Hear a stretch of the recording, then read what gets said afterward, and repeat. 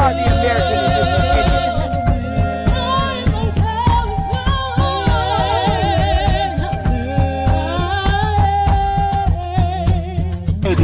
Copper color Indians, baby.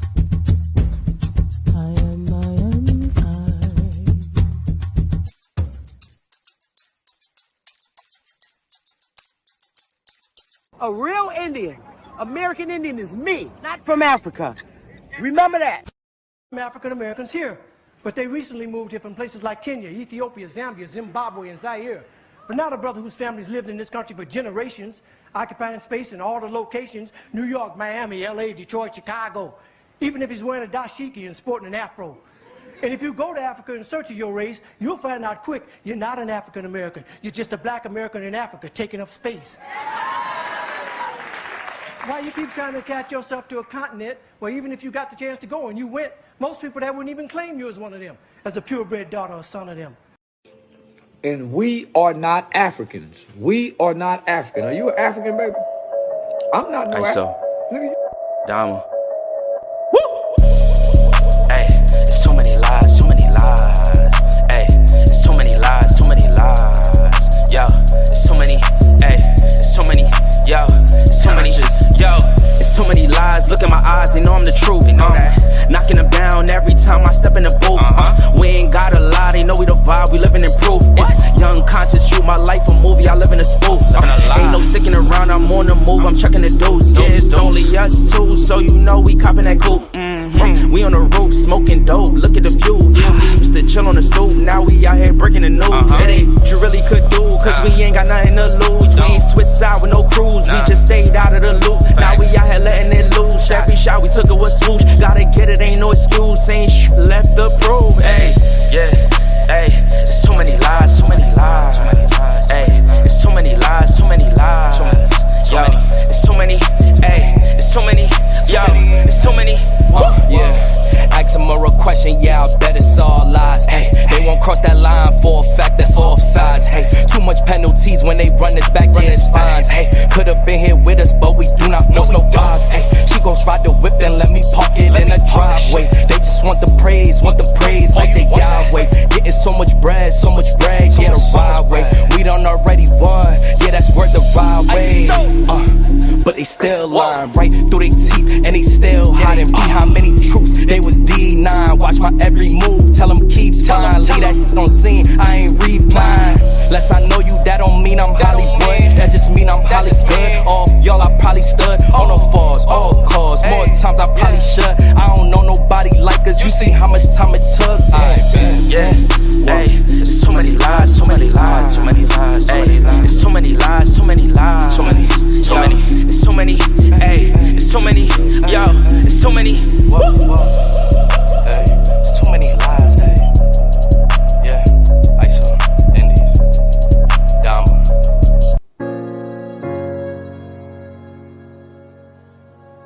Yeah,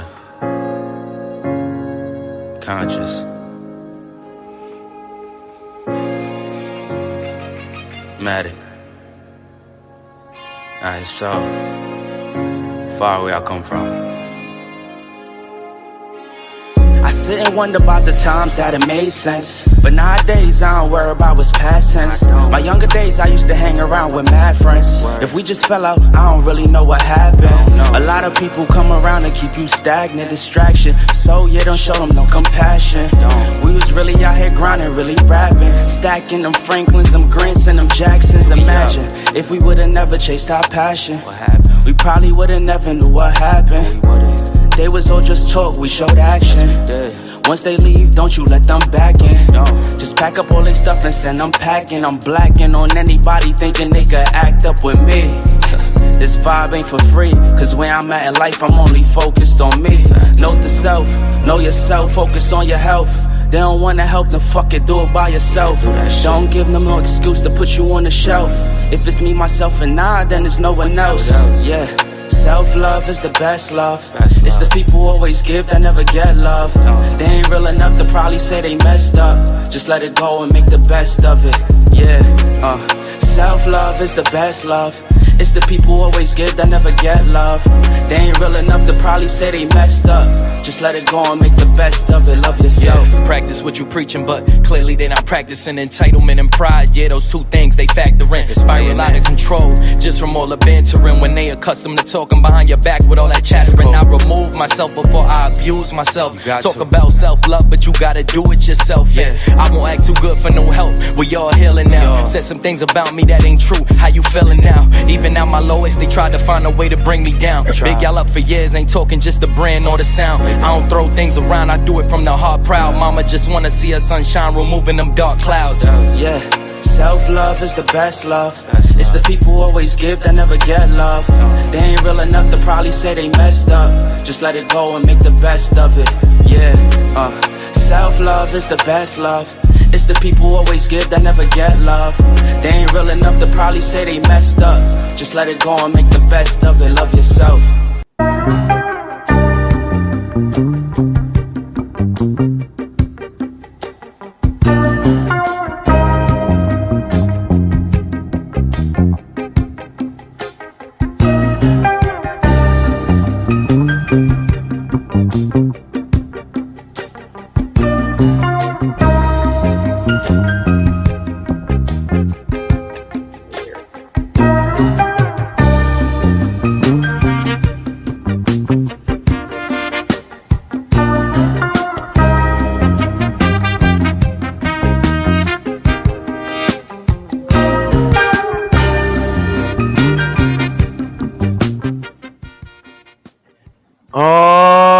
Suki.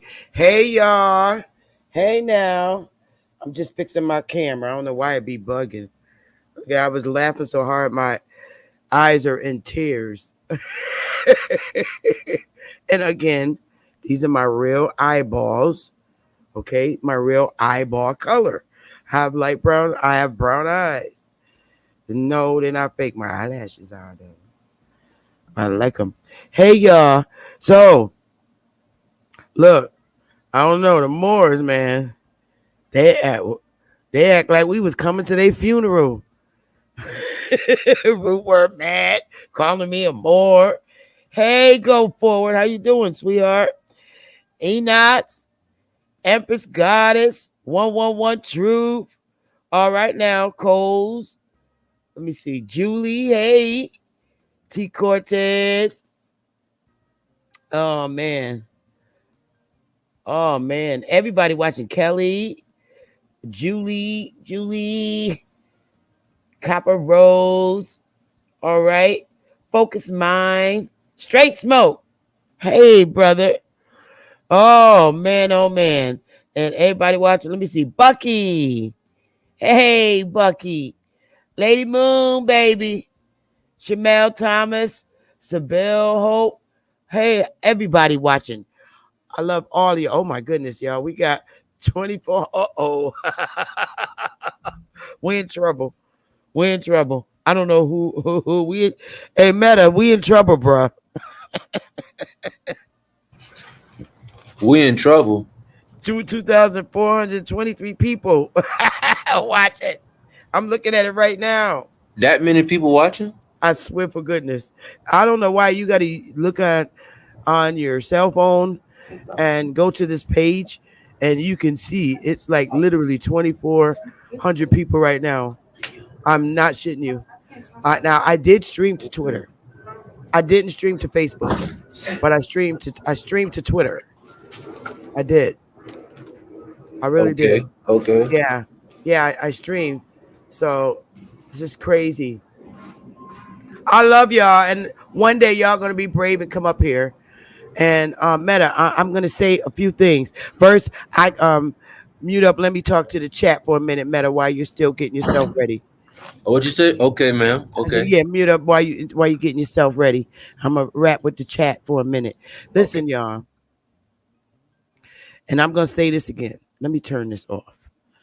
Okay, I don't know how people do that with the music. But first of all, let me crack the thunder because I told you I was coming. I told y'all I was coming. I told y'all I was coming. I told y'all.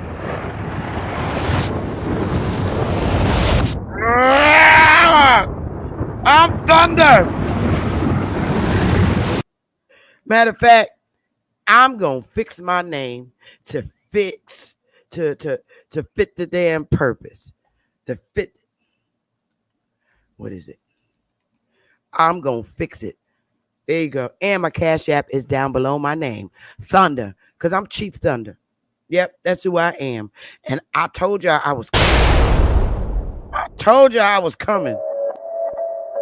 Oh, I told y'all. Ah, I told y'all I was coming. Ah, I'm Thunder. Ah. I told y'all I was coming. And when I come, I'm coming with my troops. So listen. First things first, clear some rules. Yeah, go ahead, get y'all laugh on. I want to say this. All my colleagues that come up here, whether they're congressmen, congresswomen, senators, representatives, councilmen, councilwomen, I am protecting them on my channel. I will not allow anyone to come on this panel and disrespect my colleagues, okay? A lot of these people I've been affiliate with and working relationships with for over 40 years. And I will not have anyone come and disrespect in a hood manner like many of us do, because I'm from the hood. Remember, I am. And disrespect any of my hosts. Okay? I'm not having it. So what I do is structure communication. I let my host talk because he is the host. Or she, it might be she one day, who knows? And if they want you to come on the panel, I will let you. If they don't want you to come on the panel, I'm not going to let you. Now, this channel is not a debate channel. It's a lecturing channel. That's what we do. We lecture. A lot of people in our community always say that our people that look like me, that we don't come back to the community and educate us. And when we do educate you with our research, this is own personal research. You get angry. You don't have to ever get angry. Dogs and cats and wild animals get angry. Don't get angry. Debunk it. But see, the problem with debunking it, and you could always agree to disagree, and you could totally disagree. But this is not a debate channel. Aboriginal power handles all debates in this community. I don't hold debates. That's not me. I don't have the patience. I don't have the mental health for it. I don't. Anybody that want to debate, you can go to Aboriginal Powers channel because he coordinates all debates. So I just want to make that clear for the house rules. I support Bab's channel. I love Dane. That's my boo. That's my nephew. Him and his wife. I love Chief Holiday. That's my brother. And goat he is. He's the goat. No matter how you slice it. Okay? I go to Brother Sanchez channel all the time. That's my crazy ass nephew. Okay? Who has a quick hot temper and funny as hell. And that's my doodoo butt. Brother Sanchez is my doodoo butt. Bap is my doodoo butt. Okay? Bap is my doodoo butt. And that's just a fact. And so is Brother Sanchez. They're both my doodoo butts. Dane's my nephew and my doodoo and all that. And Tanisha. She thinks she's grown, but she ain't. I'm talking about Dane's wife, Mrs. Calloway. She's my boo-boo too. So it is what it is. And these are the people. Oh, and I can't leave out Cuddy and Big Dog Philly. Okay? I can't leave them out. I can't. I love Truth 111 with his little hothead ass. I love everybody. But this is my channel and this is what I do. Okay? So without further ado, metadata, y'all ready? Let's really get it, okay? Metadata. Yes, Is this is the sun separating people on the earth? And if so, could you please explain it through your own personal research and observations? You got the panel. You got it. okay, man. I'm gonna give you quite a few resources in the crowd. How's everybody doing? I hope everybody doing swell as usual. I'm only here to give data so you can absorb, so you can raise your awareness. What we're gonna do is look at this right here. Let me pull up the screen so we can see the same thing. What we're gonna do is see exactly how is the sun separating us. All right, so let me pull this up real quick, and then we'll go here. You remember how to do it with your entire screen? Share your entire screen as a selection rather than Um, just so that you could jump around. yes, ma'am. Okay, whenever you're ready, I'll hit the button. Okay, okay, you can All hit right, it. yeah. Okay, you got it. Okay, so this is a brother, Kali Ma'at. He doesn't sell anything, so he's not a salesman. Um, this young brother here, as many can go to all of his videos. You can go to the past 60, 70 videos. One of my colleagues found him because he was like one of the few that kind of get inside genetics. He goes inside the craft and crack open a few books or two. He's not a geneticist, neither does he need to be, but he's highly aware that we have what's called a complex organism versus a non-complex organism. We have a prokaryotic or a non-domestic eukaryotic versus eukaryotic. What you're looking at right now is called the X-ray flux. This X-ray flux that he shows all the time. I'm talking about all the time. You can go to the website, the swpc.noaa.gov. So this is a government site that he goes to. It starts with this right here. So what you're looking at, maybe I should just let him tell you what you're looking at. This is happening on a daily basis. Because if you go to his channel, he'll look at the date. And me and my colleagues also look at the nsa.gov so we can look exactly what he's been looking at because it's going to show you the solar flares in real time. And it's going to show you that the solar flares are coming from all directions. And then I'm going to show you that there's a UVC and other wavelengths beyond UVC that mainstream is not telling anybody.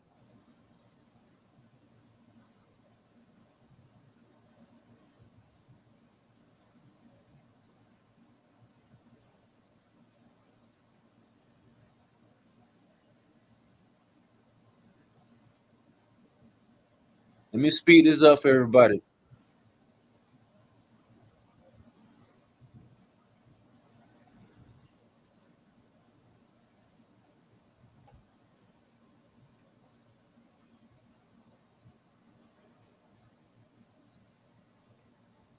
Okay, so let me stop him real quick. Let me stop him real quick.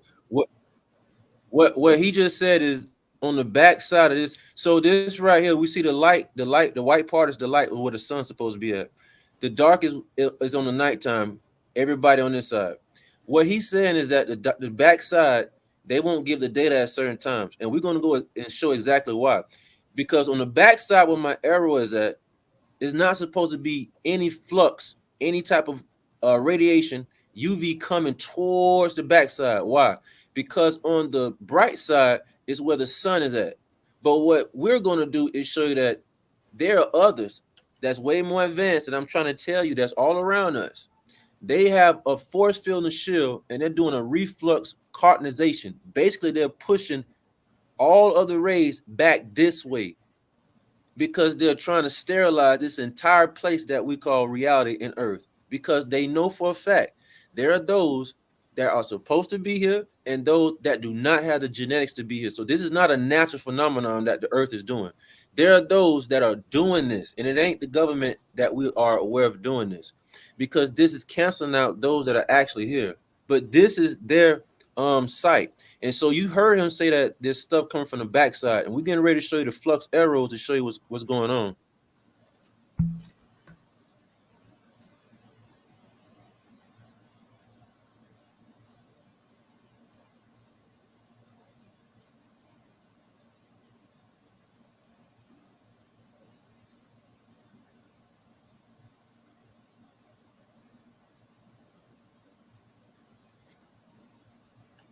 It's not going to be any sound, you guys. He's just showing you and explaining the picture to you.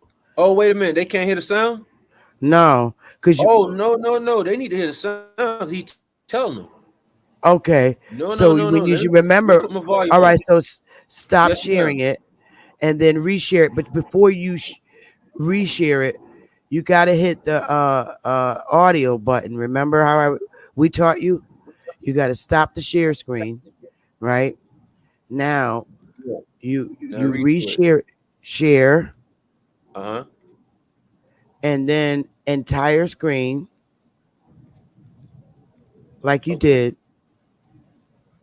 Now, when you go back to get that video, right? You got to hit. Yeah. All right. Okay, I hit the audio button. It says also share. Right. Also Got share audio. I didn't know that yes. that's one that you could play. So you're probably gonna have to start it all over. I was thinking that you were just showing a picture like you've been doing, and No. No. He actually trying to explain what you're seeing because he does these videos all the time every day. If he does these okay. videos to try to show exactly that the UVC and the other rays are actually penetrating on the ground because if you type in Google is UVC light hitting the ground where we walk at, where everybody's at. Well, mainstream have all the search engines saying no, it's only UVA, UVB, but that ain't true. You can get a $20 UVC reader off of Amazon and go outside, and you can test how high the UVC spectrum really is. It's off the chart. So what he do is he does that. He might walk outside and he shows in videos off his phone where the UV readings at, and then he also goes on his so you can see it. And then he also may have a video trying to explain to people what is the UV doing to a prokaryotic or those that are non-domestic versus those that are domestic eukaryotic. Can you hear him now, man? 1644 and it stops, and then it's Yes. over at 3626. Okay. Wait a minute. They look at that 1644. There is no more information, and then it flips back to starting over from the 27th, and it don't even start 24 hours. Are you kidding me? Wait a minute. Wait a minute. Look at where it starts at now. Just look at the timestamp. Look at where it starts at for the 27th. All right, so here we go. Look at the bottom right here. 826 going into 827. This is what I showed you yesterday. And you look at the timestamps here. Go all the way up to what? 1644 and it stops, and then it starts over at 3626. He can explain what's happening in the back 3626 it starts. Don't even give you the full 20. It don't even give you the 26. It doesn't give you the full 27. So now let me go up here. As you can see, I'm gonna click on last 24 hours. We click on the last 24 hours. Look at this. These are screenshots that are implemented inside of the audio, the video. So the video would play and then it'll freeze to the screenshots, just to the screenshots. What is taking place on the back side of the planet? What is taking place at nighttime on the back side of the planet? That NASA don't want this instrument to pick up for us to see it. See what is happening? And if you look closely enough, you can see the purple. You can see that purple. This line that y'all see right here, you can see that purple the dome, the ozone layer that's actually look diminishing. At that. So that's the this is yellow really, line that y'all are seeing. As a matter of fact, let's just try this. Let's go with the last 3 hours. Let's see what happens here. Me clicking on the last 3 hours. Look, just screenshots, people. It ain't even a video. It's no video playing. This is very telling, my people. This is very telling. This is very telling. So let's go with the last 24 hours. I went back to the last 24 hours. This is telling. Look at this. Missing data, no information given. So let's go up here to solar wind real fast. Let's go up here and look at the solar wind. Of course, it's missing data here as well. All right, so what y'all looking at right now, these arrows are showing where is the radiation pushing towards. The light side is that white part, the black side is the nighttime. You're about to see arrows that are pointing this way. They're going to point and reflect all of that energy way on the night side where the sun is not at, which means somebody knows. So let's go with the last back towards 24 hours. The dark side. Last 24 hours. Look at this. Just screenshots. These arrows.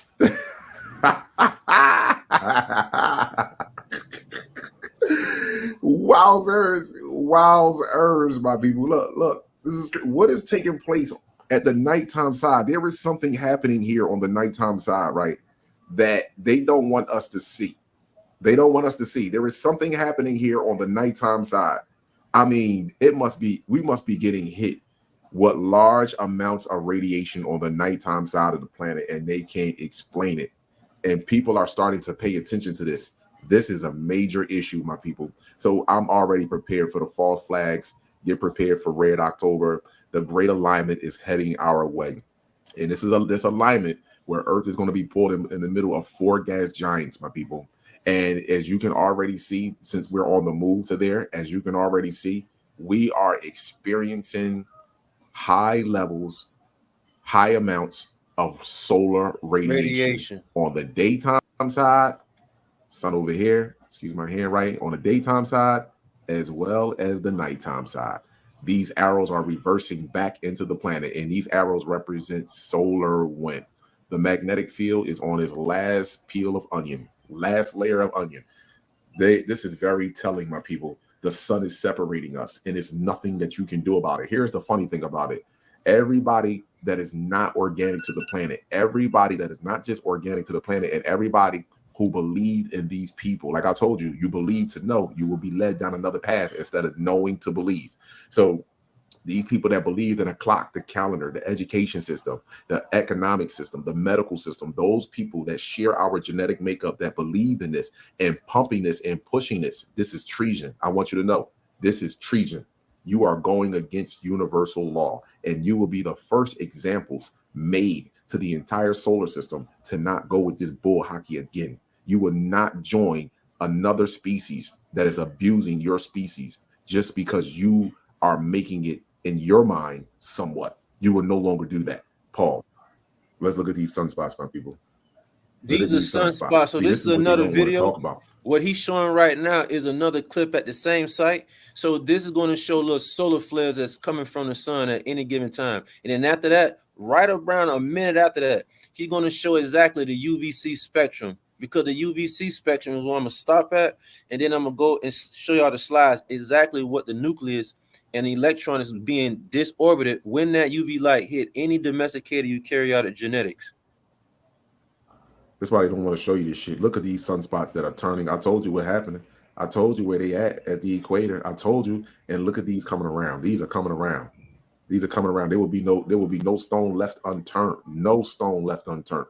Look at these sunspots, my people, and it's going to increase exponentially. Listen, let me tell you this, my people. I know that sometimes, to me, to some people, collide. I can't believe what's really happening. I know it sounds racist. It sounds like you have hatred for people. That's because that's the program love that is in your consciousness. Once you get that love out of your consciousness, then you will see that I'm speaking from a righteous point of view. I didn't force my way on the planet through genocide and abuse. I didn't force my genetic makeup on the planet through lies and manipulation. I didn't do that. You see what I'm saying to you? I didn't force my God into you through abuse and manipulation. I did not do that. See what I'm telling you? When we actually met these people, we tried to show these people how to harmonize with the planet, but their creator had other intentions for them, because the creator don't want to harmonize with the planet. Their creator wants to be us. They want to surf and navigate the stars, but they will never be able to do it. Understand and overstand that. They won't ever be able to surf and navigate the stars like we can. So they needed to be grateful for the position that they were at on this planet, being an organic species, but a malevolent organic species. See, that's the difference. So that sun, and I want y'all, to my brothers and sisters, to know this. I know it sounds crazy. That sun right now feels totally different on the skin of everyone on this planet, organic or inorganic. It feels totally different on this right now going forward today. So for black people, yeah, we may complain about the sun. Oh, it's hot outside. I don't want to stay in the sun. That's all that lactic acid and mucus that's built up in you. But for other races of people, the complex cell organism, that sun feels totally different. The complex cell organism. The terminology that he just used was not his. That's a terminology that you can learn about when you get inside those books of authors of geneticists that wrote the books. So they're called the complex organism because the nucleus that goes through many complex metabolism just to share energy. It wastes energy, and it's very complex on how it works. So that's why he said the complex organism, aka domestic eukaryotic species. That's what he meant by that. Totally different on your skin. And this is one of the reasons why they are so quiet and hush hush right now.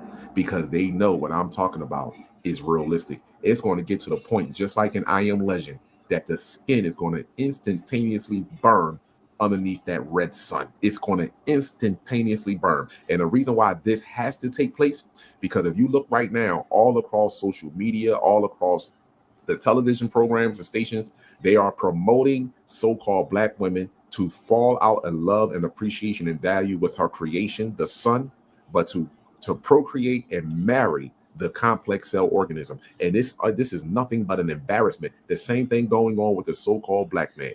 They are promoting you to go out and go to these foreign countries or other countries with these complex cell organisms and procreate. They want us to do this. You don't even get it. This is a test to you. They want you to dilute your DNA. They want you to procreate with animal bestiality. They want you to do that because it's showing to the cosmos and the rest of our brothers and sisters that we are looking for love versus righteousness. We are looking for now this right here. Let's fast forward. Talk. I already told you the C this right here that he's showing is right now. It's showing you what the government site. Look above right here. swpc.noaa.gov. So we see we still on the government site. But if you go research, is there any UVC hitting the ground on any search engine? It don't matter if it's Google, Brave, it don't matter what search engine. They have taken all such data down, and the only type of UV y'all are going to hear about is just UVA. See, this is what they're doing on the government site. So they're showing you UVC. I already told you this. They think, oh, it's just getting C flares. That's nothing. You have no idea. They'll still ionizing particles that are bonding with the smallest unit. What he's saying in ionizing particles is when the UVC spectrum hits the DNA of the complex organism, it ionizes and delocalizes the electron bond and it destroys the DNA. So that's what he meant by the ionization happening at a C flare of the cell of the building unit of the cell, which is your atoms, and they're changing. So just like you think, oh, it's no M flares, it's no X flares, therefore it's no strong M flares or no strong X flares. We're safe, really. Not according to truth-telling people that you're getting sunburn at night. As I told you already, there is something going on even majorly on the nighttime side of the planet. That's why they are erasing data and not sharing the information. So even looking at that, the C flares are definitely staying its course. But then you turn around and you got M flare, M flare, M flare, M flare, M flare, M flare, M flare, M flare, M flare. 7 days. This is what's happening.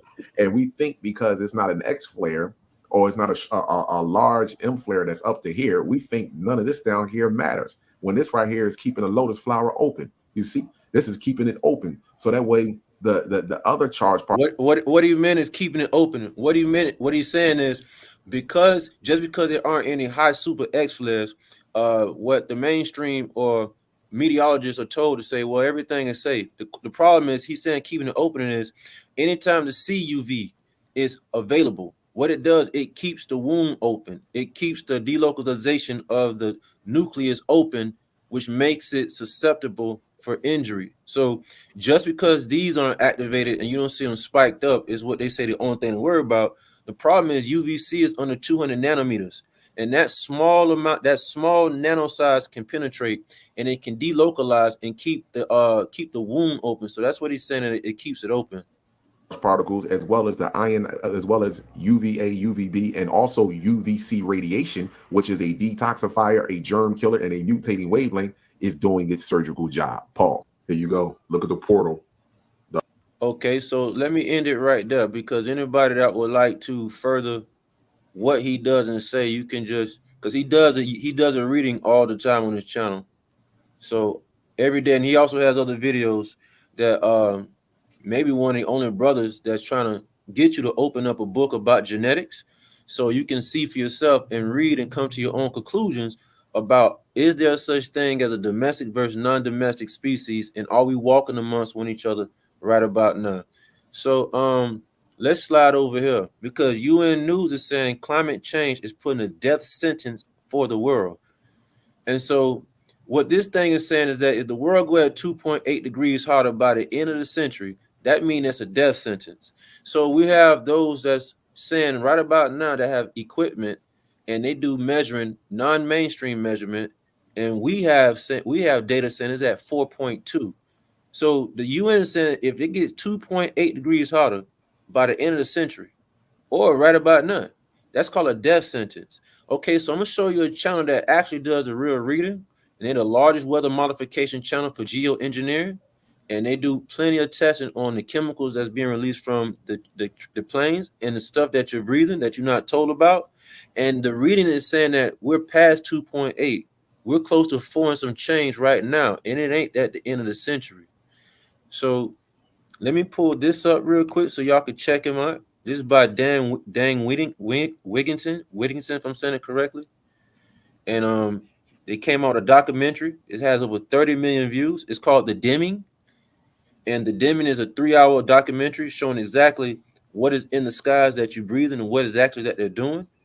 It shows all the town hall meetings that these scientists go to try to explain to other governments what's actually going on. But you know, they're doing their own agenda, doing what they're doing.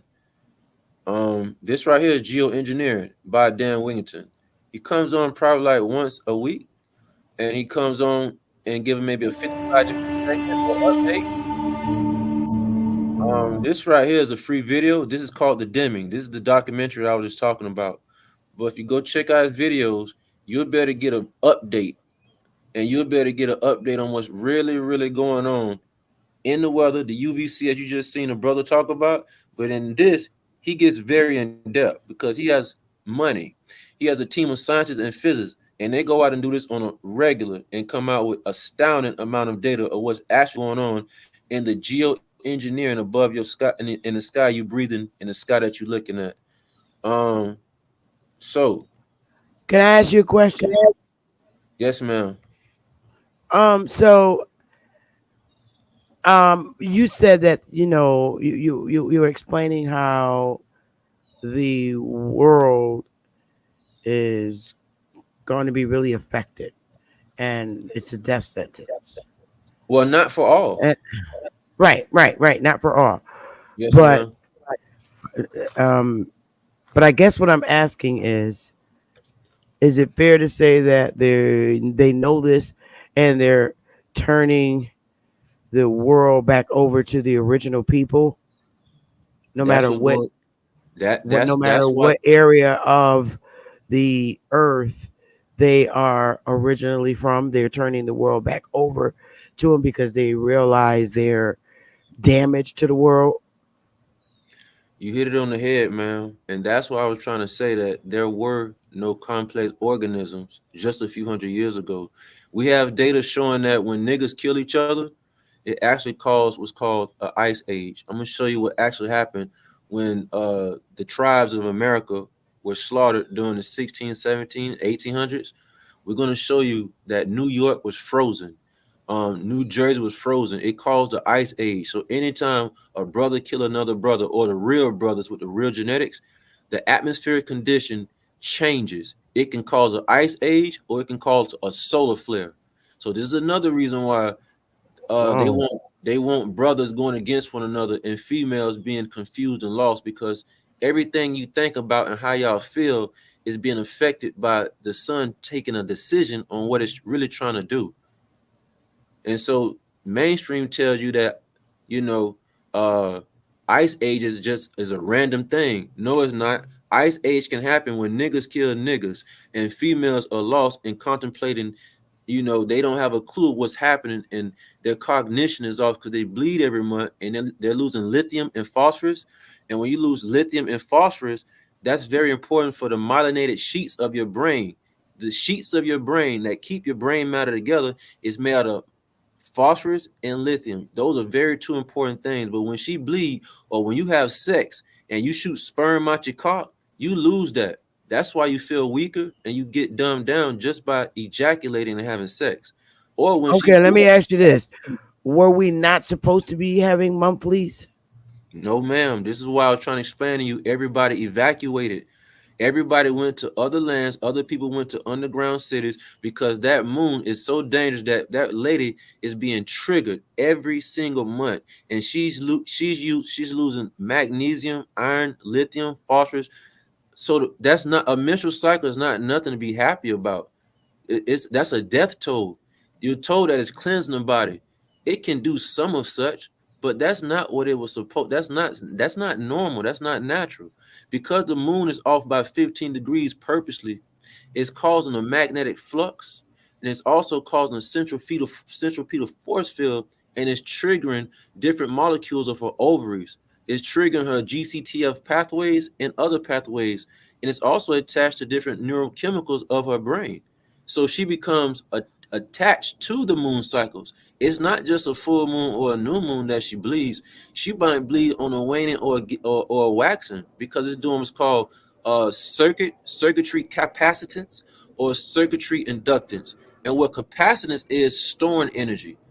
Inductance is storing energy on a mag field. And so the moon can harvest your energy, literally, is what it's doing. So she can bleed Okay. any time of the month. So let me say this. Let me say this, because this is like really weird, and only people who've experienced the same thing and who are affected by the same thing, psychologically. I guess what I'm saying is, so many of us who were given an ultimatum to convert or die, okay, as a people, we were drained with the Bible, okay, really indoctrinated as children.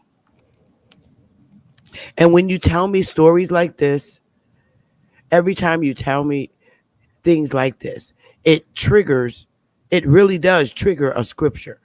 I have to say that, because we were indoctrinated in our brains, a lot of these verses and these incidents that are taking place. And so when you said this, the first thing that came to my mind was the destruction of the world in the latter days.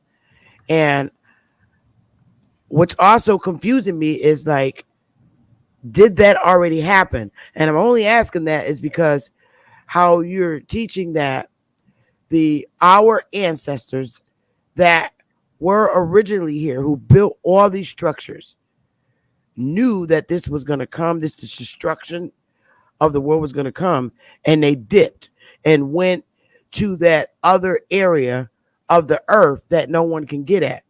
So I guess what I'm asking you at, did that already could is it possible that that has already occurred, because all those with the powers have dipped and left, but they left a message on how they were going to destroy the world. So um let me I mean, and that's just based on indoctrination of this Bible. And you're saying what's going to happen, it seems like it already happened because they vacated from this part of the soil. Yes, ma'am. You hitting it right on the head. This is what I was trying to say. They evacuated, and some of us are called the lost tribe because we're actually lost. Because others evacuated, some evacuated underground, some evacuated and went across town, across the water.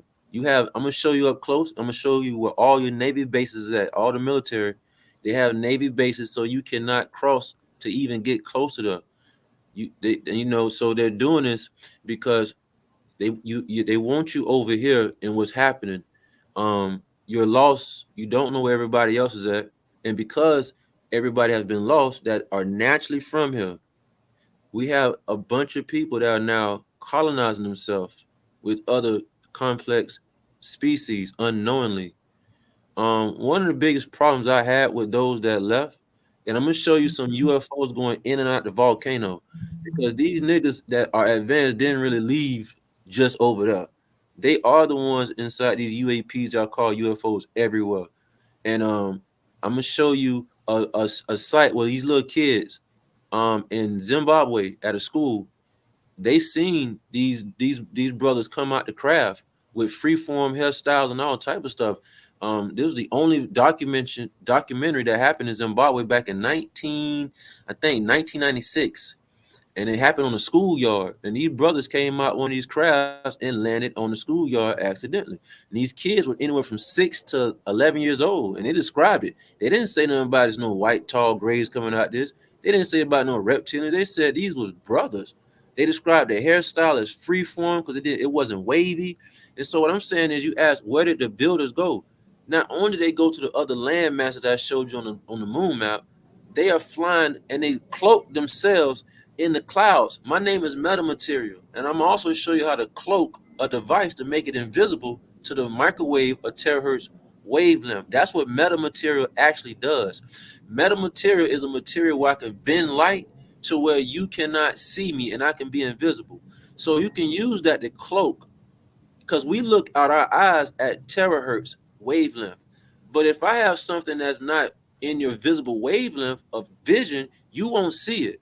So I'm going to show y'all videos of crafts going in and out different volcanoes, because the entrance of the volcanoes lead to hallways and huge cities. This is Okay.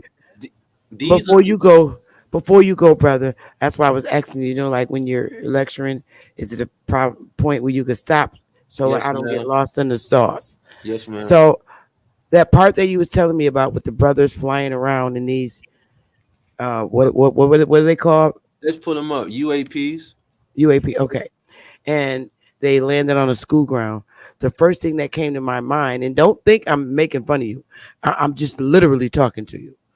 I actually love you, brother. That part that you told about it landing on the school ground and kind of like um it reminds me of this movie Wakanda. Remember when the flying saucer was flying around and the little boy looked up and he was mad.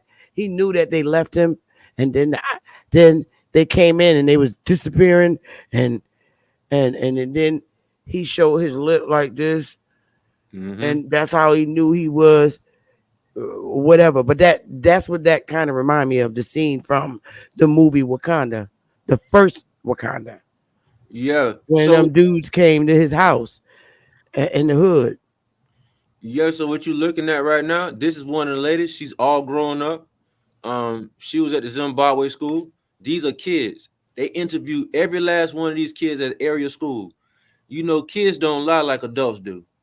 All of these kids did not say it was a white person. It was a Caucasian. They didn't say nothing about no gray. They didn't say nothing about no, it was a reptilian. These kids, I'm not going to play the whole thing, but they interviewed every one of these kids. Harvard University, I forget the professor. He came out and they all interviewed these kids. All these kids say, no, no, no, no, no. We know for a fact they were black people. And they asked each one of them, how was their hair? They interviewed them individually, not together. All these kids said they had kinky, freeform hair, like a hairstyle, that it don't really move. They rock a lot in Florida. I don't know if you've seen the freeform, but they was rocking freeform. You see the Mayans look on the temple and the Mayan temples. If you look at their hairstyle, it's not dreadlocks that fall down. It's a different style where the hair just sit, however they want to make it sit up, because kinky hair can do that.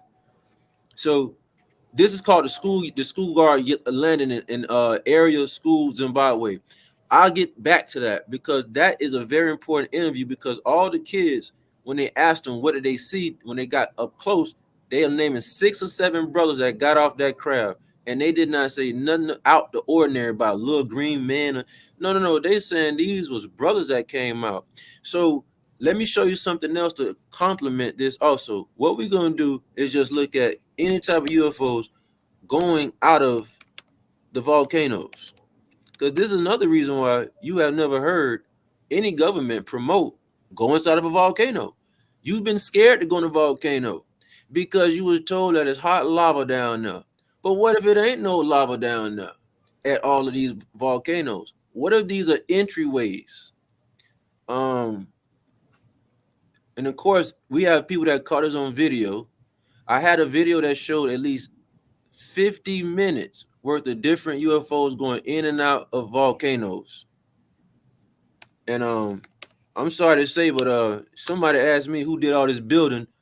I would probably ask them who did all these buildings you see everywhere. Not no Moors, and not primitive my people who are the tribes of Americas.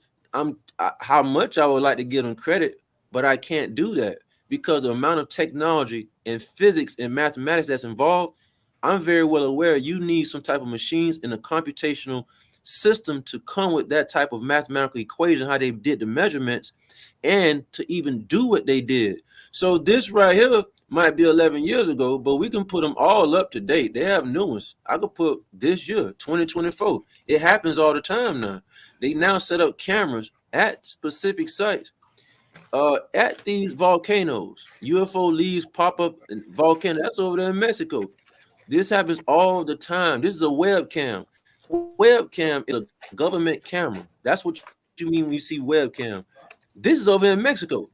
So when people saying who built the pyramids in Mexico, y'all sure y'all want to say it's them niggas that we see on the wall? Because the artwork inside the wall in Mexico, when you see the Mayans, that is very poor artwork to say that, oh, them the same people that built those structures. But right over in Mexico, by the same pyramids, y'all call the Incas, we got crabs coming in and out the volcanoes, and it ain't the only one. They're all over the place. This is Iceland. This ain't nowhere over here. So it's happening everywhere. But the question is, who is inside the crabs? And if ain't nobody always inside the crabs, because sometimes the crabs can be empty and still operated, who's operating them? We can't say it's the U.S. government. You cannot say Russia or any other government you like to blame. It's too many of them. These are those that went to the other lands and they was over here, and they are the ones that built the buildings that were already over here before the Moors came. They are the ones that did all the stuff first. That's what I was trying to say. I don't have a name for them. I just know that we are the lost tribe because we're being picked on and we have prokaryotic and pure genetics. And they sent the colonizing army to America. This thing right here is showing a little ice age. This is very important because this thing right here is saying from this, look at the time date at the bottom, y'all. This thing is saying from this time period, it just spiked up through the roof. Now, what happened around this time, y'all? The tribes were being killed by the Moors. And later, the Caucasians came after in the 19th century. So why is everybody blaming the Caucasians? What? Because that's game. When you hear anybody such as the Moors, hey, the white man did it. The white man did it. Yeah, but the white man wasn't even over here during this time. Y'all was doing the slaying around this time, man. So that's why I don't preach on blaming the Caucasian or any other nationality for doing anything. It was the Moors that did it. This is called the Little Ice Age you never heard of. This happened because niggas lost their life. And the atmospheric condition can transfer that type of energy from a prokaryotic, transfer that to luminaries that y'all call planets, transfer that data to the sun, and it changes the atmospheric condition. That's why this event took place. And as you look at it, you see how it's up? It ain't coming down. Because little Ray Ray in Chicago just killed the other boy around the corner. This is not coming down. This is why your temperature can either get too cold or it can get too hot. And during this time, I can show you videos in New York. These Caucasians were ice skating. Let me see if maybe I can find a video because it'll show Caucasians with ice skates on going up and down the river in New York. They was not doing the killing. It was the Moors that did all of this stuff. And once the Moors took the land, they called it a treaty. The Caucasian came later, way later, to then get inside the mix. So that's why I try to say, wait a minute. Let me bring this picture up again. Before this brother right here came over here, there was nothing going wrong. There was nothing wrong. And why would this brother come over here and approach the Incas just a few hundred years ago if they was on Earth a long time ago? Maybe they was not on Earth a long time ago. Just like the Caucasian and the China man and the Indian man and the Mexican man and the Latino man and the Middle Eastern man and the Filipino man. Maybe they weren't on the planet that long because this guy right here and the Habsburg family is the reason the Caucasians are even in Canada today. Wow. That's why if you do a genealogy, it's very easy to do a genealogy test and find out who are the family members of an Australian or a Canadian. Why is that? Because y'all just came from Europe in the mid and late 1700s. So I can do an easy genealogy test on you. But for the brothers who had to change their name and they don't speak their same language no more, it's very difficult to do a genealogy on somebody of a tribe member that's from America and they go back to the 16, 15, 14, 30. You're not going to find that type of data. So that's why it's very easy to do a genealogy on a Canadian because they just hit there. But see, it's my question to you, Sister Bethy, or anybody listening. If this brother right here just sent the Caucasians to Canada in the mid 1700s, why wasn't the Caucasians already over there hundreds of years before that? I have to say that what you're saying, I don't know why I'm echoing with you. You got any YouTubes open? No, ma'am. Okay. I have to say that, yeah, I'm echoing with you. There's something open, some a YouTube. I don't know, but anyway, that there has to be a lot of truth to that as it pertains to Canada when it comes to Canada, because I did a segment on about Canada, and at one point when they were ruling from up there when overseeing the colonies, our chiefs was up there in Canada, and because Canada was part of North America anyway, it was one piece, and they ruled from up that high. And I have to say that based on the destruction of the Capitol in Washington D.C., that it's believable that those was niggas who came to D.C. to burn down the White House because niggas went up there in Canada to burn their shit down. But you got it. Yeah, so it's called the Dragon and Canoe. Up there at the top part of Canada is where the Genghis Khan situation happened with the tribes that was at the top of Canada. This was around the 14 and 15, somewhere around the 1400s. I'm gonna have to find you a receipt and a resource so you can see it for yourself. And we're dealing with the Dragon Canoe situation at the top part of Canada. The point I'm making is you still do not have Caucasians in Canada while this is going on with tribes going against, the European coat of arms, the Moors. We still don't have Caucasians caught in the mix. They were in I agree. I agree. Yeah, they were in a very, very safe place. That's why it's really, if you ask me, that was a Garden of Eden. That was one way to call Europe a Garden of Eden because it was a safe place for those that came out the clone facility who did not have no melanin. They could not leave that place first. So once the Moors went ahead and took over the land masses that they needed, they then found it to be a safe place to then ship the Caucasians.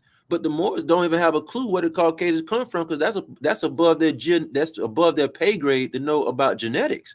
All they know is that they were already over there with them. And what we're trying to say is no. The sun is separating us. That's because no one couldn't have been here that long. And so this is happening at a rapid pace. UV radiation from the sun does not reach Earth. Now you see what this say right here? So this is why they don't want to alarm nobody. The brother just showed you on the government site that UVC is through the roof. And you can go and get a UVC reader on Amazon for $25. But if we go on Google and put, is UVC from the sun on the ground? It says no. But that's a lie. And this says the atmosphere ozone is absorbing it. That's another lie.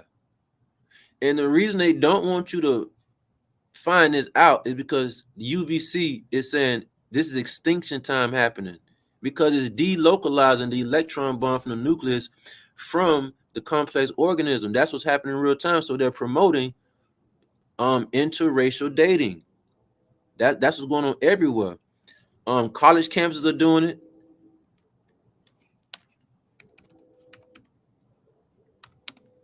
You could put this, all top colleges are doing this. All top colleges are doing this. Interracial dating. And again, this is not about a hating pale skin or non. This ain't about that at all. I have some that gave me the shirt off their back to give it to me. So this ain't about that at all. I'm just trying to make it clear that There is no such thing as no aliens coming out of space and they walking among us. That mainstream is saying no. You already have an alien species or something that's a different genetics of a complex organism. They're already among you right now, and being aware of it. Interracial dating on campuses. Social experiment promotes awareness of experience. This is happening everywhere. And it's been going on for 10 years. We could put 2024 to update it. This is at an So all-time. would that be the Moors marrying this species? There you go. So now people that But I thought the Moors and them were created at the same time anyway and came over on the same boat. So they aren't they technically marrying the same people that bingo have their same genetic type? You hit it right on the head. And so I'm just asking. I don't know. I'm just no, you do know because you just said something that was correct. So when we look at Hollywood and our sisters say, damn, I can't believe that brother went and got a white girl. Well, if you go look at Eddie Murphy's genealogy and you go look at Kevin, it don't matter who you look at in the celebrity world, in the media world, you will see that the reason why they're so famous and they have all that money is because they have their ancestry back to black coat of arm ties. And so it's safe to say that they were already mingling with the Caucasians way back then. And so we seeing it today. And we disagree with that. But they have the same genetics, technically. They have the same eukaryotic genes. We don't. And that influences us by not knowing the difference. So now you saying, you know what? I don't find nothing wrong with doing that. I've seen plenty of brothers and sisters be happy with them. Yeah, but this ain't about being happy because you could be happy on your own. This is about your genes being displaced. And this is a project and a program happening. And it's what's happening is it is colonizing all of the real genetics. And when that happens, because you are supposed to be here, you can cause a solar flare. You can cause an ice age just by diminishing y'all genetics. The atmosphere responds to how y'all feel, what's going on with y'all. But when you pollute and dilute y'all genetics, and when y'all hurt one another and kill one another, and you're jealous of one another, I promise, we have sites, melanocytes, and you have what's called the pectin. Just like a bird have a pectin on their eye, you have a pectin chip on your eye, and it can send signals via to that sun. It can read everything, how y'all doing and how y'all feeling. This is why they want us killing and hurting each other, because the Borgs don't have to blow everything up. They can just get y'all to do it. They can they can just get us to end the world. This is why they sent the Moors and these other people over here to cause cognitive dissonance. They didn't send them over here to build this place up. That's what it looked like. They sent them over here to cause high levels of cognitive dissonance. That's exactly. I want you to pause because sometimes I have to take the seat. Like I told you, that indoctrination really hits hard, but you're blessed when you can control it and not let it overtake you. Now, when you said that they sent the Moors over here to do this, that sounds like that verse in the Bible where they're going to say that he told Satan, go out and deceive and do everything you can. Lie, cheat, kill, steal, whatever you're going to do it. So it's like they're doing their job. As that's that verse in the Bible. He told Satan to go out, and Satan reported back to him. I've been out to deceive as many as I can, or whatever. Everybody know where I'm getting at. If you used to be a Bible person, and it's crazy. One thing I like about that book, the Bible, that they allowed the coat of arms to put their scripts in. What the Borgs did was give everybody, especially them, a manual, because you're in a game right now, and every game needs what's called a logic key. We call it a key point, which gives you some type of ideology of what to look for. So the book actually gives you some type of insight of what to look for if you can decode the abstraction of it. So that's another reason they had to give a hint, because a game without a hint is not a game. So everybody's in the game, but not knowing exactly when y'all hurt one another, jealous of one another, you're gonna end everything anyway. They don't have to blow the world up. Everybody gonna do it on their own. When you colonize with something that does not have your DNA, you change the atmospheric condition. When y'all kill Wow. one another, when y'all hurt one another, you change the atmospheric condition. They don't have to blow nothing up. Everybody gonna do it on their own. I just showed you ice age that happened. Everybody down there froze up there. People ice skating in New York. This thing right here says high dose of UV leads to initial replica arrest, followed by the death of cell apoptosis. Now, what is this saying? Apoptosis is talking about cell death. Okay, so this saying that if you get UV, and it's not saying UVC, but UVC is going to create damage to the cell and apoptosis. It's called cell cycle arrest, and this is provoked by UV radiation. This is why those that can read between the lines, as in physics, they know very well what this means if the ozone layer is depleted, because the UV can go straight through your roof. It can go through almost anything. X-ray is going through everybody's roof. So just because you're in the house, that don't mean X-ray is not penetrating. Remember, the female bleed every month. Why? Because there's a signal, there's a bandwidth frequency signal that can penetrate the house. She is only safe if she go inside one of them pyramids and if she go inside of a cave. Washington University did a big experiment. They took about 15 of their students with very expensive equipment. They wanted to measure what's called neutrinos. These are called neutrinos, and the sun emits neutrinos. And what happens is it penetrates through anything. And what they did is they went to pyramids to see does it penetrate it. I watched the students use their equipment, how to utilize it, because I'm familiar with it. And I think it's on YouTube. I think it's a YouTube video. I'm about to check. And it shows that if you go inside the pyramids, because the way they built the geometry of the walls and the thickness of the calcite and the granite, it actually slows down these things called neutrinos. Neutrinos are very, very, very small particles. They're very, very, very small. And they penetrate through anything. So anytime something is very small, it gets small, nano, very, very small. Anytime any particle gets smaller and smaller, it can actually go through anything or different layers of material. This thing is so small. It comes from the nucleus, it comes from the sun and radiant charge, and it goes through everything. And so this is called a neutrino. Of course, you heard of a nucleus. And you heard of a neutron before, but these little things called neutrinos because of their speed, their angular momentum, and how small they are, because they can penetrate anything. And I'm saying this because what's going on with the sun is you can't really hide from what's going on of the climate change. The climate change does not do with weather. The climate change, I'm gonna pull another file up so y'all can see what's called methane levels. The climate change is not just based off the weather changing. No. CO2 is higher, methane levels are higher, UV is everywhere. It changes the entire geospectrum, the land all up above and below. And if you don't have the genetics to be around, you're going to have the death toll superseding the birth rate, and that's what's happening.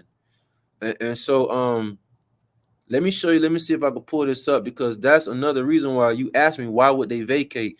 Well, the women that's in a cave in cities underground or under ocean cities, or if they are far away from the moon projection, they don't bleed every month. That's another reason why they had to get the female out of here. Again, some of us are called the lost tribe because we don't know where to go, where did they go, and what the hell going on. So you called the lost tribe. So that's why in Wakanda 2, they tried to save that girl at MIT because she was a computer quantum physicist, and she was also what's called a differential mathematical equator. She can make her own software, and she knew how to design hardware, gadgets and stuff. And she knew about the vibranium, and she was basically a particle physicist in a sense. But they call her a part of the lost tribe. Why would they call? Let me ask you this. So I guess by you saying that, is it fair to say that we equating her ass to Kamala Harris? You got it, though. I'm just asking. I don't know. So when we say Kamala Harris, that's not a part of a lost tribe, man. Lost tribe doing prokaryotic and non-eukaryotic genetics. Either one, pick one. You cannot be a part of the lost tribe if you have genes spliced. You are domestic eukaryotic. You cannot build the lost tribe is has nothing to do with a tribe. It has to do with genetics. So that was the biggest reason that they even came to holler at her to try to let her know you're in harm's way about the technology that you're producing. She didn't know nothing about what they was talking about because she went to MIT studying physics. Her father was an auto mechanic, but maybe she didn't know that she didn't have any pale skin or anybody that was Moorish that integrated with her great great great great grandma or great great great great grandfather. Her blood could have been pure, which means she has not been intervened. They could have read and got that data, which they didn't put in the movie. But the most important thing is they called her the lost tribe, not because she was Kamala. Kamala is mixed. They called her lost tribe because her genetics.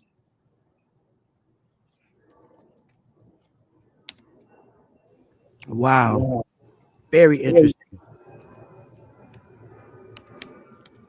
It's almost to the point where it's so scary, Meta.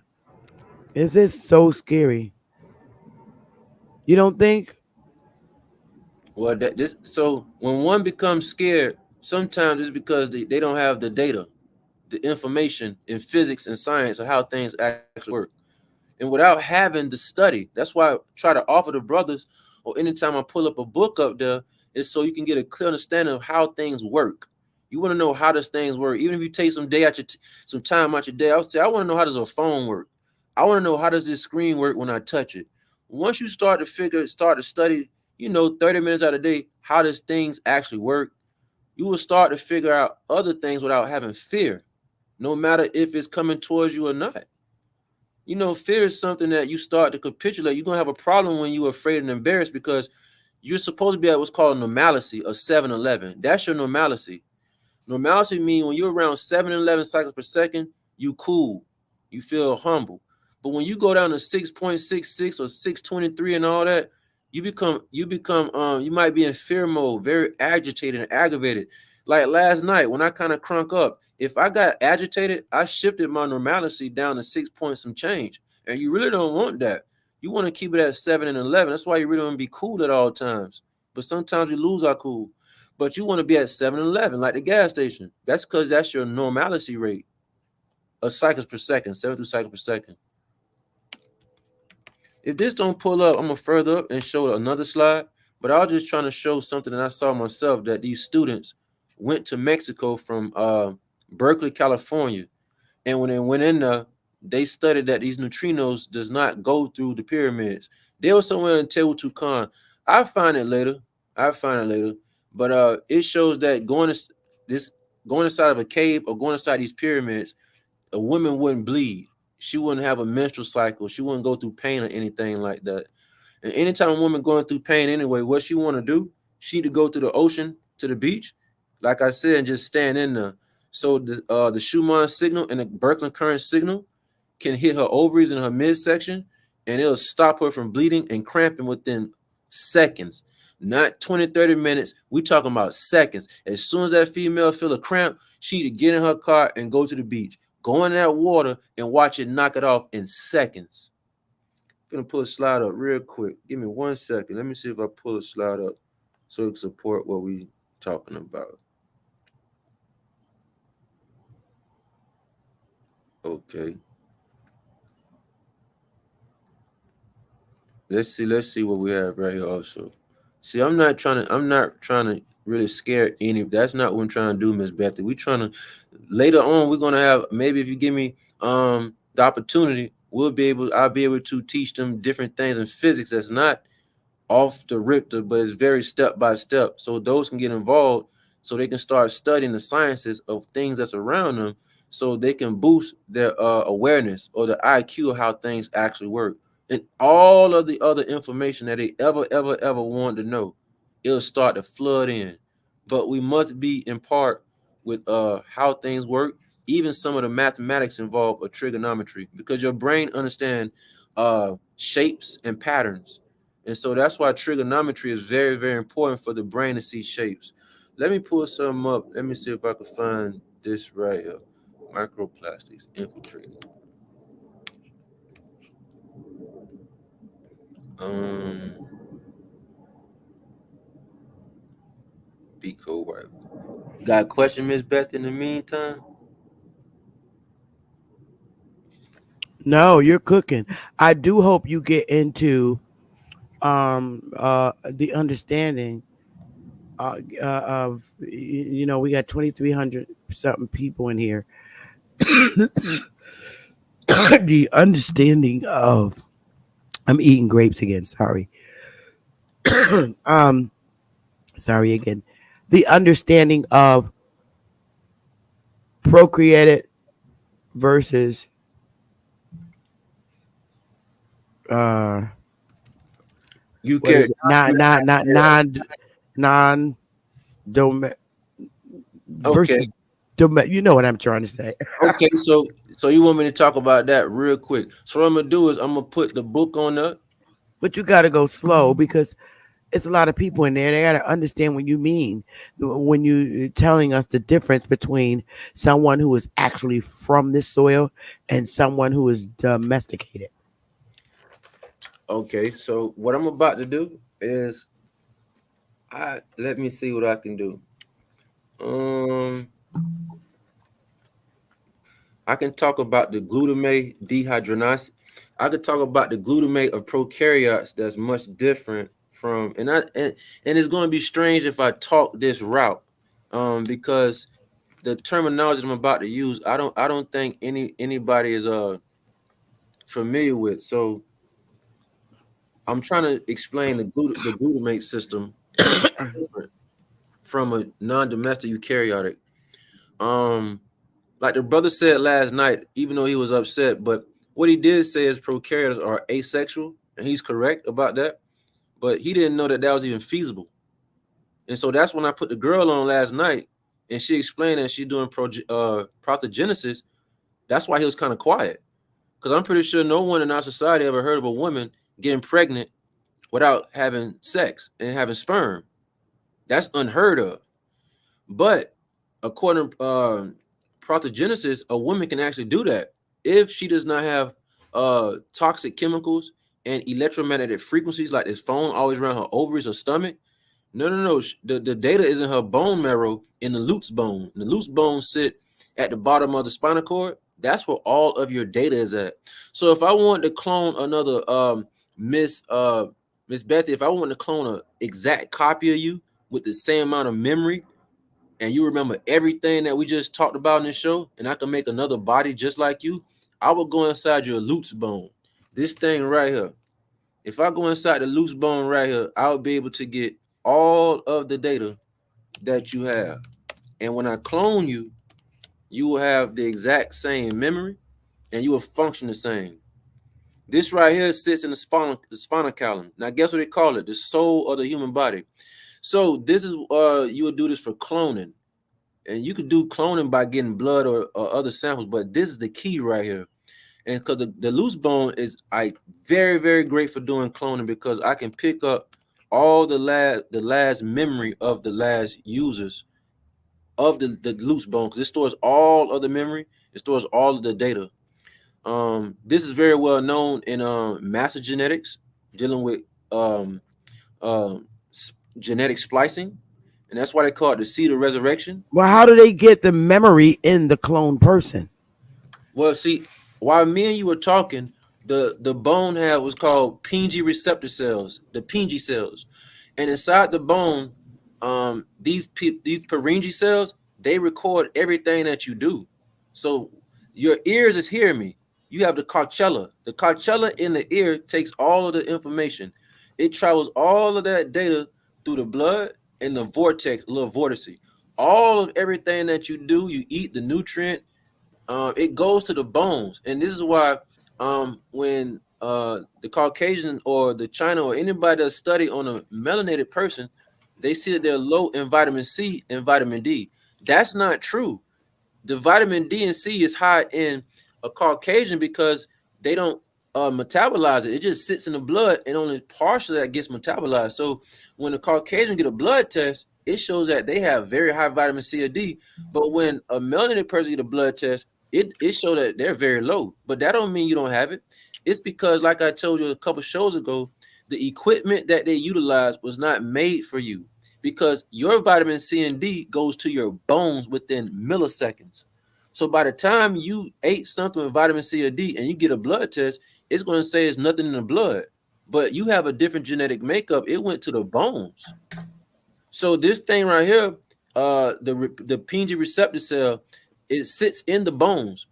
It has a retina like what you can see out your eyes. It has the same amount of ability. It can see, hear, taste, smell, and these Purkinje cells send the data to the bones. Everything you say, everything you're doing. The Lutz bone is where all the data is capitulated at. That's why it's called, one of the reasons it's called the soul to see. And so the Lutz bone is very, very important if we want to do genetic cloning, and we can retain all of the memory that the host previously was using and had. And so let me go to. Let me ask you a question. Can I ask a question or should I wait? No, you can go. With this whole thing about the prokaryotic and them being created, right? Because see, I don't know about this. Everything you're teaching about the prokaryotic and the whatever the other one is, that's us. Um, do white people know that these studies have been done on them and that they are indeed that they are were created? Do they know that these studies out here are out here and they find this out? Is this do they know about these studies and are they not outraged about it or? No, ma'am. They don't. This is top secret information, But ma'am. how if it's top secret information is if when you go to other people's um libraries and channels and stuff, this information is there and not it's No, it's public. not. No, it's actually not. Not there's no channel, there's no books that is saying no. We have two different species. They have these type of genetics as a prokaryotic, and we have no. That's not even in the books, and no one has channels even talking about this in depth, explaining it. So the only ones that do know this would be the geneticists. They're on hush hush about this. The brother last night said something about he was familiar with a prokaryotic study being done at Michigan. They're doing some studies. He said they're doing it heavy. He has a correction at that part on that part. We tried to contact a few of the brothers who are leading scientists in that genetic department in Michigan University because they have their hands on some very, very exclusive equipment that I don't have, but they do have at Michigan University and a few other these universities. And so they're doing a study, but they're still not saying the difference of who belonged to that and who belonged to that. They don't do that. They're not going to do that. That's for you to understand and realize what's going on with the genetics of a prokaryotic versus a non-prokaryotic, or a domestic eukaryotic versus a non-domestic. The best example I can give is something like a mosquito. We see Bill Gates saying, I'm going to drop these mosquitoes on y'all. We genetically modified the DNA. That is called a domestic eukaryotic right in your face. They're doing it in your face. They're doing genetic tampering. Okay, that mosquito cannot say that it evolved naturally from source. No, you was just created and the genes were mutated for whatever purpose they needed you for. Remember I showed you the So gene. how did you come to the conclusion that um Moors and um Caucasians are domesticated people? Because, well, the reason why the Moors gonna look tricky because they have skin color like me and you, but when you look at those that are totally opposite from the spectrum, pale skin. No. Reality prepares you for what you're supposed to be here for. And if you don't have a relationship with that sun and everything else around you, that means you're foreign to reality. Every geneticist knows this. They could look at the bacteria and tell why don't it like UV light? Why is the bacteria inside this petri dish? Why is it going against natural light? Why is it going against natural spectrums? They know this. They don't want to lose their pay grade. They don't want to lose their life. They don't want to lose their pension plans. So this is a huge hush hush in the genetic community. But the geneticists are very well aware of this. Very well aware of this. And so that's why I try to let you think for yourself when I show you this right here. I'm trying to let y'all build your own creativity. If this man came over here in the 16th century and there was no pale skinned people over there, where did they come from? They didn't drop out the sky. Where did the pale skinned Latino come from that y'all now see if they were not over there in the 15, 14, 16, 1300s? Where did they come from? Us genetic people in cyber cellular microbiology, geneticists, those that's in that lane, they have a very clear idea of what happened and what's going on. It's So not you're saying, so, but I'm not clear. You're saying that these Moors are the domesticated brown people from Europe, yes, ma'am. aka Black Europeans from Europe, who are domesticated. They were made. You're saying they were made right along with the what pale face, as you describe them, together. Ma'am, yes, ma'am. Because if we took the same pair of people and put them people with these niggas that we see right here, these boys, these niggas right here, if you would have brought somebody pale skin to these people, they know for a fact that was not normal, natural. They could not see that. That's why Charles and the gang had to clear this entire place out first.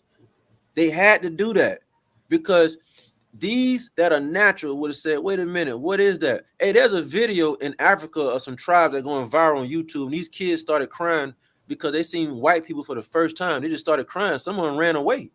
That was the initial reaction. That's your inner genetic pool speaking to you about something that's foreign. So why would this guy come over here and he want to go mess with some, dark skinned people? Why didn't the Moors come to America and deal with light skinned people if they was already over here, or what we call Latinos today? Why they didn't come mess with them? Why didn't they come get the Mexicans? Why didn't So get are the you saying they invaded our bodies, the Moors? The only way they can invade your body is if you were impregnated by their genetics, and they've been here in America for a very long time. Okay, so I guess I'm saying this again. I just wanted to be clear, and I'm not mishearing that the Moors and the Paleface were made around the same time and brought over here. The They they pale face came later, a little later. a little later. Yeah, so that's why yesterday I gave you the Wild Man video, and it shows back in the late 1300s, early 1400s, the Wild Man raided a Moorish castle. It had the family of the castle at the bottom of it, and he was a wild man. The Caucasians did not have mathematics, applied physics. They didn't know anything about geometric algebra. They didn't know anything about a cross product, what we use today when we're dealing with particle physics, or we're dealing with determinants, which gives us data on a grid or circuitry. They didn't know anything about geometric algebra. They didn't know anything, about photonic crystals. They didn't know anything about that. So who taught that to the Caucasians? That was called the Renaissance era. That's why the Renaissance era is very, very, very, very important, because the Renaissance era actually means birth of a generation, birth of a mutated generation. It's Wow. education. So the Borgs, they put it in plain sight. They're using them as chess pieces to take over not only the world, but to make everybody be transhuman like them, which is basically Mm. body hooked up to gadgets. But moreover, they want you niggas called the lost tribe and everybody else in Africa that have the same genetics in them tribes.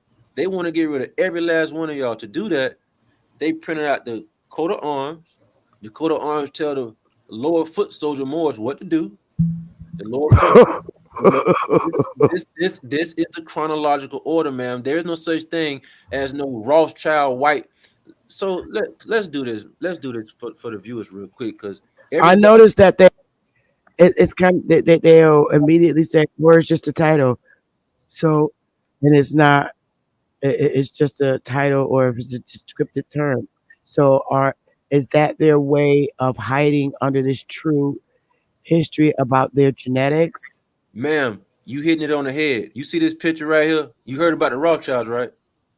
Yes. Okay, who haven't heard about them, right? Ma'am, you, the audience, anybody looking at this, you better do some critical thinking. Don't make me think for you. This is very simple. Y'all was told that these people run the world. They got all this money. Okay. They were only around in the late 1700s. You think them coat of arms, I'm going to show this picture again. You mean to tell me this man who ran the whole empire, not the entire empire, but a huge part of that empire, Europe, the Habsburg, and we call it the Holy Room. This man had so many foot soldiers. He didn't take shit from nobody. Okay. You mean to tell me 100 years and some change later, they just gonna give them all the money and run the world? Or do you think these people are doing the bidding for them? Because this does not say 12th century. This is saying they were around in the late 1700s, 1800s, the 1900s. Why would the Moors who kick ass and take names for a living don't whoop their ass? Why they didn't kick their ass? Because these families work for the coat of arms. That's what's going on. These are domestic eukaryotes in place to get y'all out of here. These are called at the bottom Ashkenazi Jews. What's an Ashkenazi Jews? That is not the Moors. The Moors are not considered all Ashkenazi. The Moors are Sephardic. The Moors are the crypto Jews, different type of Jews. This is a special set of genetics called Ashkenazi. So when you see the Jews over there in the Middle East, and they over there in the false Israel, because that's not the real Israel, but then that Israel place you see, most of those are called Ashkenazi. That's just a genetic. That's a gene that you're looking at. All right. So, I'm just like my head is spinning. These black royals in Europe. So is it fair or is it even right to say that a lot of these Moors are doing their genealogy and tracing themselves back to these people in Europe, and they're angry and now saying they are the people of this land and they're really not? Now your wheels are turning. Well, my head is spinning. I'm just asking. This is all new stuff to me. I've never heard this before from a studying perspective, genetic perspective. I don't do genetics. Now your wheels turning, man. Now so is this why they get very angry and ready to attack you? Because people are doing research and labs and finding out in a genetic way of who's who based on their reactions to a original authentic substance species to this land. Now your wheels are turning. I think now your wheels are turning, man. Now your wheels are turning. Now this is the head honcho. This man's name Mayor M. Rothschild. He needs no introduction. This is the first Rothschilds that came to kick ass and take names. The date says he was born in 44. He kicked the bucket at 812. You mean to tell me you think them kick-ass Moor niggas who don't take shit from nobody, who been running with big dog, and we're not talking about all the Moors, like the brother last night asked me. He asked me a question. He said, are you trying to say this dude right here ran all the Moors? And I told him, no, he didn't. We had Moors that wanted to do what they wanted to do, believe in what they wanted to believe in. So they wasn't all with Charles Calito. No, they was not, my brother. So what I'm trying to say is we have this brother here. He don't take shit from nobody. He said, you know what? I'm gonna put myself up here. I'm the CEO now of the Inca Empire. You mean to tell me you think that they just gonna come and let this man have all this money and run everything without putting up a fight? Oh my goodness. There is no stories about the Rothschilds going to war. It must be some truth to that, because that is my birth date. Scary. September 19th. That's scary. You mean to tell me you don't have no story? I don't have no story. The Moors don't have. So where's the story that the Rothschilds went to war for these are called central bankers. These are bankers. These ain't people that just invented something. They are in charge. They was in charge of your money. So you mean to tell me the Moors don't have a story to explain how did these people get this money in the 1800s? Hey, work with me. Work. Everybody listening. Work with me. Please work with me. So is it fair to say and honest to say that Moor and Indian is not one and the same? Your wheels are turning. There Oh you my go. goodness. There you Oh. go. So that's the biggest reason why I really, between me and you, Sister Betty, it Ooh. really don't add up to keep on in the Moors like that until they debunk the stuff that you've been presented with. They have to debunk the stuff that we brought up, which cannot be dismissed or debunked. We have questions. How did you let all these people down here? I'm pointing at right now. How did you let this dude up here get this much money? He's in charge of the banks. He put 4 of his sons in charge of different banks, central banks. He did it around this timeline, y'all see. Where is the story that the Moors went to war or they confronted the Rothschilds? Where? It ain't none. Because this ain't nothing light tonight. This is not nothing to skip. Everybody should be scratching their head because you're not going to get nobody to answer this question. That means they must be in business together. Think about it. You're dealing with a domestic eukaryotic species. Don't ask why did they create the Boers didn't show up. They don't look like me and you. They look like me and you, but they're not biological like me and you. You're dealing with transhumanism what we call technos. They're not Lord. biological. So the example that I gave you was how your body gets rid of viruses when it enters the cell, when it enters the body. The cytokines and the leukins. These things right here. These things right here.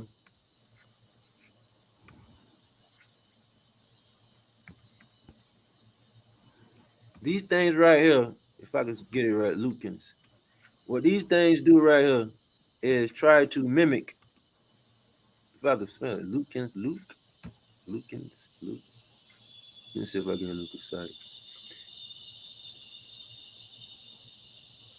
Oh my goodness. So you see this right here. So these things called leukocytes. I want to put leukins because I was gonna get specific with leukin 10, leukin 13, and stuff like that. But this is self-explanatory. This thing says the leukocytes are blood cells, as an example. They're colorless, they're round, they're small cells, and they what? They help fight infection diseases. So anytime the leukins,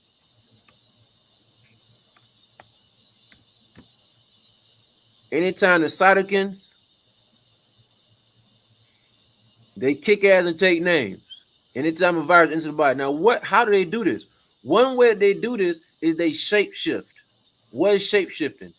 They will mimic the exact body geometry, the shape of the invading virus. They look just like it. They will look just like the virus that invaded your body. That's called shapeshifting. Look exactly like the thing in front of it. The reason they do that is because they don't want to alarm the invader. They want the virus to think it looked just like them, so everything all right. In the meantime, the cytokines came to kick ass and take names. So this is very integral to what the Boers did. The Boers like, look, if we want to take over and get the lost tribe and all the rest of everybody and clear this out, those that are the only ones that's supposed to be here, what we need to do is print and clone some niggas that look just like them niggas. Because therefore they could do what cellular microbiology does. We print the Moors and the coat of arms out, they'll blend right on in with the rest of the world of the niggas. They'll never know the difference. And then when they take over, we'll release everybody else that we call pale skin, the China man, the India man. There was no pale skin people in China in no 15 and 1600s or no 1400s. No. That's why the pale skin, she is very special. Because the pale skin that you see the European Union, anybody thought about why the European Union running y'all little world? The pale skin plays a world called European because they're special. They were the first ones out after the Moors. So when we go back and check out Buddy right here, because we don't, I mean, who would give him this much? Who would give him this much power? This dude right here, he just left from kicking ass over there with all his troops. This was not 1,000 years ago. This was a few hundred years ago. And you mean to tell me 100 some 200 years after, they just gonna give this man all this power? Let's go to Mr. Rockefeller. Let's check Mr. Rockefeller out. So what? Oh, never mind. I hope people thinking about putting two and two together, one and one. I don't care if you putting three to three together. Doesn't really matter. How did this dude get all this power? This says 1870. 1870. You mean to tell me this man is rich and wealthy because he put railroad tracks down? But we just talked about the black coat of arms. They always been around. If they always been around, how did the Rockefeller family get so wealthy? And you mean to tell me, I'm gonna go right back over here. You mean to tell me this man and his whole organization didn't put a stop or they didn't confront this family? Make this make sense, man. This ain't at this. Come on, this man ain't bleach his skin to become white because he was a nigga. No, that ain't no. That ain't how genetics work. It seems as if they have been working with the coat of arms this entire time. And it doesn't have to be all of the coat of arms. They don't have to be all coat of arms because there's many family coat of arms. But we talking about the highest section. So when we say the highest of the highest, we talking about the highest of the highest. We're not trying to accuse all coat of arms families of doing this. That's not what I'm trying to tell you. I'm telling you that. Let me ask you this: do you think that, and because I know you're going to keep going, do you think that people that have a pale parent has maybe outrage because geneticists are studying and finding out that they're and coming up with determinations that that their people are domesticated and they're angry because it's true and it could be true, and they're angry because they can't, I don't know, I guess, debunk the research coming from the geneticists. I don't know. I'm just asking that they become outraged because I don't know. I mean, I think I would be devastated if I had a pale face, as you described them. I just say you're white Europeans, and a study was done by geneticists, and they came back with a conclusion determining the traits of a domesticated person. And I mean, I don't know. I guess one would be devastated if they were told by genetics that their parent has genes of dogs, cats, whatever, or whatever they were mixed with. Do you think that child would be devastated if they were to find out that it's true, or maybe they do know it's true and they're outraged? I don't know. I know if someone said that about, came up with a study and said my parent was domesticated, I'd be angry. But is it true or is it not true? I guess that's what I'm asking. So that's the biggest reason why this is one of the biggest secrets never told. This is exactly why. The real question is, what would life be like if that was told to them from the get-go? Would they be mad at what you just said if they found out? What I mean is, if they were told the truth from day one when they came out and they took that trip from Europe and they came over to America, what if they were told and everybody would have just told them up front about this? that we have those tribes that y'all see, they are the originals. We took some of the genetics and made you guys to kind of favor their liking. If they were told this a long time ago, instead of being put on a high stool pedal, I don't think they would be that pissed off and mad. But see, the war that we in, they put them on a high stool. They gave them all the money. They gave them all the credit. They give them the houses. Uh, this dude right here. Let's go back to your boy. You know what he did when he sent the Caucasians to Canada and the Hasbro did. You know what they did? They gave the Caucasians hundreds to thousands of acres for free. I eat a ton of syrup from tree syrup. And the tree syrup that I order by the gallon in glass jars because I don't eat out of plastics because of PFAS forever chemicals. My stuff comes from Canada. They have the majority of those type of sap trees. And you need quite a few trees to make some maple syrup. This guy right here gave them so much land in Canada that we have those Caucasian families been around since the late 1700s, early 1800s, and they've been in the tree maple syrup business for a while now. It takes a ton of trees to bleed them for the sap in order for you to get a gallon worth of sap. So where did these Caucasians get all this land from Canada from out the blue? Well, he gave it to them. This is on record. Okay, so let me ask you this. So you said that they put him on a pedestal. Yeah, okay. You know. So now it's messing with my head when you said pedestal, because now you go in the verse in the Bible, their actual book. When the creator or made them or whoever made them told all the other angels that they must bow down to his creation. And only person I see on the earth right now on the pedestal is Caucasian. So is this the creation that Bingo. Oh boy, oh boy, oh boy. This is why Farrakhan in the video we're gonna play. That's why I say I don't hate. I learned something from Farrakhan video when he said that. When he said, "Don't you want your hair to be straight like God?" But the God that Farrakhan talking about, he ain't trying to disrespect nobody.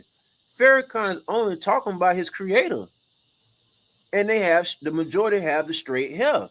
I didn't hate Farrakhan for that video. So those same people that because now my head is spinning again. The same God that told all the other angels that they will bow down to his creation, they said that and then dipped and left us over here for us to bow down to his creation that's over here, and then they dipped and went on the other side of the world to that place on there nobody could get to. And that's what gets me pissed off, because why did is that what happened? That's exactly what happened, and that's why that's why y'all are called the lost tribe. Y'all are lost. You don't know where everybody went. Y'all don't know where everybody went. You don't know what's going on, and you are the supreme being with the prokaryotic or non-domestic genetics. You are called the lost tribe. Pay attention to this right here at the bottom, y'all. Y'all see how that say 1788? Charles IV resigned. Let's say this is a lie by 20, 30, 40 years. It really don't matter. This thing said from 88 to 1808. Wait a minute. But didn't we just see this right here at the same time? What this say? Ain't this the same time zone that this family came in power? So you mean to tell me why this man, the fourth, he resigned? You mean to tell me? No, it said he reigned. He reigned as king. My bad. You mean to tell me why Charles reigned in this sector, the 88 to 08? You mean to tell me in the same timeline, he did not try to holler and stop or say, "Hey man, y'all ain't finna do this"? How didn't they stop this? How did the family get all these banks? If the same timeline, they kicking ass and taking names everywhere the Moors. Hey, everybody, Work with me. Please work with me. Make this make sense. Because it's not like the Rothschilds went to war against the Moors. It's not like the Rothschilds went to war against the coat of arms. It's as if he was given this to do the bidding. They didn't even scratch. He has not a scratch on his forehead. The man at the bottom, he got a smooth cut bald head, not a scratch. The man over here, he got a nice clean shave, not a scratch. You mean to tell me they ran the check up to $500 trillion? They're running things still to the streets. It's not like they're gone. The families are still here. That's a 2024. It's not like they're gone. They still here. You mean to tell me that they have not been stopped from the get-go? Make this make sense why the Moors and the coat of arms didn't step to them. It's not like they went extinct. They're still here. Yeah. Look, I don't know about anybody, but if this is my first time hearing this, I would really be putting this together because you're looking at a timeline. This is very important. That's why in school, when y'all went to school, they made you go to what's called American history. They made you go to politics because the timeline is just as important as mathematics, science, and physics. It is very important. That's why politics is very important. And American history was taught, and they forced that in different elementaries, middle schools, because the timeline can help you answer questions in light speed or faster. Because this thing is saying in this timeline from 88 to 1808, we had some niggas in charge. But we had some niggas in charge.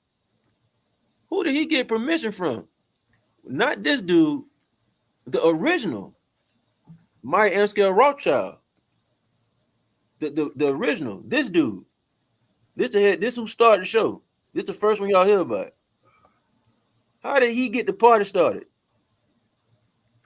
If he in the same timeline as the Moors in the same timeline.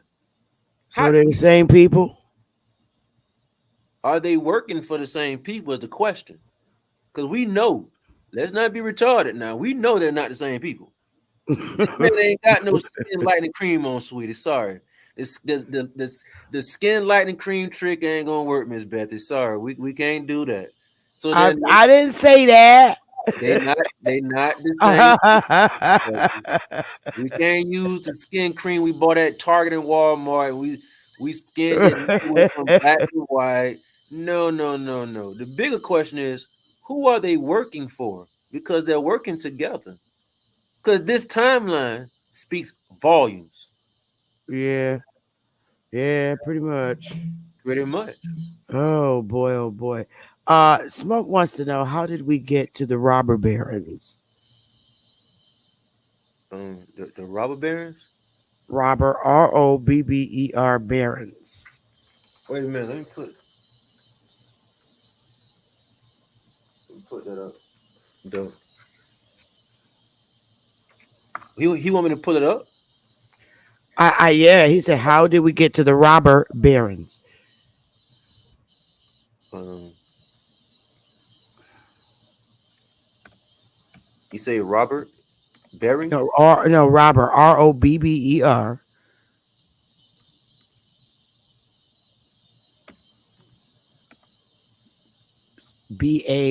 BARR.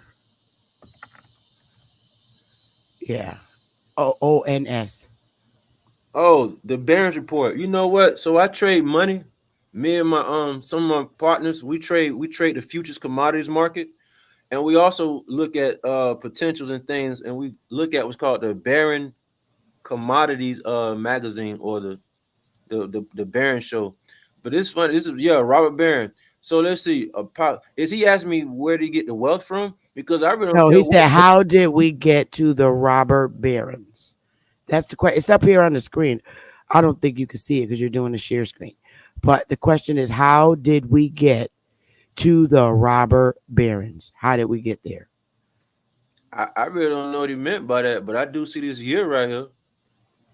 And then I see Andrew Carnegie. I see all these other wealthy billionaires in the same 1800 term. I just want to know why niggas was getting killed in America while these people running the bag up. That's what my main concern is. I'm looking at the timeline. Like, I don't even see this name called Robert Barron. I don't even see the name called Rothschild. I don't see those names. I'm looking at the mathematics involved, because this thing says, again, in the 1800, the term was used in 1878 as a form of social criticism by muckrackers and others. Some example of robber barons is the Andrew Carnegie, Cornelius Vanderbilt, and Rockefeller. I just pulled Rockefeller up. They were accused of monopolizing industries. See, that's what I'm saying. If the coat of arms were kicking that and taking names, who allowed the Caucasians to come around and monopolize an industry? This is what I'm trying to figure out, because it's not like they went to war. So when you say the Rockefellers, Andrew Carnegie, the Vanderbilts, no, they did not go to war to get their billions or their millions. They didn't have to do that. Who gave them the juice? Are they okay? Are they? I'm just being dumb here. Are they getting funds off of? Are they filthy rich based on their investments and based on their investments and whatever they invest their money in, like I'm glad he said that. patent things and I'm glad he said our it. tax dollars, patent things. I am so glad whoever said that. You know why I'm glad you said that? I'm Because just asking. I don't, I'm only. no. I'm so glad whoever asked that, because that's the narrative. And so whoever said that has a point. He's saying, look, did some of these people build their wealth off of something they invented? Like the Rockefellers, they came out with the railroad industry in the 1800s. And whoever said that, they're absolutely correct. But that's not really what I'm talking about. I'm not talking about did they build the money. I'm talking about when somebody of this magnitude of power, I'm gonna show it again, they come over and they wipe everything that they want out of existence what they want. You mean to tell me you think that this type of situation with the type of power this man had and the backing, that they're gonna let anybody with pale skin just have it because they made a business? Let me tell you something. The railroad industry that Rockefeller put on your ground, you know what it did? It stopped the geopathic pathways. That's why people fight. They angry because the railroads are made of steel iron rebar. The railroad tracks in every city and state, it separated the magnetic fields that you are supposed to be around. We have those that are go through the jungles, and they could tell an African tribe that's going to war with one another because the magnetic lines are crisscross. There's something that's disturbing the magnetic lines of filtration. So, we could tell. You could tell in the jungle if tribes are warring one another, because there seems to be what we call an eddy current, and it might be what's called a disturbance in the magnetic field of something that's laying around that can disturb it. Well, they found research and showing that the railroad tracks, especially ones we have in America, those railroad tracks that Rockefeller put down, I don't think that was his idea, because what the railroad tracks did, because of the materials made of, is it's something called geospatial magnetic filtration. And that causes people to become violent. The railroad track actually does this. It stops the geomagnetic spatial point. And so once that happens, it depletes nature or anything around it that's supposed to get that type of charge on an angstrom level, angstrom, ANGSTRM, an angstrom level magnitude of that field. So I don't think it was the idea of Rockefeller to even come out with the railroad industry. I'm telling you that they're doing the bidding. They were told to sell you stuff that's made of certain chemicals. They were given the reward of what you call wealth and money. Everybody's painting their house and they like the color paint blue, but you're putting carcinogens on your wall and on the outside of your house. Whose idea was it to tell you synthetic paint is the thing to be? Because it's very old. They've been selling for a while. It's as if those that have become wealthy in the 1800s, early 1900s, they were given the juice, because the brother just said, what about them building it from scratch? But what if they were Masons? Because y'all acting like you can only be a Mason to be a nigga. If you were Mason and you were Rothschild or you Vanderbilt or you Barron, whoever, I'm pretty sure that once you inside some of these clubs, if you would like to run the checkup, especially in them times when they're trying to establish things in position over here and everybody else, I'm pretty sure they say, yeah, look, you in, put the railroad tracks down. You just do the bidding, because the railroad tracks is really killing everybody. Is messing up the geopathic spatial lines, the magnetic spatial lines. That's what the railroad tracks actually do. If they remove the railroad tracks in America, as an example, you will see so much harmony. You will see people actually harmonize with one another. You will not see domestic fighting going on in and out the house. You will not see a bunch of stuff that's disharmonious if they pick up the railroad tracks. So Rockefeller became a billionaire just by killing y'all, and you didn't understand the physics behind the railroad tracks and what it does to the geospatial engineering of the environment.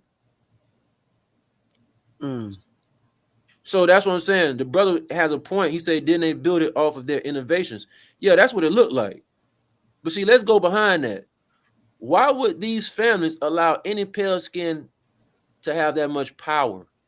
They just came over and took your boy out and took anybody else they want out. They just came to America and kicked ass and took names. Why would they not kick the white boy ass? Excuse me for anybody that's white. I didn't mean that in a harmful way by saying white boy. But why didn't they kick the Caucasian ass when he ran the bag up and had the power? See, y'all not asking yourself these questions. Just ask yourself, how did make this shit, how did make it make sense? Please help me help you. Because these timelines speak volumes.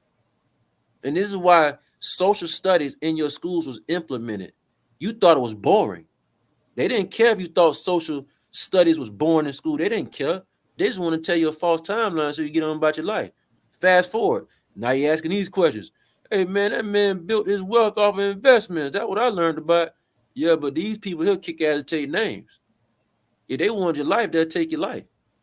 Why wasn't the Caucasian life taken a long time ago before he ran up $500 trillion, before he started a central bank?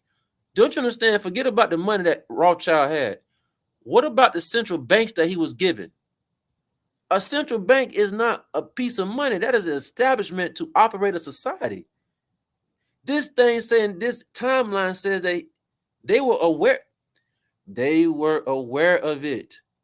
This timeline says that they were aware of when the Rothschild did it. So why is the world thinking that the Rothschild is the wealthiest family of the banks? Because that's how much money and media and promotion they've been putting inside the world for that long. You couldn't put this together. This is deeper than rap. This right here is trying to tell you why he promoted his religious belief. I don't have this gene. I got checked already. You see how people get an HIV check? Okay, I went and got checked for this gene right here. Y'all go get checked for coronavirus or, different things with no disrespect for that. Y'all get checked for any medical purposes. Okay, I got checked for this gene right here. That's what I went and got checked for. I don't have it. You see this right here? I don't have it, and neither a few of my colleagues do neither. I have 4 colleagues that did not get tested just yet. The girl y'all talked to last night, she got tested, but we already know her timeline, so we knew she didn't have this gene. This gene is the reason why if you talk down about any religion, it's not about the Moors at this point. This is about those way the hell over there in China. It could be in India, and you try and disrespect the Hindu religion. It don't matter. Why are religious people so venomous? It's 2 reasons. Some people were influenced by religion by those that had this gene right here, and they did not know it.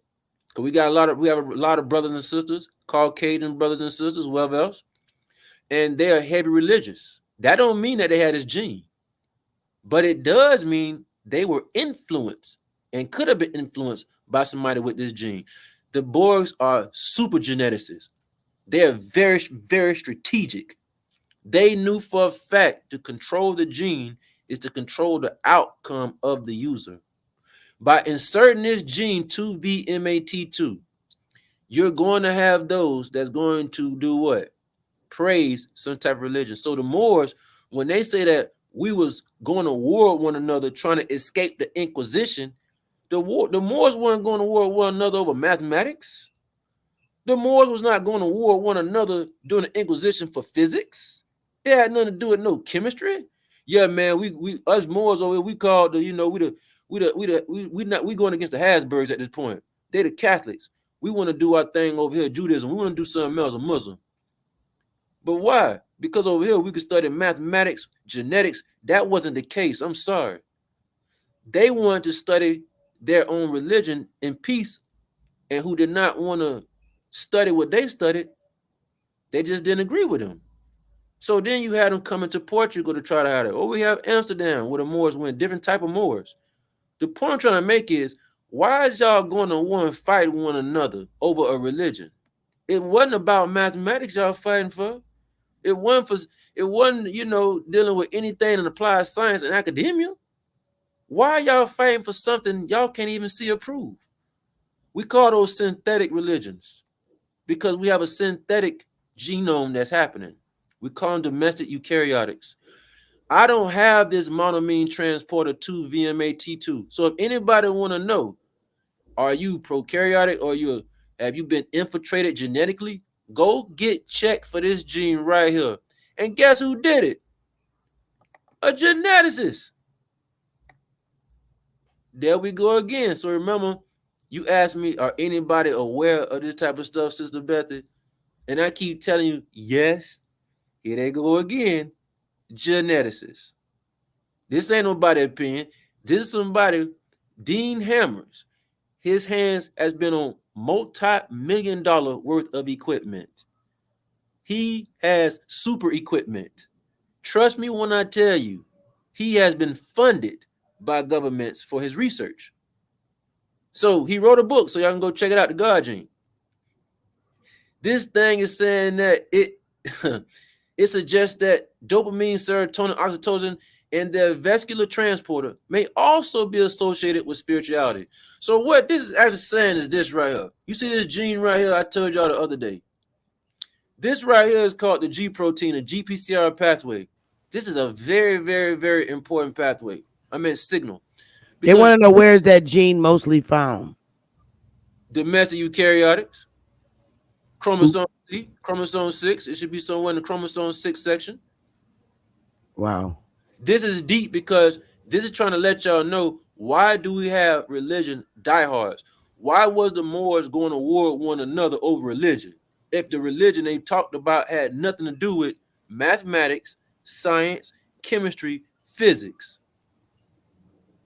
It had nothing to do with why they was going to war. So why are they going to war over a religion? Because the Borgs made all domestic eukaryotics, every last one of them.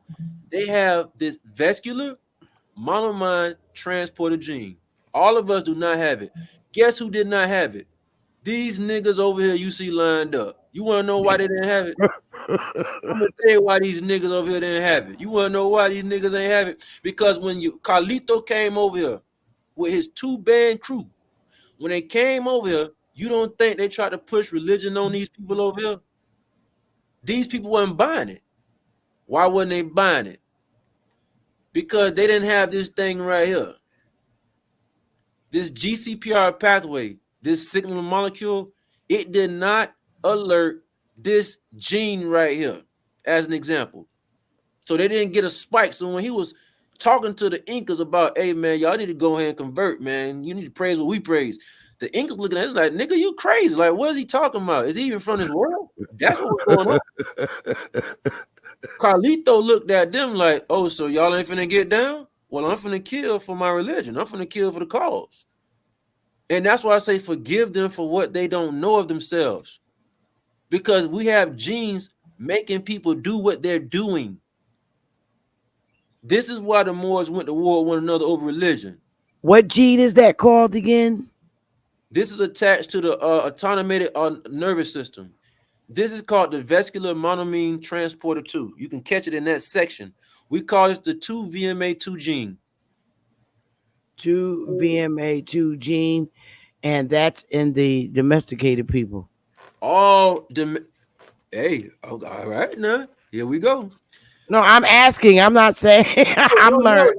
I'm just taking notes. You know for a fact isn't all domestic eukaryotics. You want to know why? Because the example I just gave you. If you go over there to India and you talk some shit about Vishnu, they gonna want to kick some ass. If you talk some shit about Buddha, even though Buddha was dark skinned with kinky hair, they don't care. They don't even know he was a nigga. they still gonna want to kick your ass. If you go mess with anybody in India or Asia, Africa, those that converted in Africa that are Christianities, they're gonna want to kick your ass. I'm Because not they have that. Because they have that gene. because if it's only if you could have been influenced by those that have this gene. So I'm not saying everybody have this gene that's in religion. That's not what I'm trying to tell you. Oh, I'm everybody has that gene that's domesticated. Yeah, for a fact. That's for a fact. Because we have those brothers that converted Christianity. They could have been in Jamaica or Africa, and they was the real deal prokaryotic. But because they were influenced by somebody that had this right here, they believe it was a Lord. They believed everything that the religion was told them by the dude that told them that. Oh So my that's what I'm saying. goodness. If you really want to know if you have been infiltrated genetically, go get tested for this like y'all get tested for STDs and HIV. Go get tested for that gene right there. Because this gene right here speaks volumes. And I'm trying to let everybody understand that the Borgs are very, very, very advanced, beyond advanced. They are behind the scenes and they are letting this play out like a game. This is so deep because this is saying that some people do not have free will. This is very, very this deeper than rap here because you're supposed to think that you have free will. You're supposed to think that the choices that you make was because you made the choice. But if you found out that you didn't have free will, you might start committing suicide because guess what? That's been happening lately. They've been doing studies on people that really think that they don't have free will. They've been trying to commit suicide. Wow.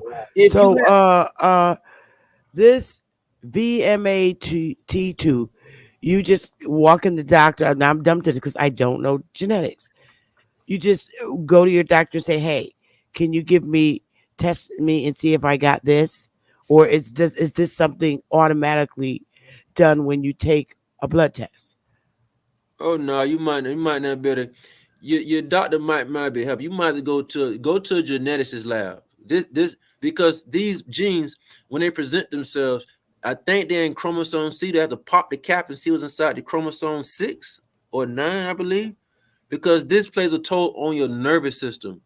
And the reason why they embedded this gene to respond to their nervous system because the nervous system controls everything else in the body from the muscle to everything else and how you're going to respond to something. So for them to have this on the vascular monoamine transporter 2 and it's hooked up to the automated nervous system, this is why people respond so fast about their religion because it's attached to that nervous system. The way it responds is going to peak it. So they may not have it, but because they've been psychologically coerced into it. Yeah, that can also happen because So they can test for this gene, not have it, but at the same time still be connected heavily in religion. Yeah, because they were got, indoctrinated or coerced. Yes, being okay. That's why they gave you. That's why they gave you. That's why they gave y'all Beyonce. That's why they gave you Sam Cooke. That's why they gave you your favorite rapper and your favorite movie star. Because influence will influence you to do something that you probably did not have the genetics to do. But because you were influenced by your favorite rapper or your favorite movie star, whoever, you became them and you emulated them. And that's what bacteria does when I said earlier. The cytokine and leukins and the other kick-ass cells, they shapeshift and they mimic the virus that's invading. But that's what they're doing to you when you become influenced by Hollywood. That's why they gave you Hollywood. They didn't give you Hollywood because y'all invented movies and the camera, and they gave y'all Hollywood to influence the mind of the user. That's why you have Hollywood. That's the biggest. That's why y'all have music industry. This is a game and a setup, pre-orchestrated. So I'm not saying that people have this gene because they're religious. I'm telling you that all domestic eukaryotics have this gene. Then we have the brothers and sisters who they really don't. They subscribe to religion because they were influenced.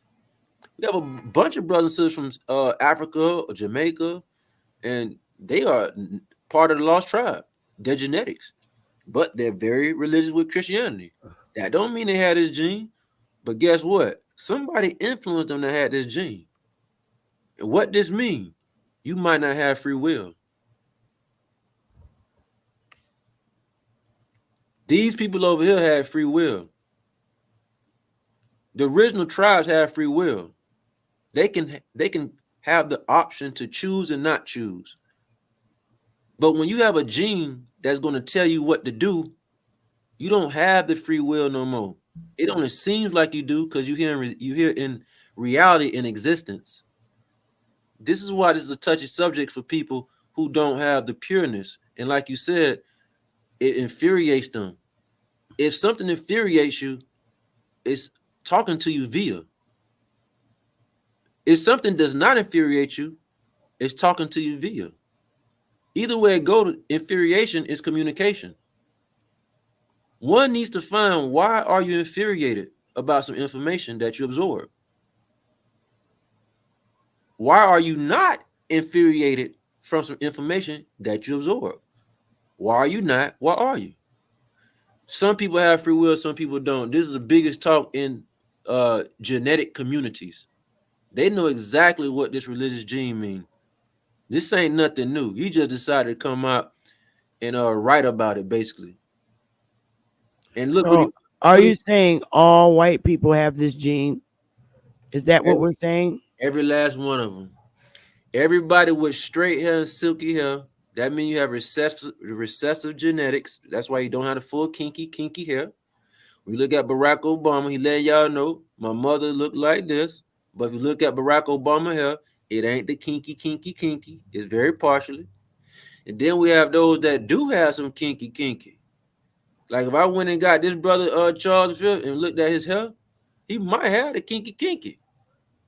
I'm not saying all Moors don't have no kinky, but we know for a fact if you don't have that kinky, we know you're a domestic eukaryotic, and we most definitely know you have to have this gene. Because so now I see why people that have I guess would you say half Negro and half white, they are angry when you speak about, I don't know, it's just learning. I don't know. Wow. So everybody looking at they not like us with Drake and Kendrick Lamar. Y'all don't understand what's going on, man. Y'all looking at it right. That's domestic. You carry it right in your face, and y'all out there promoting Kendrick Lamar, but he playing y'all for a fool because his girlfriend is a Caucasian. Y'all ain't catch on. So do you speak against uh mixed couples? No. I mean, no, I'm asking. I'm thinking, do you think it's not good for are you saying that it's not good for black and white people to be couples like No, yeah, it is. Like Walter Blacker? It is. I think Caucasians and melanated people should be together. The Moors should be with them. Why? Because just the Moors.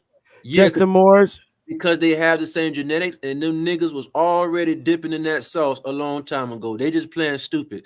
The Caucasian woman bent open her legs back in the 1500s over there with the Moors. They not new to getting some of that stuff. They know that.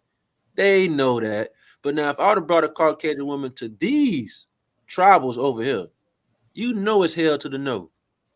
So of course, if you have these genetics, you're gonna ask that same question. Hey, do y'all think it's wrong? They're gonna say, sister, don't even do it. Don't ask that. They're gonna tell you, don't ask us that. But if you ask me, I'm gonna say no. I think Caucasian women or men should be with melanated people if they are from the European establishment. Because so if they're black Europeans, yeah, go ahead, knock yourself out. Yes, ma'am. Yes, ma'am. Because that's why I try to tell you that when we look in Hollywood or football players or any of these people that's running the bag up in the media world, people are mad because these brothers have a Caucasian woman, but y'all lost in the sauce. Maybe these famous actors and comedians might have Moorish descent, and they know exactly what I'm talking about. Ain't nothing wrong with them So dating. if they have Moorish descent, are they gonna have that gene? All ma'am, all the Moors have this gene. That's why I tried to tell you the war. Y'all ain't listening, man. I said it over No, 10 I'm minutes. I'm listening. I'm listening. I'm telling y'all that the Moors went to war with one another of the Inquisition. They went. Some of the Moors went against this guy right here and his whole Habsburg Roman Empire. They didn't want to get down with what he was getting down, what he believed in. I said this for 15 minutes straight, so it resonate because the Moors was not going to war with one another over mathematics, physics, science, uh, analog engineering, machinery engineering. They were not going. They went to war over belief systems. The same thing that's going on today in other parts of the world. That means that the Moors must have that gene in them.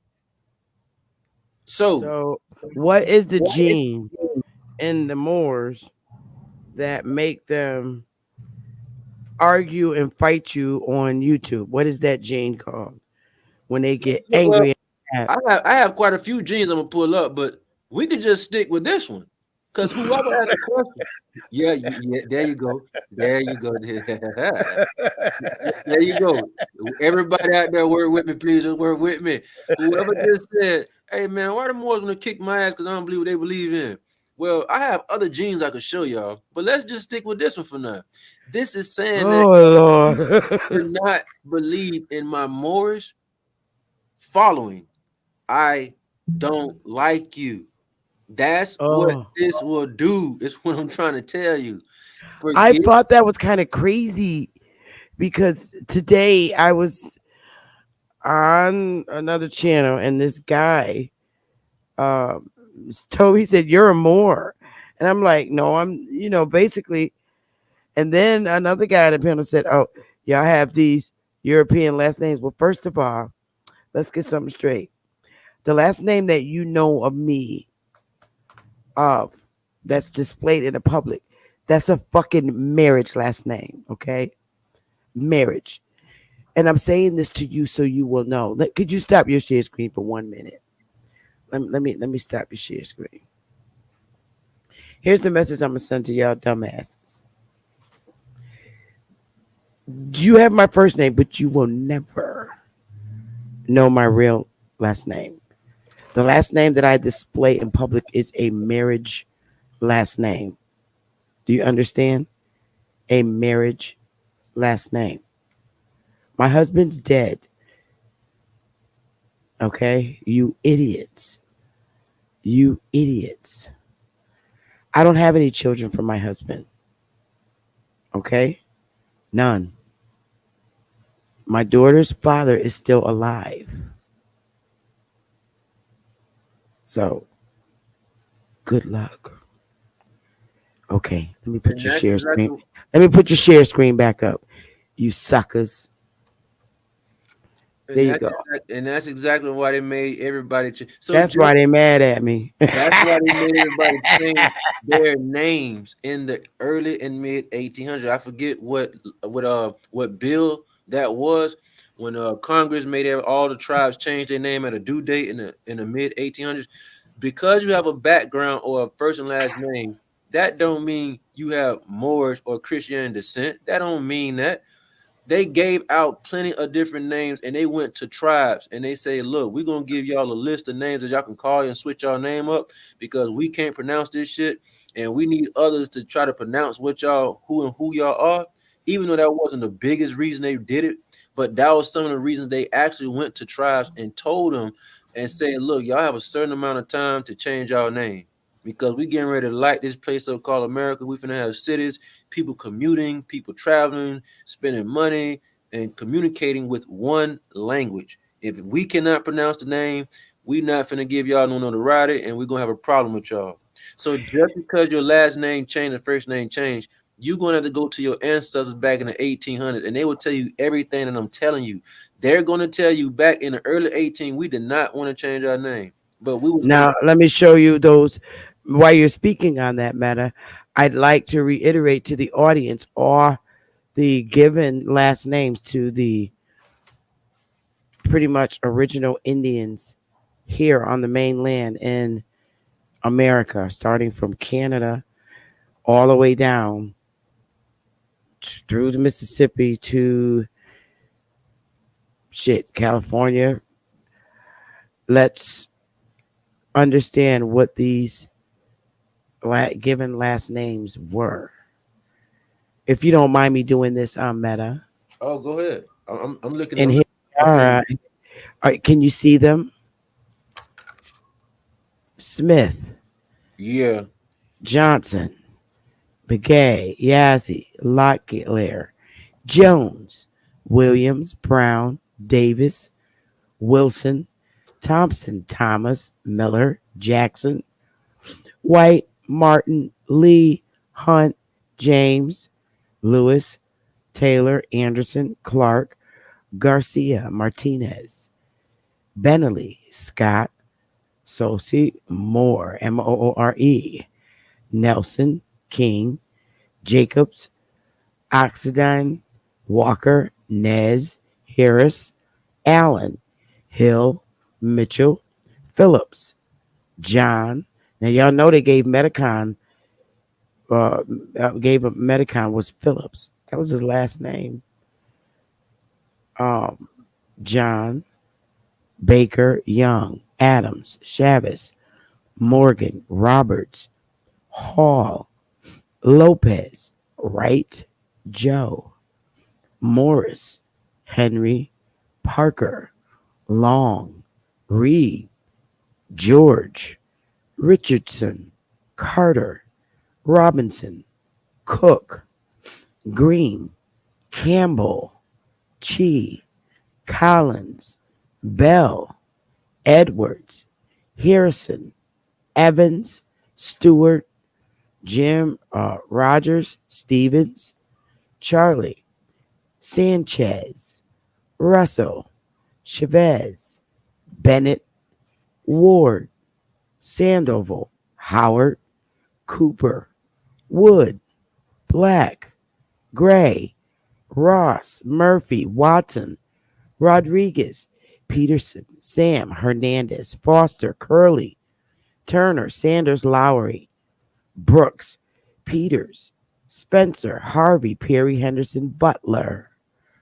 So, Cummings, Bryant, Cox, Bailey, Tom, Gibson, Marshall, Harjo, Freeman, West, Fox, Hamilton, Barnes, Hunter, Graham, Fisher, Francis, Weaver, Gonzalez, Price, Romero, Willis, Boyd, Hicks, Grant, Kelly, Strickland, Sampson, Woods, Paul, Wallace, Stone, Frank, Bullard, Pierce, Hayes, Wells, Billy, Alexander, Dixon, Flores, Jordan, McDonald, Anton, Robertson, Billiard, Fields, Cole, Perez, Bay, Owens, Begay, Palmer, Brewer, Castillo, Simpson, Little, Simmons, Duncan, Powell, Patterson, Tucker, Ellis, Toledo, Hughes, Reynolds, Daniels, Myers, Andrews, Warren, Richards, Hudson, Jenkins, Porter, Mills, Burns, Frazier, Mason, Shaw, Lawrence, Lynch, Sullivan, Armstrong, Trillo, Wheeler, Welch, Francisco, Morrison, Holmes, Lane, Crawford, Ford, Bradley, Gonzalez, Murray, Gordon, Kennedy, Curtis, Wolf, Charles, Moses, Lambert, Ramirez, Willie, Olson, Lucerio, Coleman, Washington, Dial, Mann, with two N's, Riley, Ortiz, Ray, Webb, Franklin, Hammonds, Hale, Day, Fowler, Stanley, Chapman. You know what? It goes on and on. Webster, Johns, Steele, Austin, Perkins, Valenzuela, Perkins, Water, Rose, Bird, Stevens, Jensen, Billy, Barry, Azur, Cruz, Pete, Shorty, Ashley, Cleveland, Woody, Joseph Hawkins, Shirley McCoy Green, Ecstasy Bauman, Tyler Ferguson Kelly, Lowry Torres Hardy Starr, Dick Lowe, Aguilar, Carol Elliott, Padilla Snyder Chase, Basenti Roy Oliver Williamson, Barnett, Beer Alvarez, Pablo Norris, Platero, Proctor, Gilbert, Hopkins, Vigil, Eagle Lions, Verdon, Monroe, Pino, Jack Wan, Carpenter, Watkins, Wagner, Barber, Larson, Arnold, Livingston, Payne, Denny, Dunn, Dakota, Howell, Singh, McKay, Beaver, Sharp, Burgess, Ben, Blue, Rivera, Harper, Cochran, Baldwin, Rivers, David, Boone, Gutierrez, Hoffman, Marino, Yellowware, Valdez, Dean, Reyes, Valencia, Goodman, Lawson, Porcher, Logan, Bates, Kirk, Cross, Farmer, Singer, Matthews, Norton, May, Leonard, Wolf, Sloan, Gregory, Miles, Holt, Charlie, Salazar, French, Watchman, Douglas, Hanson, Maynard, Newman, Snow, House, Pinto, McKinney, Morgan, Carr, Bush, Sherman, Hanson, Duran, Hubbard, Allison, Catwell, Watts, Summers, Robbins. Yo, so what I'm going to do, I just like reading that copy. I think I read enough. It's so many, and as you can see up here, it says, boing boing boing. These were the given names to the Indians, and these are indeed most common last names for American Indians and Alaska Natives in the United States. So what I'm going to do, I stop my share screen, is, and I'll put your thing up, put this in the chat room. There it is, you guys. Have fun with it. It's too many pages to look through. But your original names was changed from what they were before to those last names because they couldn't pronounce them. They hated our names. They were too long, uncumbersome, and they found them very defensive. Because, we named our children by nicknames and things of that nature, and we still keep that practice. We still have nicknames in our family. And the Europeans did not like it. The domesticated Europeans didn't like it. And we still keep our nicknames as a tradition in our families. My uncles' nicknames were Knucklehead and Musclehead. And they could not go into school, of course. In those days, Musclehead, when the teacher say attendance, you say you're here. Musclehead, here, Knucklehead, here. No, they wasn't having it. So when you went to the school, if you didn't change it at home, they changed it in school and kept your Indian name too so that they could cross-reference. So your name is Knucklehead, Musclehead when you walked in the school door. But when you sat down at your seat, your name could have been the superintendent could change your name to John or Mary, English Bible names. But y'all got it. Yeah, so the most important thing is to get not just an HIV test, go get a gene test. Don't even worry about the I HIV. had that test. It came negative. I could look on there and get to see if I have that. Yeah, you could. Yeah.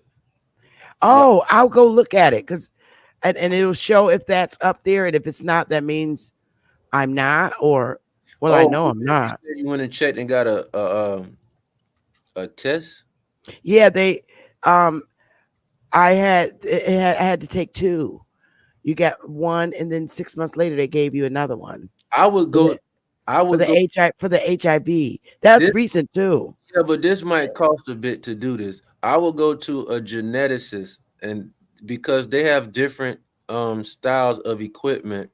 They Oh, have different, yeah, they have a whole different setup than going to just a regular. When you go to an MD, they don't specialize in really nothing. They just have their degree from med school, but a MD is the lowest achievement you can get in the doctorate world.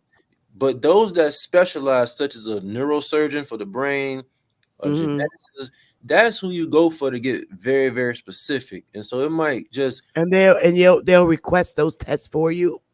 yeah, you will have to find you, because you have to go to a specialist for what you're looking for, not really a MD, because they don't know anything what to look for. They don't even have the equipment how a geneticist really does, because geneticists discover and find different things all the time. Sometimes they Oh, publish it, sometimes they don't. But sometimes it's because they created an instrument. Let me give you one instrument that they did, and I'm gonna get right back to what I was really trying to show y'all. Let me see if I can show you bifurcation. okay. This is called bifurcation by Fringement. Let me see.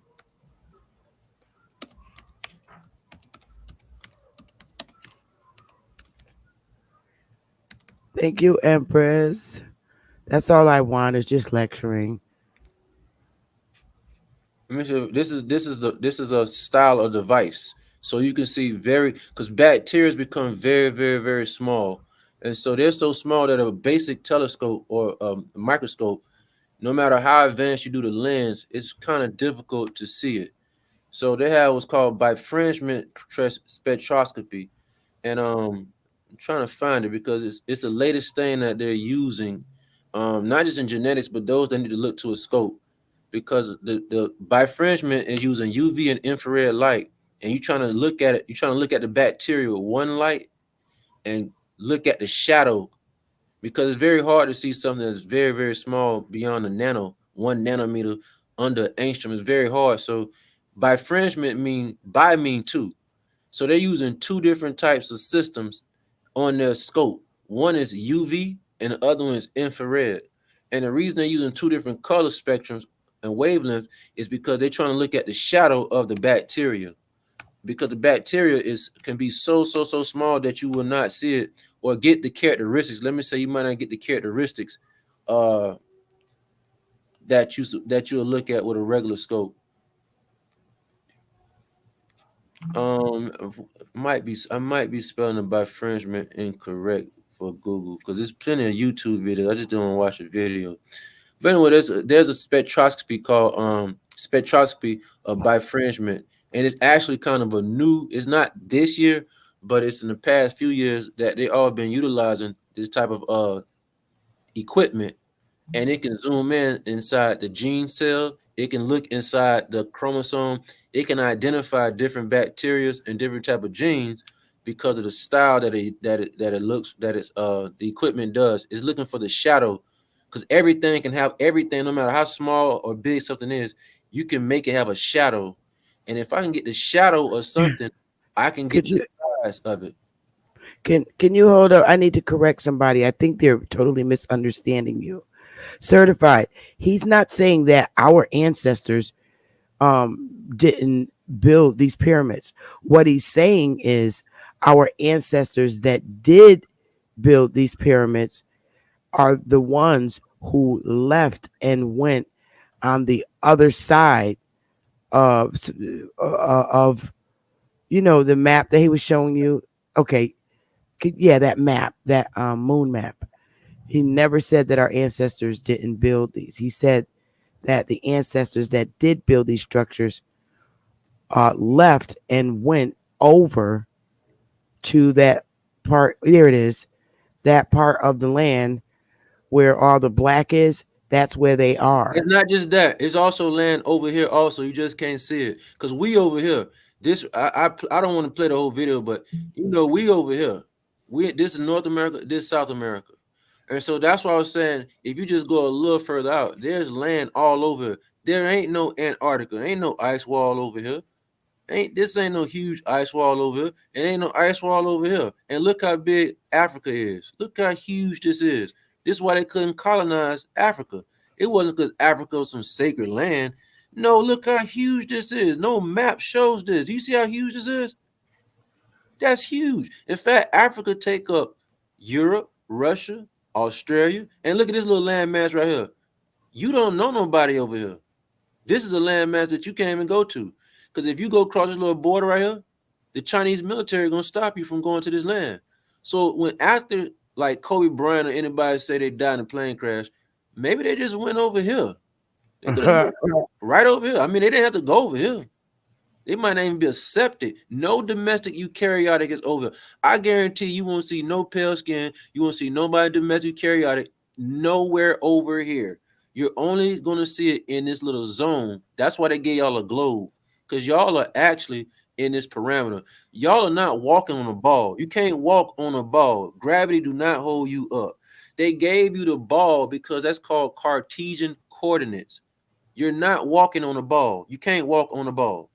There's nobody can show any video of a physicist replicating how you walking sideways on Africa and it's a ball and Earth is a ball.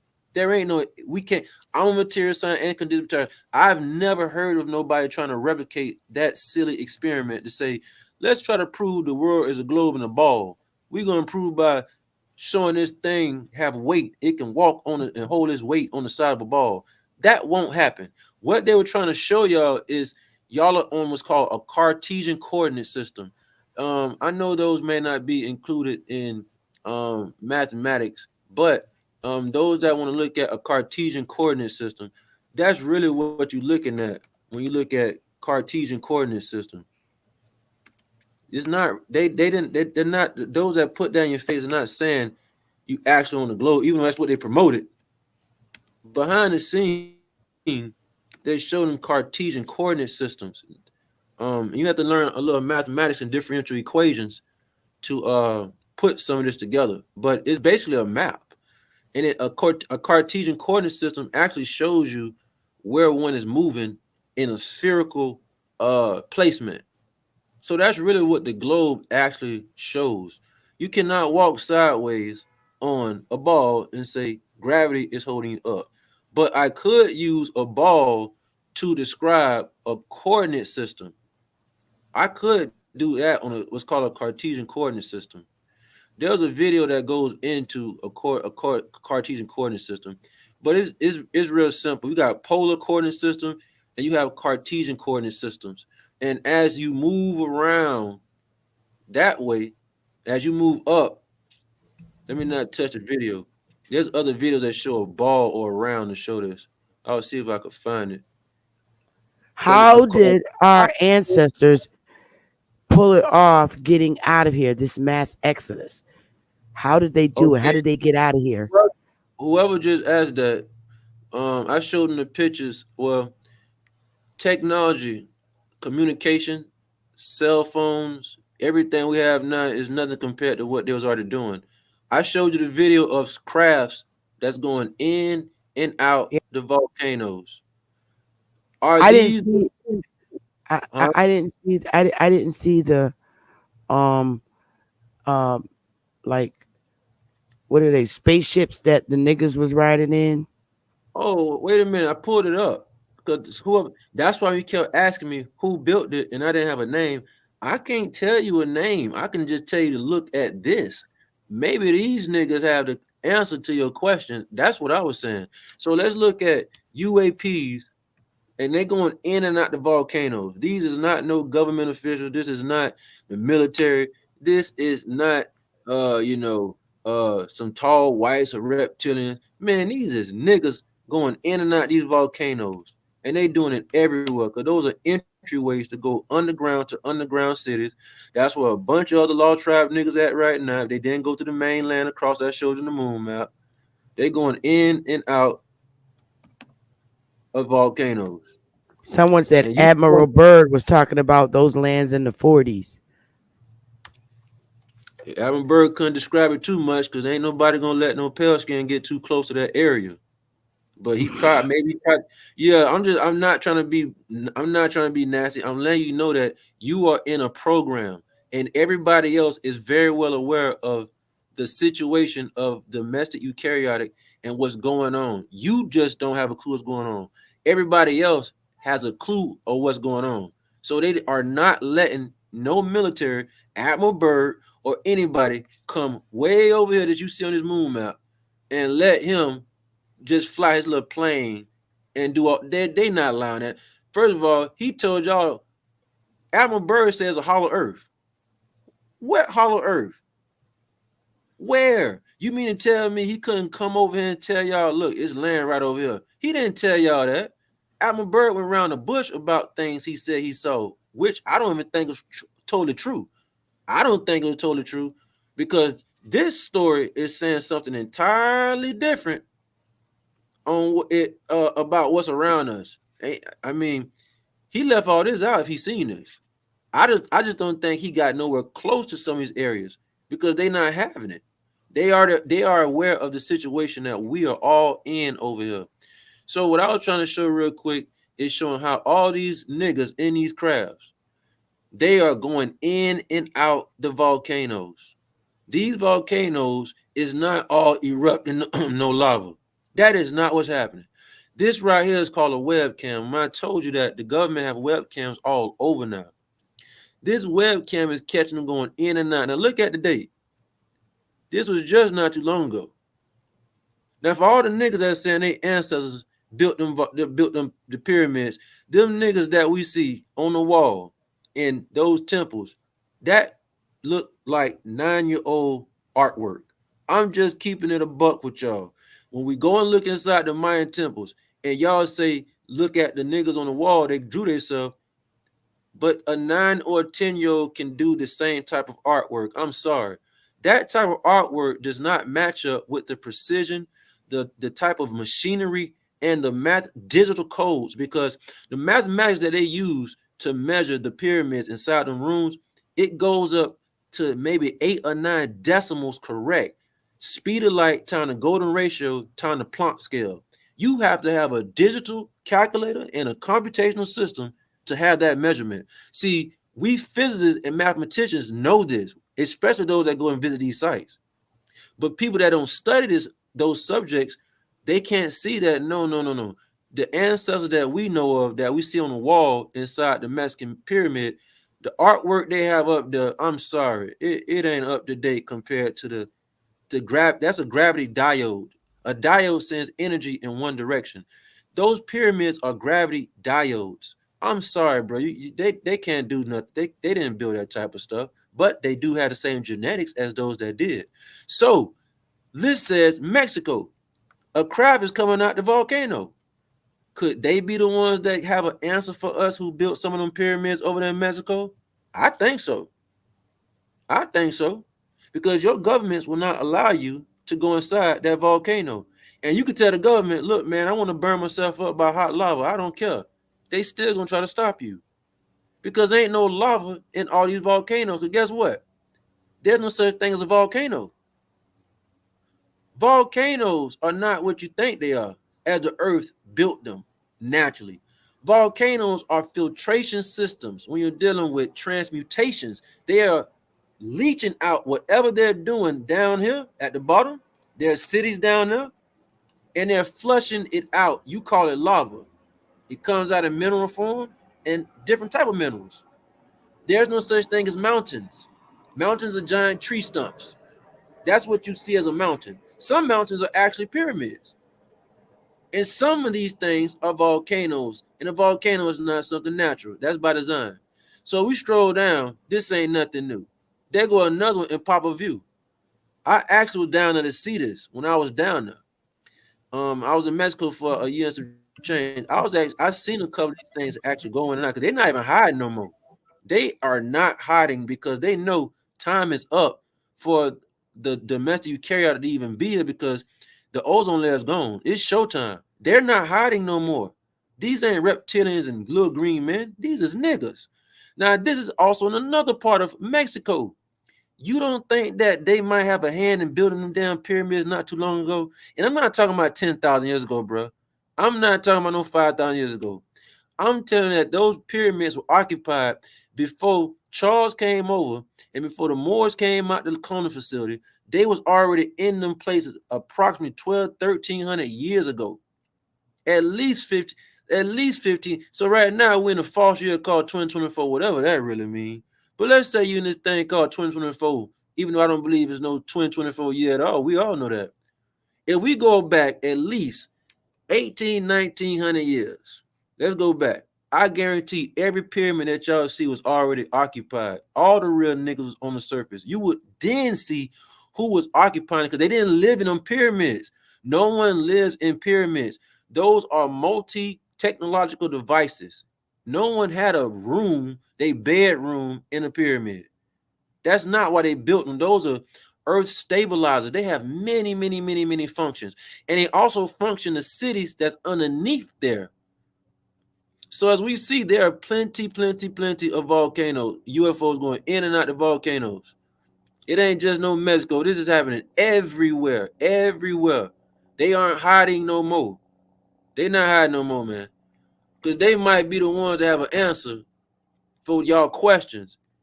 Instead of saying, you know what, I think my ancestors built that. I hate to say this, but bruh, the Moors came and kick ass and took names when they came to America. If your ancestors, like the ones we know, had that type of technology, I don't think they would have lost the battle how they did. I'm sorry, it wouldn't have happened like that. We are now called the lost tribe of whatever you want to call it, because you did not have such technology to defend yourself. And what makes me mad, Sister Bethy, about all this, if you want to ask me how I feel about what I'm telling you, I feel pissed off. Not at the Moors. I feel pissed off at these niggas right here that's in these crafts. Why? Because they left us stupid. That's what pissed me off. Because these niggas who left us in America and we didn't get a proper evacuation, they didn't teach us nothing either. So, Sister Beth, you asked me, was all those buildings up already in America? Why didn't our tribe members see it then?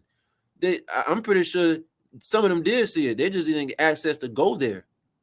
We was not taught something, and that's why I do. And I know what I'm about to say sound very crazy, but that's why I do respect what the Borgs did for the Moors and the coat of arms and the pale skin. What do I respect? They gave them education. Let me show you what I'm talking about. They gave them education. We didn't get education. And that's why I don't like about them niggas that we call our ancestors who flying in and out the volcanoes and left us stupid. So you see these schools right here? Everybody heard of Cambridge. The schools go on and on. There was no pale-skinned people going to none of these facilities a long time ago. There were the coat of arms families attending this. Christopher Columbus ain't a dummy. I forget exactly what university he went towards to, because his father was King Ferdinand. He went to one of these universities, and he was not a dummy. He was specialized in mathematics, in engineering, in analog machinery, astronomer, and amongst other things. What the Borgs did for their people that our people did not do for us is give them education. Today, you say, how did the pale skin supersede your applied science field? Why is he so smarter than you? So you think so, but we know he's not naturally. But who gave him the torch? His creator. Who gave the European coat of arms the torch? Their creator. Our genetics that match those that built the pyramids, who are going in and out the volcanoes, if you ask me, they did us dirty. Because they did not allow us to attend any type of university or schooling system. So when the Moors came over in the 15 and 1600s, and no one had education like that, and people had tribal members and tribal elders who did not have this type of education, I'm not mad at the Moors. I'm not mad at the coat of arms. I'm not mad at no pale skin. I'm not mad at the Boers. I'm pissed off at my own genetics and my niggas. Because if you are going in and out the volcano and you going way over here, you going way, let's go, and you going way over here to these other lands. That means you have aviation. You flying from over here and y'all going way over here. Now no boat, they flying. And y'all going way over here, or y'all going way to the land on the other side. But then you have us way over here in this little small place right here called America. And you have the other tribe members over in this place called Africa. I'm not pissed off at the Moors. I'm not pissed off at the coat of arms. I'm pissed off at my own people because they left us in paradise but never taught us applied sciences. This is why it looked like we dumb and we behind them, because the Borgs knew very well of the weaknesses of our ancestors who possessed this technology. They knew that. That's why the Borgs said, you know what? We gonna end the world and blow this place up. But before we do, we finna show everybody who we know is watching this that what we do for our clones and our people, we send them to school. We try to give them education. This is where the Moors went to. So I'm not saying on the Moors, I'm talking about the coat of arms families.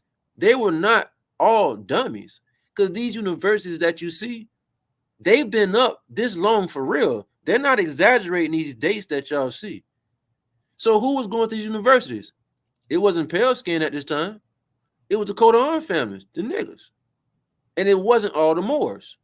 All the Moors who the foot soldiers, they did not attend all these universities, because they would have been too smart to come and kill people like it wasn't nothing.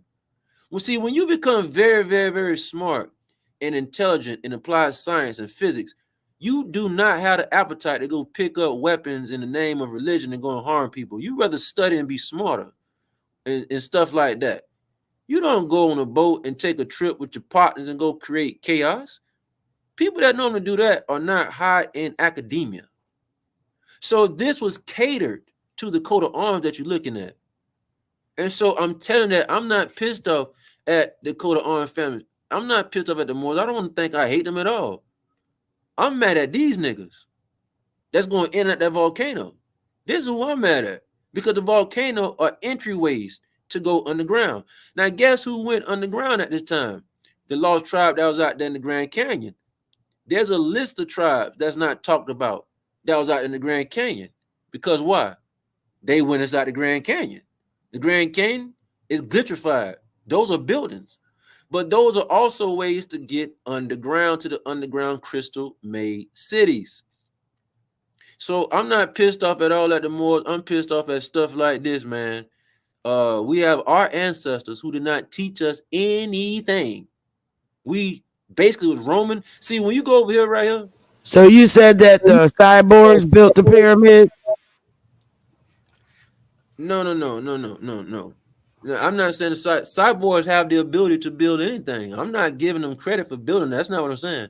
I'm saying this picture that you're looking at with these original non-domestic eukaryotic genetics, they were not given the education how he was given. Charles and them went to these type of places that's called colleges to learn things.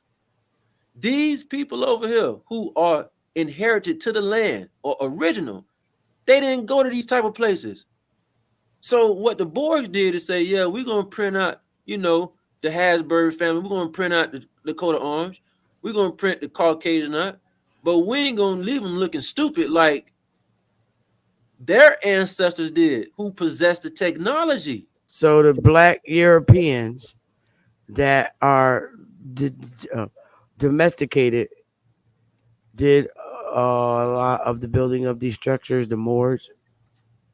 No, that's not what I'm confused. No. This is not about building, ma'am. This is not about building. This is about me trying to show you. These things were already here. Also, star forts. These people that you see going in and out the volcano, they flying in the skies. They were inhabiting these places. These not even pyramids. I showed you a video showing the cymatics and the frequencies that emulate from these specific patterns. Moors did not build these star forts. These star forts are found everywhere. Just like volcanoes, just like pyramids are found everywhere. These things are found everywhere also. Them niggas going in and out the volcano did not teach me and you, and did not have an institution, is what I'm trying to get people to understand. They just left us out there. They just left they left them out there too. So when Charles did what he did, these niggas here did not get inside no spacecraft and leave. These niggas just took the cave to go underground so they can go to other inhabited places. They went to underground cities, or they went further out. The reason why they didn't fly out, and the reason why Charles even did what he did to this dude here, because they did not have education and weaponry and defense systems like the Moors kind of did. So when you asked me yesterday, you was like, well, how the Moors took over the tribes over in America? Well, that's because your tribe had a knife and a bow and arrow, and them niggas came with guns. Oh, okay. Yeah, so I'm not talking about the Moors building anything. I'm saying that the coat of arms were educated because the Borgs who cloned and gene edited them said, I know the weaknesses of my enemy. Who the enemy? We're not the Borg's enemy. Is these niggas right here is the Borg's enemies. These niggas going So in and out the volume. And so what the Borg said is, you know what? Since y'all hiding out and y'all went way over here, since y'all niggas went way over here and y'all went way over there and y'all left the real tribes in America, you know what we're gonna do? We finna clone our species out, the Caucasians, the Moors, the Asians, whoever else. We're gonna get them to run the whole monetary system. But guess what we're gonna do? We're gonna give them education. Because y'all didn't get these niggas over here who got the same blood as y'all and the genetics. Y'all didn't give them no education. Y'all didn't give them no education over here in some of these tribes in Africa. So that's y'all weakness. And so that's why it looks like the Chinese, Japanese, the Caucasian, it look like they're doing numbers past you when you say, why don't I know about mathematics? Why do I know about the cross product? What is a cross product? Why do I know about Cartesian coordinate systems? so in other words, these Boers, aka Moors, have decided to mistreat and punish the original prokaryotic non-domesticated people. Bingo. This is the Okay, name. okay, This is the name of the game. This is why they're here. They just don't know why they're here. Y'all are here to do the okay. bidding. The Caucasian is here So, to do the so, bidding. And when I say bidding, I'm not saying everybody is bad folk. I'm so telling how do you. we know if they're Moors, they are indeed Moors, so that we won't have sex with them? Well, I just told you. Do you niggas got that gene? That's why I say y'all they getting STD So tests and y'all we getting want to HIV. tell our future Forget it. generations not to hump with them. Look, the girl came on last night and told you y'all should just stop having sex because that's why you women bleed every month because you're hemorrhaging the pussy. That cock y'all putting inside, you're hemorrhaging it. It's and it's So we're for not supposed to put that thing in us to get good feelings. Are you telling no, me that? no. You're not supposed to do that because the reason you think that's a nice feeling because you have not researched why do I feel the way I feel when I'm stimulated by sexual organism. You want to know after you have an orgasm, your nervous system is screaming for help. It is dying. When you bust that nut, you have released magnesium, manganese, phosphorus, lithium, calcium. You release everything from busting that nut, and now you made it recreational. That feeling that you get when you bust that nut, Oh, your nervous system is not trying to tell you this feel good. That's not what it's doing. Your nervous system is trying to tell you, like, hey man, I'm hurting. I don't did really want to you do but just say meta? Did you just say that we are not supposed to have sex? you only supposed to have sex to procreate. Okay, that's cool. But what about if you don't? Ma'am, I'm telling you that you have been everybody's domesticated and you turned sex to a recreational sport. You are in the Borg's world. So we're Y'all, only supposed to have sex to make the babies, and that's it. ma'am, there's even stories about Prester John and others who only have sex a certain time of year, like animals do in the wild. Right, I Animals, get that. they I can do that to understand that. only procreate. Animals is not out here doing what Pornhub.com is doing for free out here all day, every day. People have turned that to a lifestyle of recreation and you dying behind it because the brain matter in your brain is held by phosphorus and lithium. Phosphorus, when you bust that nut, especially men, you lose lithium and phosphorus. Those two things hold up your myelinated sheets. The myelinated sheets is what holds the brain matter together. So if you keep busting a nut, you're losing the brain matter material that it needs to hold itself together in your brain. So You we're only supposed to have sex a certain time of the year. that ain't I think I animals hope you're listening to this, Willie, because now I have to get back in practicing what our original ancestors did. that's what your Right? ancestors did. They was not out here humping, going crazy everywhere. No, Everybody doing that because you have been domesticated by the domesticated eukaryotic ways. This is what's going on. And you're bleeding every month, not just because of the moon cycle, because you're hemorrhaging with a force going in and out, in and out, in and out. There's women who stop having sex. I found data about, and the pain as far as the pussy got much tighter. It didn't hem. So when the time of the month came, she didn't have those type of cramps like that because she stopped having sex, and she became smarter. So, are you telling Chief Thunder that when she gets in the mood and the desire to get it in with Big Willie, that I need to wait and find out what if we're in the right year? I mean, right time of the year to do this?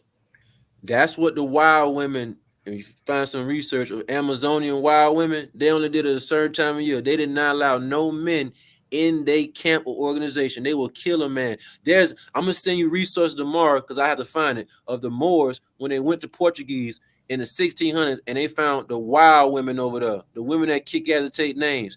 They found that those women did not let no men get close to none of their territories. They only went and put the signal out to get men around a certain time of year. That's how she devils are. You can call it whatever you want to call it. The she devil gonna be smarter than modern women. Hi, Jezebel. Do you have a question?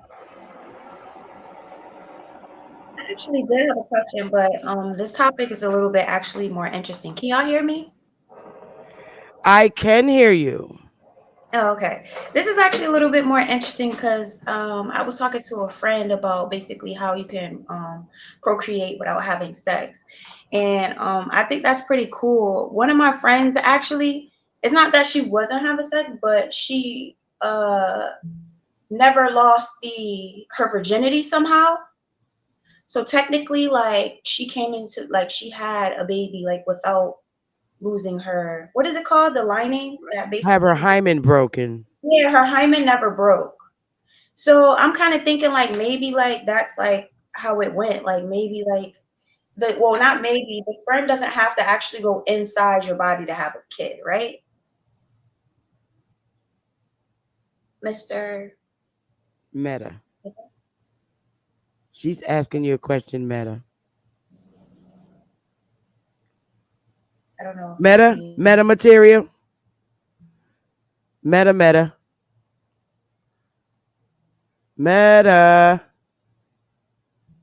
Oh, he got silent. Maybe it's part of a belief that he's not supposed to answer.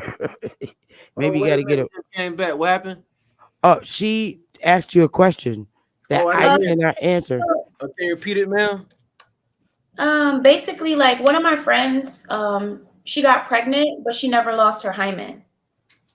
So, and what I'm hearing is that like sperm doesn't actually have to go inside the vagina in order to have a baby. So, I mean, could that have happened to Mary or like? That's called parthenogenesis. I had a female on last night that worked with us. She's new working with us, but she just graduated from with her biochemistry degree, and she got on last night talking about she was practicing that because she haven't had sex in quite a few years, and so she was practicing parthenogenesis because last night one of the callers was on a panel, and the gentleman was like, if you say you prokaryotic, bro, then that means you have to do what's called asexuality. So the brother last night was like, well, I don't know unless you know about this. But right when he said it and pulled it up, I invited the female to speak last night. And that's what women were doing and can do, because the DNA or the data that she needs is coming from the bones and the loose bone. So all she has to do, she can think about it, as long as she's not domesticated. And when you're domesticated, the women lose this ability of parthenogenesis. This allows you to not need the sperm or really to have sex at all. We also have those that are called androgens, those that have both sex parts.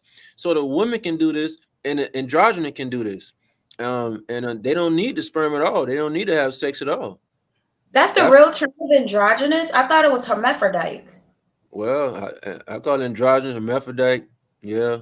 No, because androgynous is actually like a style. Like people are androgynous. They wear like Well, men. They wear lashes, curly hair. You know well, what I mean?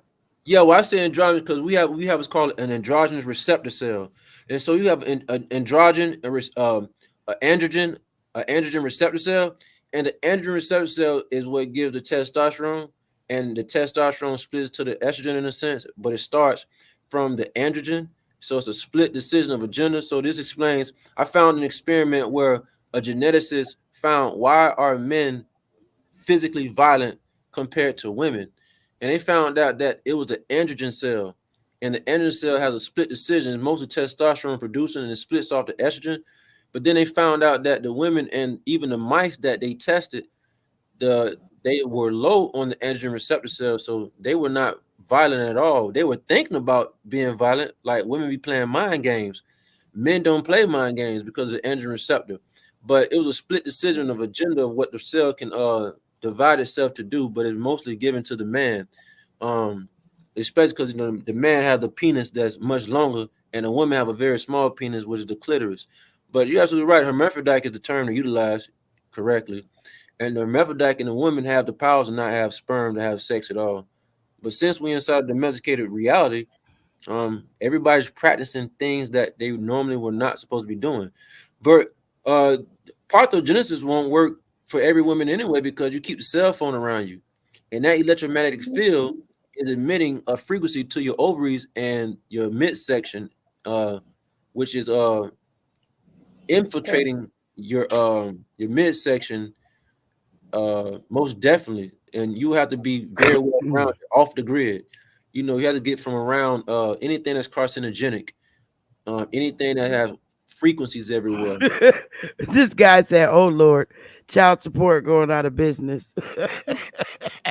That you see You- that now you see what. Do you have any more questions, Jezebel? I wanted to ask. I wanted. Well, it was kind of something. By the way, Meta, that is my daughter. Oh, okay. That Meet you. How is is everybody? my own. That's my little pumpkin. I noticed that when women start having sex, they become way more powerful and intelligent. I know this for a fact. Wow, thank God. I know it's fact because She, I'm telling you, some- when you bust that nut, you have been trained to fool yourself that the feelings feel good because you're relaxed. The only reason you relax because you just damaged your automated nervous system. It is damaged. All you can do relax if your nervous system is damaged. All you can do is relax.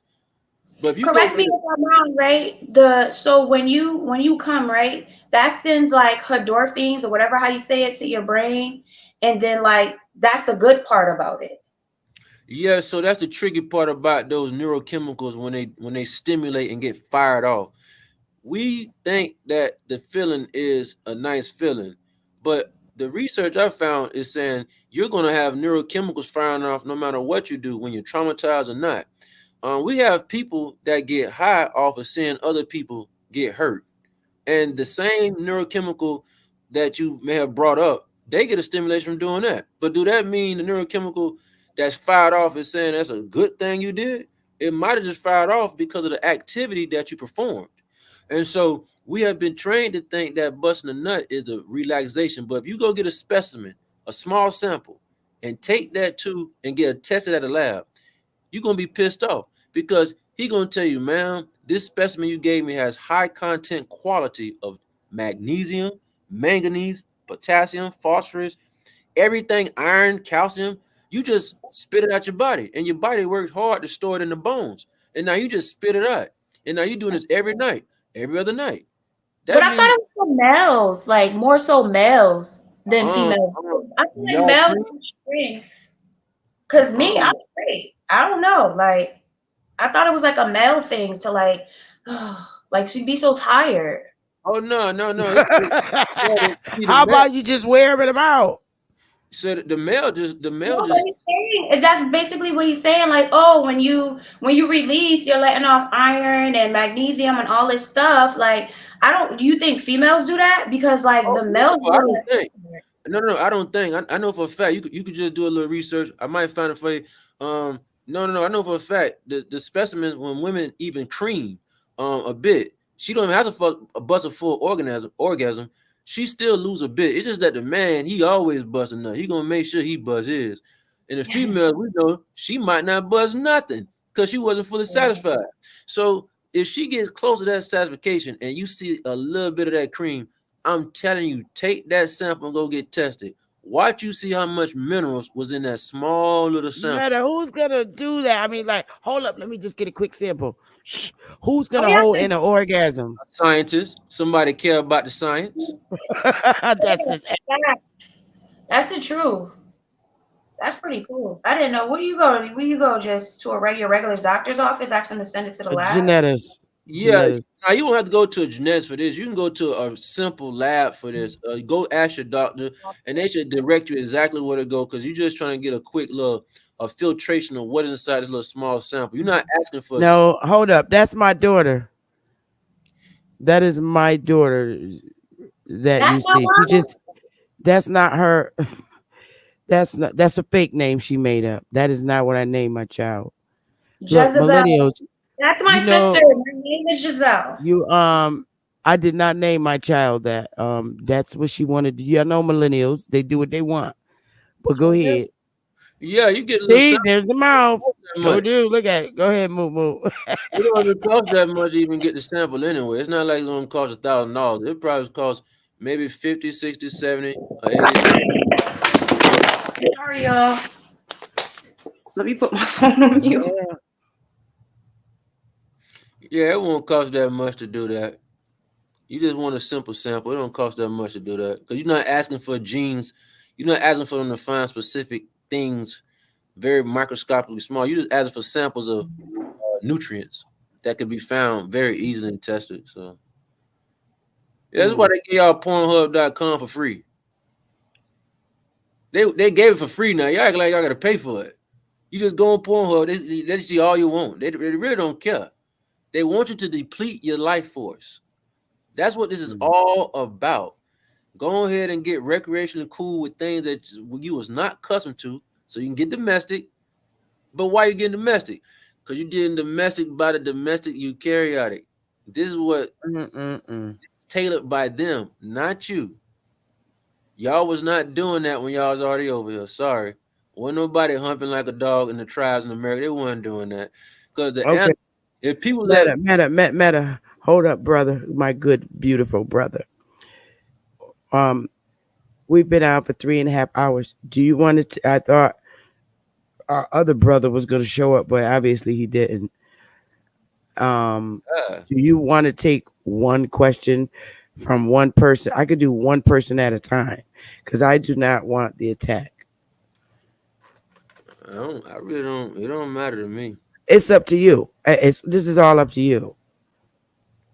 Do you want a person who? It's up to you. It don't matter to me. It's up to you. Do you? I know I'm asking you. Do you want one person to come up? I'm only gonna let them up one at a time. It will not be 3, 4 people up here. Well, I don't want to last 2, 3 hours and stuff like that. So, No, I won't. It's not gonna last 2 or 3 hours. oh, okay. All right. I I guess was bring. just saying. I'll put the link in the chat, and I'm only taking one person up here. Copy. My daughter bounced.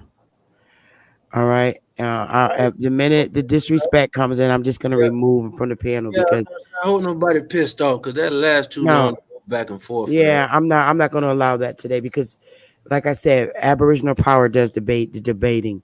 Here it's just nice dialogue, no headaches, no name calling, no belittling. So the link is in the chat for. I'm only letting people up one at a time. So That's something else I was gonna show to go with that gene. oh, you want me to pull up the I could say this for the next show, or I could just pull it up real quick. This go with the religion gene. This is something else that go with it. Your daughter popped up, so I just Yeah, closed it. she laughed. She only came on for a hot minute. That's Mookie. I could say this for later, or I could just do it now. It don't matter. Well, you've been going for 3 hours. I think you deserve a little break from showing screens anyway. We could do it for the next one, but honestly, oh, thank you, Adrian, and thank you for the Cash App. You guys are so generous. I appreciate it. I could get coffee tomorrow morning. Um, the link is in the chat if a person wants to come up. Truth, if your butt is out there, hit the link, or else we're gonna allow Meta to go to bed. Uh-oh, somebody want to know if you a virgin or abstinent. Who, me? Yeah.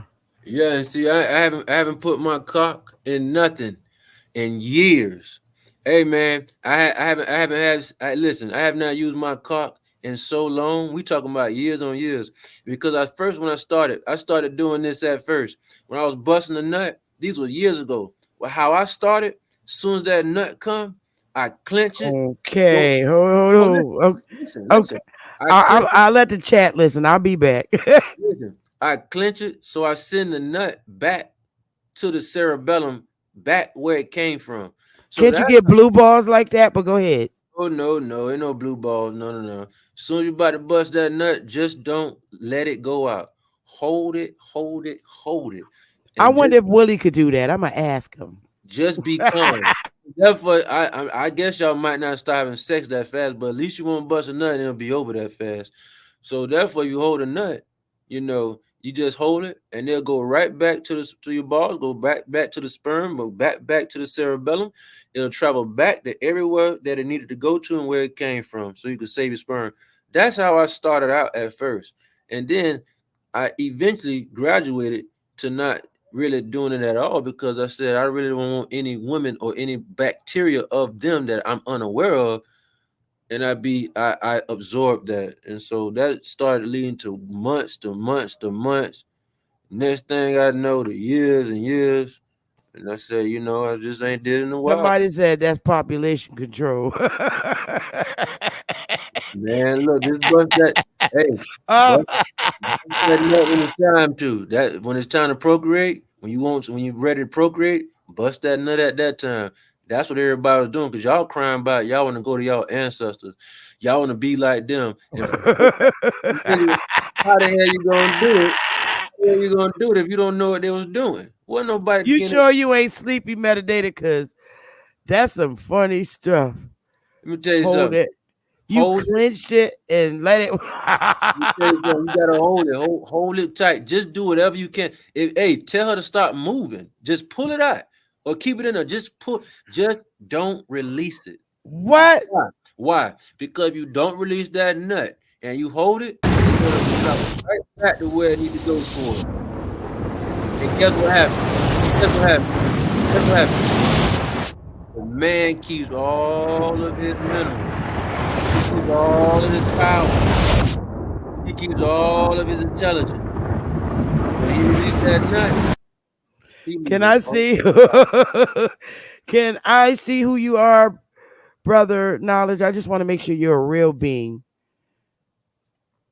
That's all. I don't want to get porn bombed because this was such a great segment, and I can't stand cutting up videos. Let me see.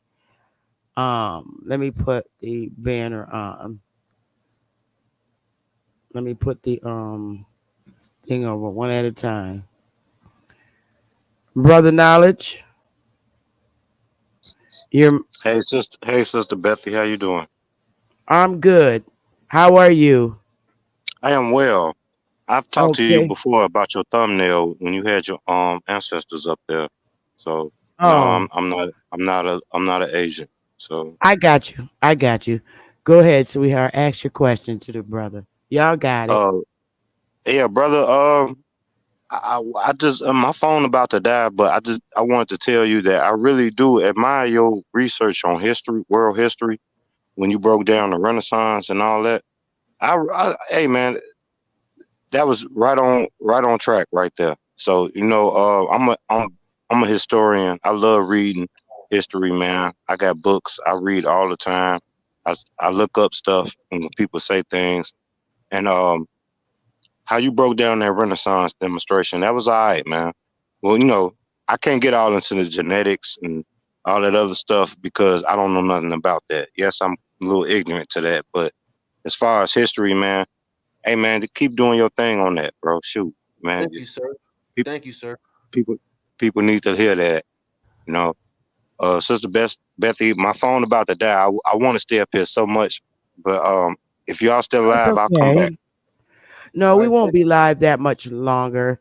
Meta has to go to bed at some point, and so do I. I thank you, understand. thank you, Mister. No problem, brother. No problem. Y'all have a good evening. Okay, Same to you. Okay. So one at a time seems to work, Meta. You got your compliment. thank you. That was so warm of him. Anybody else? The I link is really, right there. Y'all better hit that sucker. I What you really say? appreciate. I really appreciate when I do get a compliment from. I really like it like that. That's good. You deserve it. I mean, I think your lectures are phenomenal, and I think it keeps the audience. It's very healthy for the audience. And it's calming. I mean, there's a lot of things that you're saying that freaks me out again because ignorance of knowledge.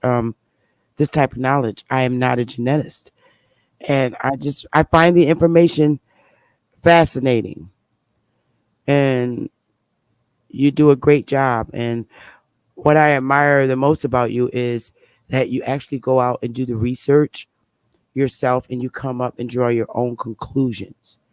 And because for so many years we've been getting conclusions and research and findings of truth from foreigners, and it just feels good to get this information from our own. Yeah. Jeremiah, go ahead and ask your question. Welcome to the panel. Uh-oh, How there's you your doing, cool Sister brother Bessie? Meta. You're, you're, you already know, long hair don't kill. Yeah, I What's mean, up? What's up, cool all right, man? you're, Uh-oh, there it all right. is. Yeah, Sanchez, cause there I, you cause go. I wrote some, yeah, cause I wrote some stuff down for real. Cause I ain't want to come up here like how I usually go on panels. So I wrote some stuff down, and I actually made sure that before I actually asked these questions, I actually did the research before I asked these questions. So the title is the sun separating people, right? That's what the title is, Sister Bethy, right? Yes. All right. Now, when I looked up, when it comes down to different chemicals that's in our lotions, they said that vitamin C contains a disease that actually affects the melanin, which causes a natural defense against the sun. So if you notice that anything that's in our lotions, Yeah, because I use cocoa butter, and a lot of our people use different type of lotions, so that can actually affect you against the sun, because if it's different type of chemicals that's in these certain type of products that we actually use on our skin, which we actually can't even help, because the simple fact is, like, it's not a lot of natural things out here no more. And the next thing, when you actually said something about the cool, the kinky hair. Well, in America, all people hair is coarse. Coarse contains straight, wavy, curly, or coiled. Coiled is the same definition of kinky. So we got three different type of hair textures as us being aboriginal to America. We not Africans. Africans got 100% coiled hair. That's what you call kinky hair. So that's what actually separate us from those people that live in that type of continent. All right, all right, but all And right. Oh, okay, okay. So now when you said something about the DNA thing, right? Okay, question. because when I had my daughter, right? Because I got all my genetic tests done when I had my daughter. I got all this, like, I got everything, like I was just waiting for somebody to bring up this. Now you said, now what you said, that's in certain people genetics that make them different from other people. I got to go back with your other question. Domesticated. They got a certain gene in them. I was going back Or to the other Mm-hmm. question. said something about the hair. No. He Them niggas, wanted he the want to answer the hair thing first. yeah, no. Ain't no All right, go wavy ahead. hair. Ain't no wavy hair in no America, nothing. When you see them niggas in Africa, that's what you looking at, the natural kinky. That was all that was over here. Before the Oh invasion, Lord. there was no, when you say wavy hair, you talking about those had that or No, more. that's a definition of coarse hair. Coarse hair means that it can be straight, wavy, curly, or coiled. So you know what I call that? That word that you just said, that terminology, I call that more. We call that Yeah, but more. that's a definition. Yeah, but Yeah, when I you call that apply more it to the definition. Aboriginal people of America and every single book and every single thing that they even came up with the way that they described the people that was over here before anybody else got over here was called coarse hair. And the Wait. definition of coarse hair is Back up. wavy, curly, straight, Wait, back and up. coily. Back up. Cool. Back up. So when you don't have pure kinky in genetics, that's called recessive genetics. And whoever you got the No. book from, the book cannot tell you that the Moors were over here doing a thing. See, that what your book don't tell you. Your book don't tell you who was over here in the 15, 14, 1600s and 1700s. Your book don't tell you that. The book don't tell you that it's nothing but one kinky hair, pure kinky. It's not a different variety of kinkies. The different variety of kinkies mean recessive genetics, recessive cortical genetics. All right. This book right here, I don't know if you can see it or not, because I don't feel like showing all my bathroom. This is a book called the North American Indians and all the classifications of the North American Indians describing the hair touches and everything. Wait. Do you This see book anything say about this book say all tribes known in America are dark skinned, copper colored, and jet black coarse hair. And brother? when Yeah, the definition of coarse hair describes straight, wavy, curly, or cool. Some hold up. brother. What I'm trying to get you to No, yo. understand is Hold up. whoever wrote your book is what I'm trying to tell you.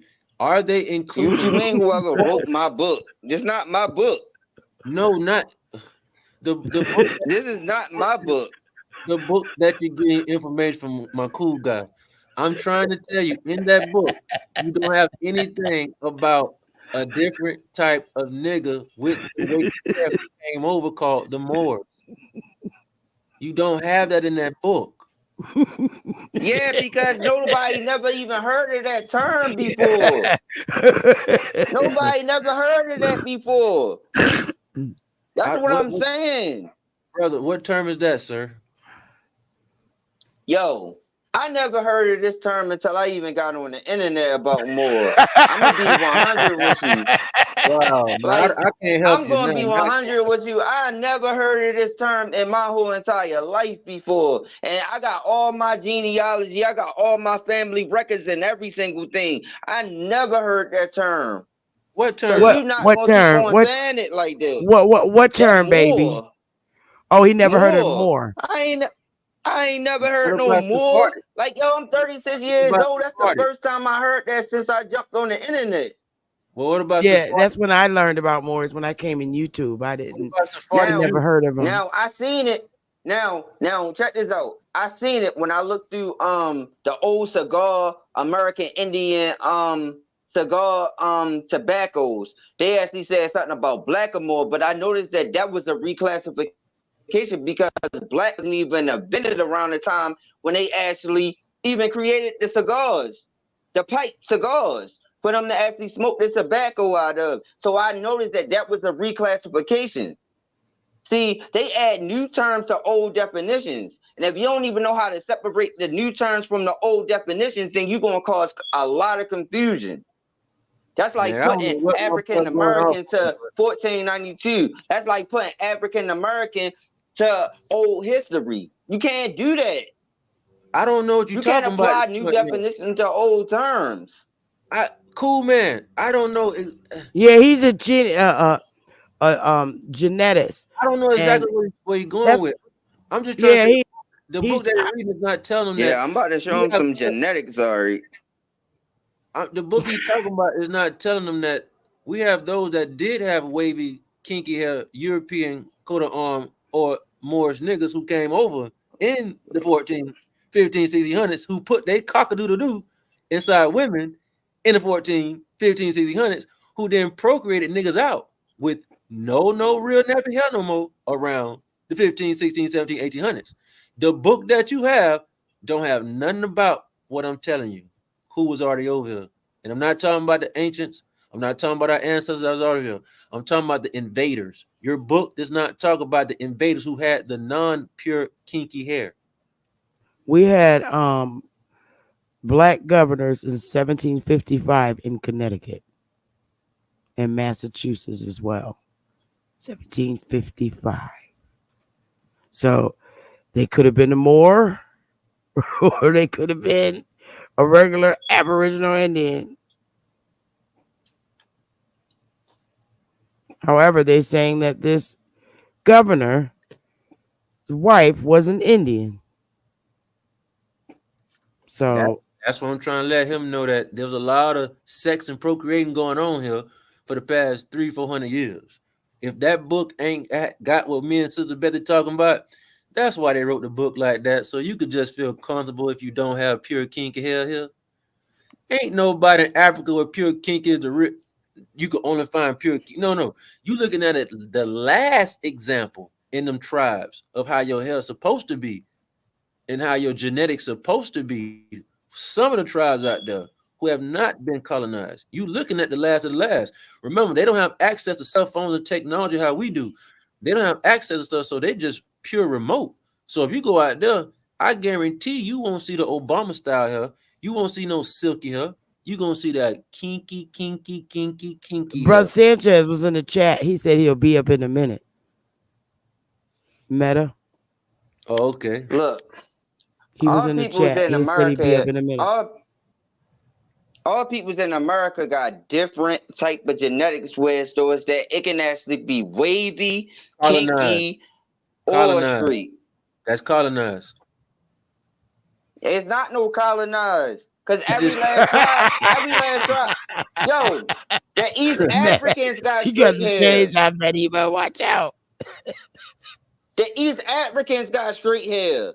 The the Ethiopians got curly hair.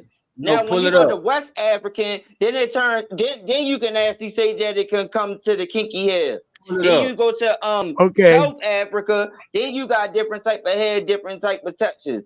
Like, come on now, you can't just put that. You can't just all right.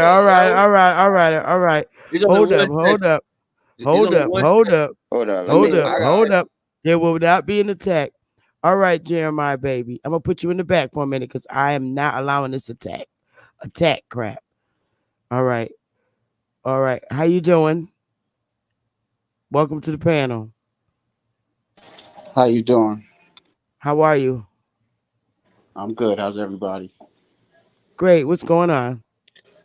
Yes, a friend of mine just introduced me to you all, so it's a pleasure getting to speak with y'all first and foremost. And I did have a question. I just wanted to make sure I understood the gentleman's position on a few things. The first thing is with sex, just so I don't misquote you. Are you saying that no, I come in peace, it's nothing like that, no negative energy, nothing like that. But I just want to make sure I understand. Are you saying that for men and women that they should pretty much refrain from it in order to preserve their health and their vital energy and things of that nature? Yeah, that is one of the biggest reasons, and I'm a testimony to that, sir. Ever since years ago, when I stopped ejaculating and I started just keeping it in, I'm trying to tell you, man, my attention span to do studying any subject, I didn't care what the subject was. It was so much simpler for me to learn any subject and demystify it, simplify it at ease. My energy went through the roof. I went to doing like 88 push-ups or 77 push-ups a set. And then all of a sudden I started keeping my nut.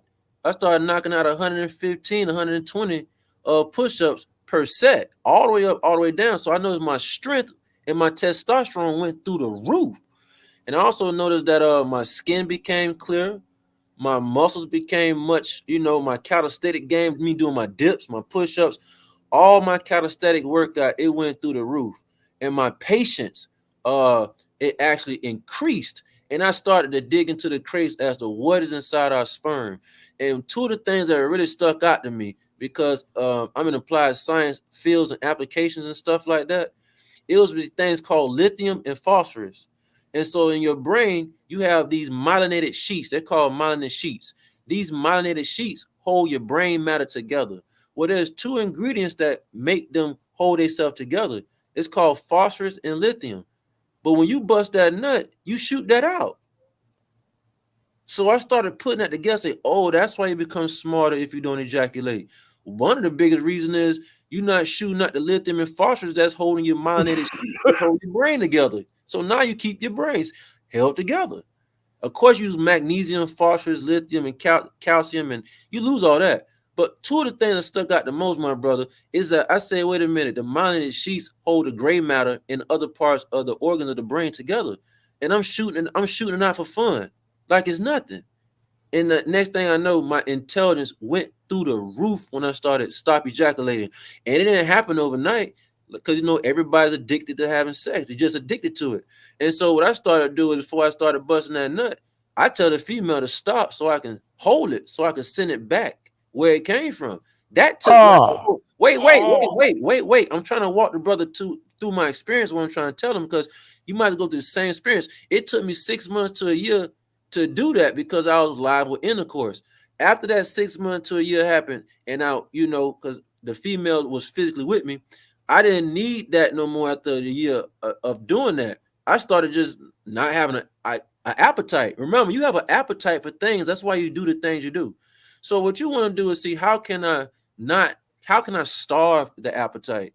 And so once I did that, then I said, wait a minute, I feel so strong now. I don't even need no woman for no sex. I know she won't, she might want that. But when I tell her, what I stand up on and why I don't do what I do or I do what I do, they're going to rock with you anyway. You don't have to worry about losing no females because you ain't doing that to her. You'll have other ones attracted to you because you don't do that. And I'm saying that they will be attracted to what you're doing if you teach and you're able to provide data, knowledge to lead a way for them. They'll eventually come around the corner and see the importance of what you're doing is very rare because niggas and men just don't do that. That makes Okay. you rare. Okay, brother. Let's see if A Marvelous wants to respond to that, and then we're gonna go to truth. It's almost 10 o'clock. Okay, no, that was excellent explanation. I actually don't disagree with anything he said. So on that, definitely on the same page. But there is one thing that I noticed because when I was younger, I was on the same page. Everything you're saying, that's why everything you're saying is on the money. But what I did notice as I got older, that there's circumstances with that, and I'll get to the men after. But with the women, there is evidence that shows that as women get older, if they don't release those sex hormones and they don't have some sexual activity, that it actually does lead to poorer health because a lot of those sex hormones build up and it actually contributes to things like Alzheimer's. And that's why when you see a lot of older women, may they be single or they don't have that kind of activity, you get to see certain behaviors that are exhibited in them that you'll start to see in their late 40s, 50s and up. So I used to be of that school that you're talking about, but as I got older, I realized that a lot of that is circumstantial because unless you're a virgin, once you open up that portal of sex, it's like a catch 22 where everything you said is accurate, but because you opened up that gateway, it's like a force that has to be satisfied. In Islam, they call it nafs, right? Is that negative nature has to be fed. So if you don't find a way to have outlets for that negative nature, even with the ejaculation, even with everything you're saying, it's going to transfer in another area and it's going to creep up on you, for lack of a better term, and it's going to take you over. So while you may be preserving those nutrients in one area, the fact that you opened up that portal, it has to have an outlet because energy has to have places for it to go. So once you've already had sexual activity, if you don't find a way to kind of balance what you said and refrain from it, because some people, like you mentioned Pornhub earlier, they just OD with it. But because it's open, it's like a dance that you have to have between refraining and actually having the activity. Because if you don't have the activity, like with the men in their penis and things like that, these things do contribute to poor health. Alzheimer's being one of them, coronary heart disease being another. So I've noticed that it's a dance between knowing when to refrain and knowing when not to refrain. And if you do either one too much, it's going to lead to some kind of adverse reaction. So I just wanted to say that that's something that we should look into, because when you start coming into this knowledge, the first thing people do is they do the ejaculate, because I did it, the Kundalini channeling up there. But what they don't tell you is that this stuff, after a while, it does back up on you. And you're not just dealing with nutrients, you're dealing with energy. And that's why a lot of people go crazy. And that's why in America, they give you things like strip clubs and things like that, because they don't want you to have a healthy sexual lifestyle. They want to give you a perverted one. But with a healthy sexual lifestyle with partners that you actually trust, sex actually increases your vitality and increases your health. It only becomes some detrimental because we treat it as frivolous. So I think doing one way where you're totally refraining after you've opened up that portal, and then doing it too much where you deplete your resources, is a problem on both ends. And I think it's a dance dependent upon where you at in your life. And I got two other questions, but I know you got other people on the panel or two other subjects, so I don't want to hold up your time. But hopefully I can ask you about the Moors and the cyborg thing. Because again, everything you're saying, a lot of it is on point. It's just certain things I wanted to ask. So, I mean, if I could ask real quick, I'll be real brief. Hey, that's okay. But by the way, when you said the nut thing and it's causing a problem, like I said, I don't know if you speaking from those that are domestic eukaryotics that or the non-domestic real niggas. My mama's very old. She passed 80 something, have aunties, and they ain't busted nut in about 35, 40 years, and they still cooking. My pops is 80 something years old. Ain't nobody been busting no nuts. So I don't know if he's speaking on the domestic eukaryotic genetics or those who aren't. Because we the genetics of the user actually matters about what he's talking about. They still do that stuff at 80 something years old. My mom ain't bust no nut in so long. So what he is saying, I'm not disputing anything of what he's saying. What I'm trying to say is what he's saying, the data that he may have found or located, is that ain't for those that have the genetics as the domestic eukaryotic, or is it different from the not from the non-domestic from the domestic? Because I know for a fact, man, how I feel and everything I'm doing to release the energy. And when I say energy, I have to be very specific, whether it's electrostatic, electronic, whatever it is. I've been able to actually manage it. But my parents and other people in my family, I know for a fact they're in their 80s right now, going to be 90. So they haven't had any spasm or strokes or something like that. So I'm not discrediting anything when people have chargebacks, because they could have a chargeback for energy, that's being dislocated, misplaced in different places of the body or different organs, and they're not able to release such stress. And so that might be something for a specific genetic, when those are domestic eukaryotics or those that might not be non-domestic eukaryotics. Well, I guess that leads into the other questions that I was going to say, because I don't really like to speak on people's personal family, because I know, maybe myself included, that it's a bias. And Yeah. I'm not talking about something like it doesn't just have to be something like a stroke or a heart attack. What I'm talking about, just attitude and demeanor. Like I've even assessed this personally. I've seen women in their 50s and 60s and 40s and things like that, and I've seen attitude wise what happens when there is no sexual activity. And a lot of it is not just because they're miserable, but it's because they don't have those outlets. So that adverse reaction doesn't necessarily just have to be with disease. It could be with overall demeanor and poor countenance in the day-to-day interactions. So I'm not speaking about your family, but I'm just saying in general, we don't look at that as quality of life, and that is quality of life. If you walk around miserable and grumpy and with a poor attitude, that's not health either. So that's more what I'm saying, and I see a lot of that um, in older women. You know what I'm saying? And with the dudes, a lot of that can also go with the prostate, and it can go into other areas that a lot of people don't speak about.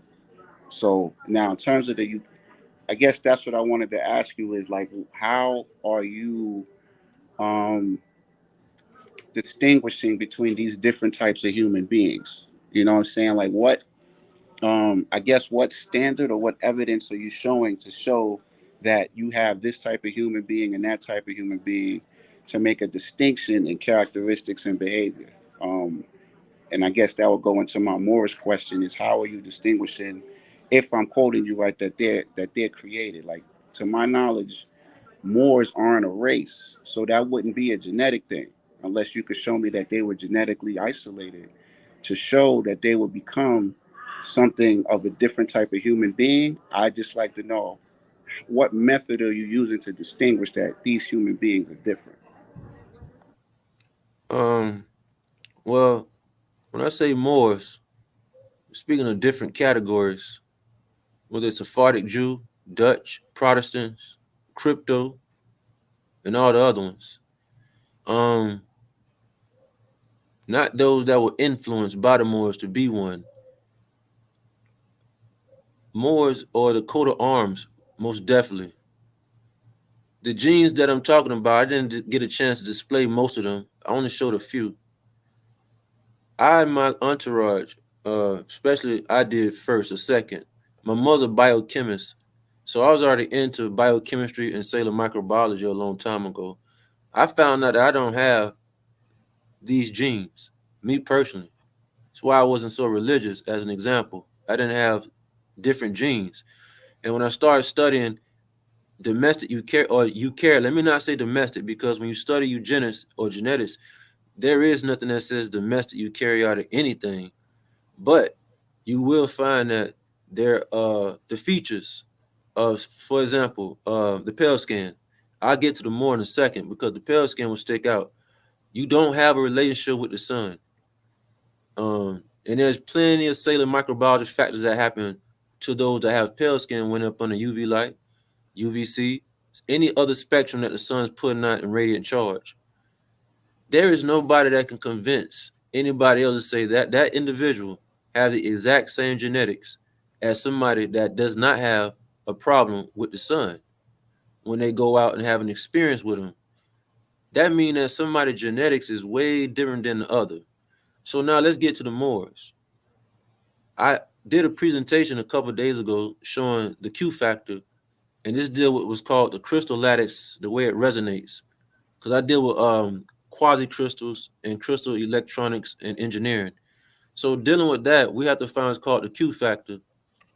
And Is that you, Brother Sanchez? I just want to make sure. Oh yeah, it's me. Salutes to you, Okay. sister. All right. All right. I'll take it down. Okay. I'm yes, sorry, Meta. yeah. So man, what else saying?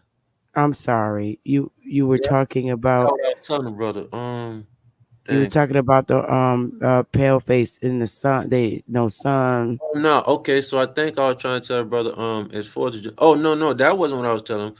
I was telling him a couple shows ago I was explaining the Bernoulli zone, the Bernoulli zone and Q factor, and the Bernoulli zone in crystallography and engineering is dealing with trying to find the resonance of a crystal lattice. So I brought up an example of a granite block and hydrogen. How do we find the resonance of the hydrogen so we can communicate with it to re-rotate the nucleus? And is, for example, I think it's at 40 megahertz. I think it's around oxygen is at 8. And so by hitting it with that microwave bandwidth, you're able to communicate with the Q factor, find the Q factor resonance, and find the Bernoulli zone, which is the electron, the way it communicates within a specific lattice within that crystal. I'm saying it to say this: when we have those that are melanated and they go across the water or down the street and they harm and put great bodily harm on another melanated individual, but when they was at home, they didn't do that to all of the other non-melanated, what we call pale skin, who was also over there in baby Europe and Spain. We do have Moors that went to war with one another. I explained what gene that was a little earlier. But when we go across and we harm one another, and that was not happening until they came over, we're dealing with what's called Q factor resonant genetics going on, which means that resonant codes is allowing one to harmonize with one or not. And so when you dig inside the genetics of Bernoulli zones and you start to see how crystals, because everything has a crystal, even plastic, when you get inside the crystal lattice of a material, because I'm also in the material scientist world, you'll start to figure out that actually everything is operating under a crystal intelligence. Crystal lattices, whether it's liquid crystal or solid crystal, they still have a Bernoulli zone. And you start finding out if they don't have the same resonance or pitch by far, you might find the bacteria or the specimens utilized, they don't see eye to eye. And it's not that they don't see eye to eye because one tried to make an enemy with the other. It could be how one is genetically have been modified. The gene I showed is called the spiritual gene or the religious gene. I was going to go further into it, but Sister Betty was like, just show it later because I've been in 3 hours. Somebody had placed specific genes in individuals of the domestic eukaryotic species where it makes them react towards religion. We have those that don't react toward religion. The example I gave when Charles came over to the Inca Empire or he came over to the Americas, they didn't see what was the reason of joining no religion. They didn't see the point of that. And could it be? Most definitely, because it's not a could it, because I've been tested. I don't have that gene. But can it be that they did not have the gene? So they did not see a need to fall for any religion. And then if those that do have that gene that I showed, that the genetics is located, could it be that we have those that don't have free will? And so by thinking they have free will by making a choice, but they really don't, the gene is making the decision for you. Could that be one of the biggest reasons that we're seeing the Moors go to war with one another, not over mathematics, not over physics, not over science, not anything in applied science, based off of a synthetic belief system? Could it be that genes have been inserted for you to act that way? Because when we deal with a cyborg or those that are highly, highly, highly advanced in genetics, I would probably think that they would, anybody as a geneticist like Bill Gates and the rest of the crew been doing with mosquitoes to modify the mosquito genetics to do how it needs to perform for whatever task. I would think that that would happen. And so I found out that some of us, like me, I don't have specific genes that I went and not tested from an MD, but I am affiliated with geneticists. I don't have certain genes.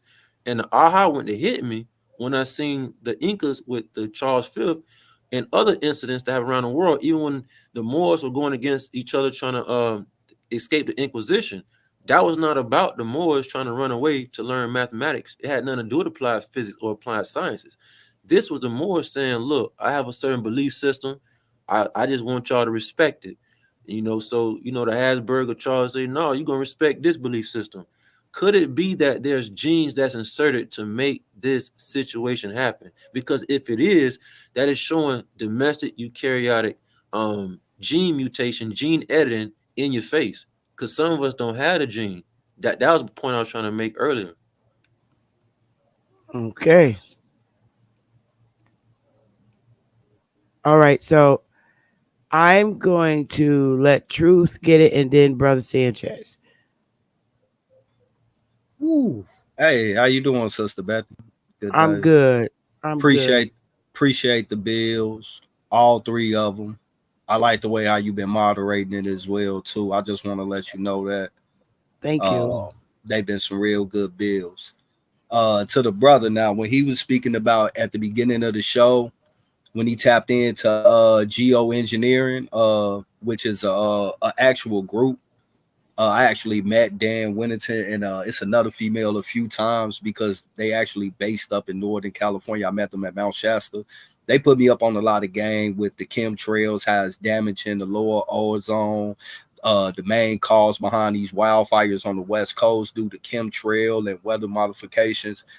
I really like when he brought that up, because that's something that I consider myself a student in, because I know some things, but it's based on what I learned from them and a couple more other people.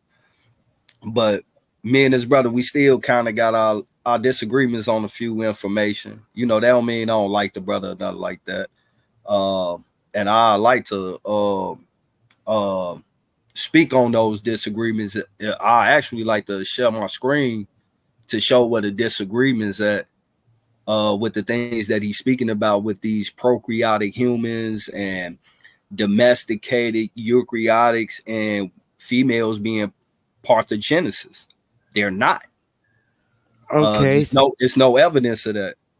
All right. So Meta, do you wish to see a share screen, or is it a bit too much right now? It's Well, up I to the don't know. brother. Well, I don't want to. I want to give him more respect so he can, express himself. I guess, but there's evidence of parthenogenesis. I You do. just don't want to get you overtired. You know. You know what, Sister Betty? I'll just leave this to the side right now. Maybe I'll reach out with you, and maybe I'll remember this. I'll come present. But I He just want is to say, gonna come back tomorrow. as far as the parthenogenesis, there's no evidence in it in humans. And what I think this brother is mistaken from, because I got like 3 studies of it up here, is that they're classifying ovarian teratoma as a pregnancy, and actually it's just a tumor being caused on your ovaries due to the lack of inactivity and the spawn of this. But as far as like actually being pregnant as asexual humans, there is no evidence of it. And no matter what nobody think, in order to create life, men and women are conjoined at the hip. We are 50-50 in this thing. And the biggest problem is that both sides think they can do it on their own. That just ain't gonna happen. This is what the issue at in real life with us. We're 50-50 at the hip with it. There's no evidence of parthenogenesis in females. And a lot of times when these women go trying to do this type of thing, they usually end up getting themselves a cyst or some type of tumor up over their ovaries. Just based on the research I've done.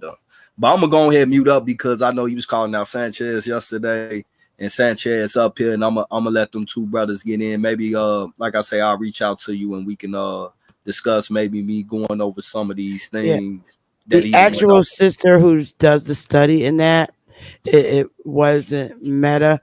She'll be on a live with me. Yeah, Yeah. it's not And just up, but what I right, do, it's a couple of them. what I I'm do, Yeah, sorry. I'm gonna give Truth some receipts. No, there's those that's been doing it. They're off grid. And when you say the word human, I'm not a human. Human is for domestic eukaryotic usage. I'm not a human. So maybe the research you showed could be for those that have a different genetic system, and also where they off grid. Because I know that any woman that's around electromagnetic frequencies, any wavelength is going to penetrate her ovaries, and it's going to cause an cyst, like he just said, and it also cause some swelling.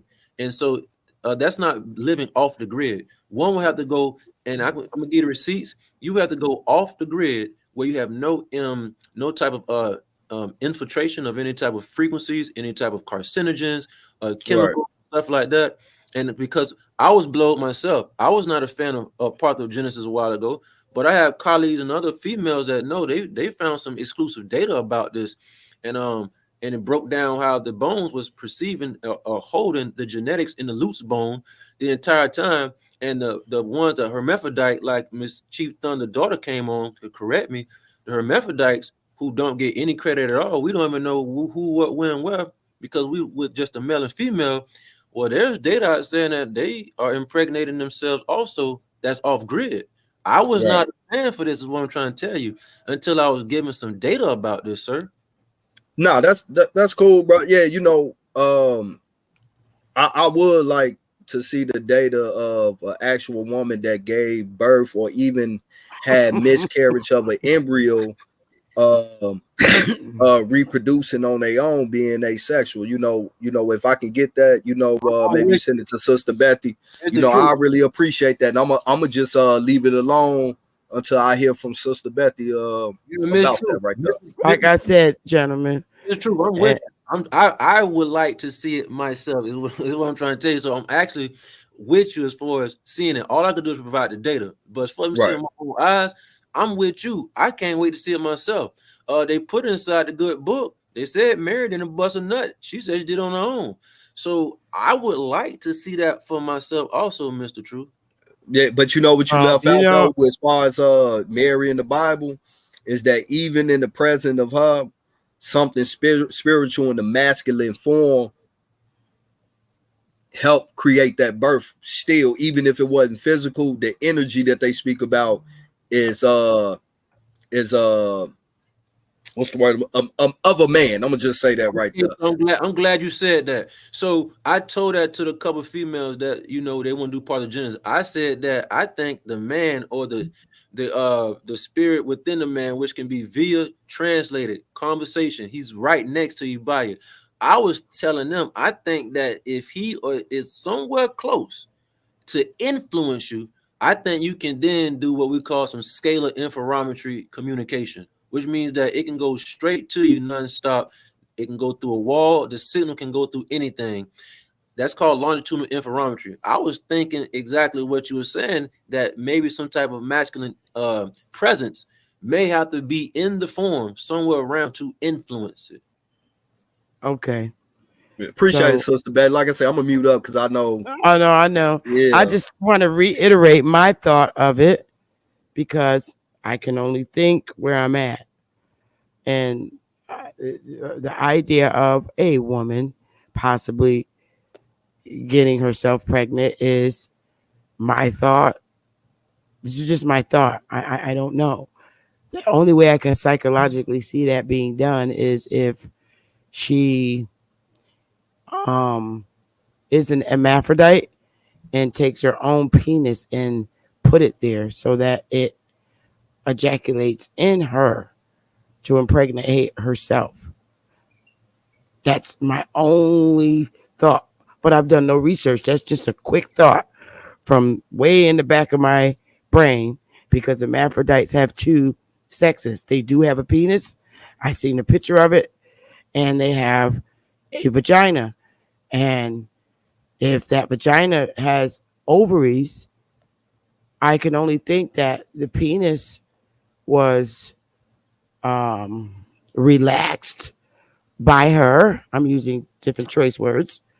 And she ejaculated on herself. But y'all got it. Brother Sanchez, guess what? Guess what, y'all?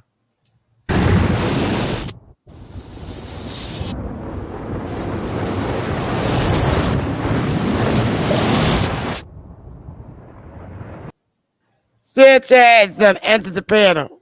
Hey, bro. Hey, what's good, Sister Betty? Thanks for having me. Salutes to you and the whole panel. I really wasn't able to hear all of the first parts up until the point where I hopped on, but I'm hearing a bunch of interesting concepts. I'm hearing a bunch of Black people opening up their minds, thinking beyond the status quo.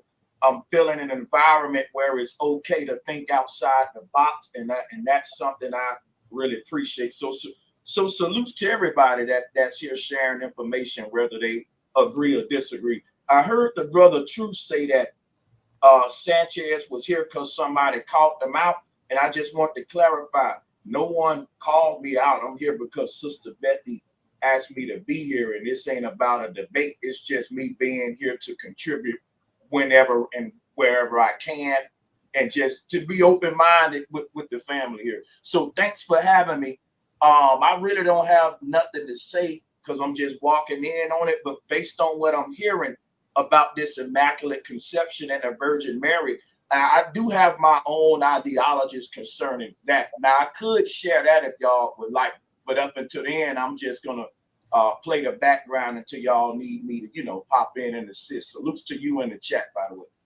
Yeah, what's up? Okay, yeah, so I think Meta wants to explain to you who he is because he said he visits you. Maybe you could bring his memory back. So, Sanchez, I don't know if you remember. You should remember. Remember somebody got on your show around 3 or 4 months ago, June the 2nd. Somebody's name was Metamaterial. Remember, I was talking to and I was explaining to you the difference from longitudinal from transverse, and you didn't get it at first until you popped the pitch up and you asked me like, "Oh, I get it. The transverse wave is going up and down, the longitudinal going straight." And I was on your show. It do sound. If I'm not I think, man, you had a pretty good. That was a fire show. We went in. Yeah. So, all right, Sanchez. Look, your name came up not because I called you out, not because I disrespect you, bro. It's because it was 2 or 3 of your followers came to Sister Betty's show and Sister Betty asked me, did who built these cathedrals? And I say, ma'am, those cathedrals are missing the magnetron. And I'm a material scientist, so I'm very familiar with these devices and stuff. So I showed her a picture of a magnetron, bruh.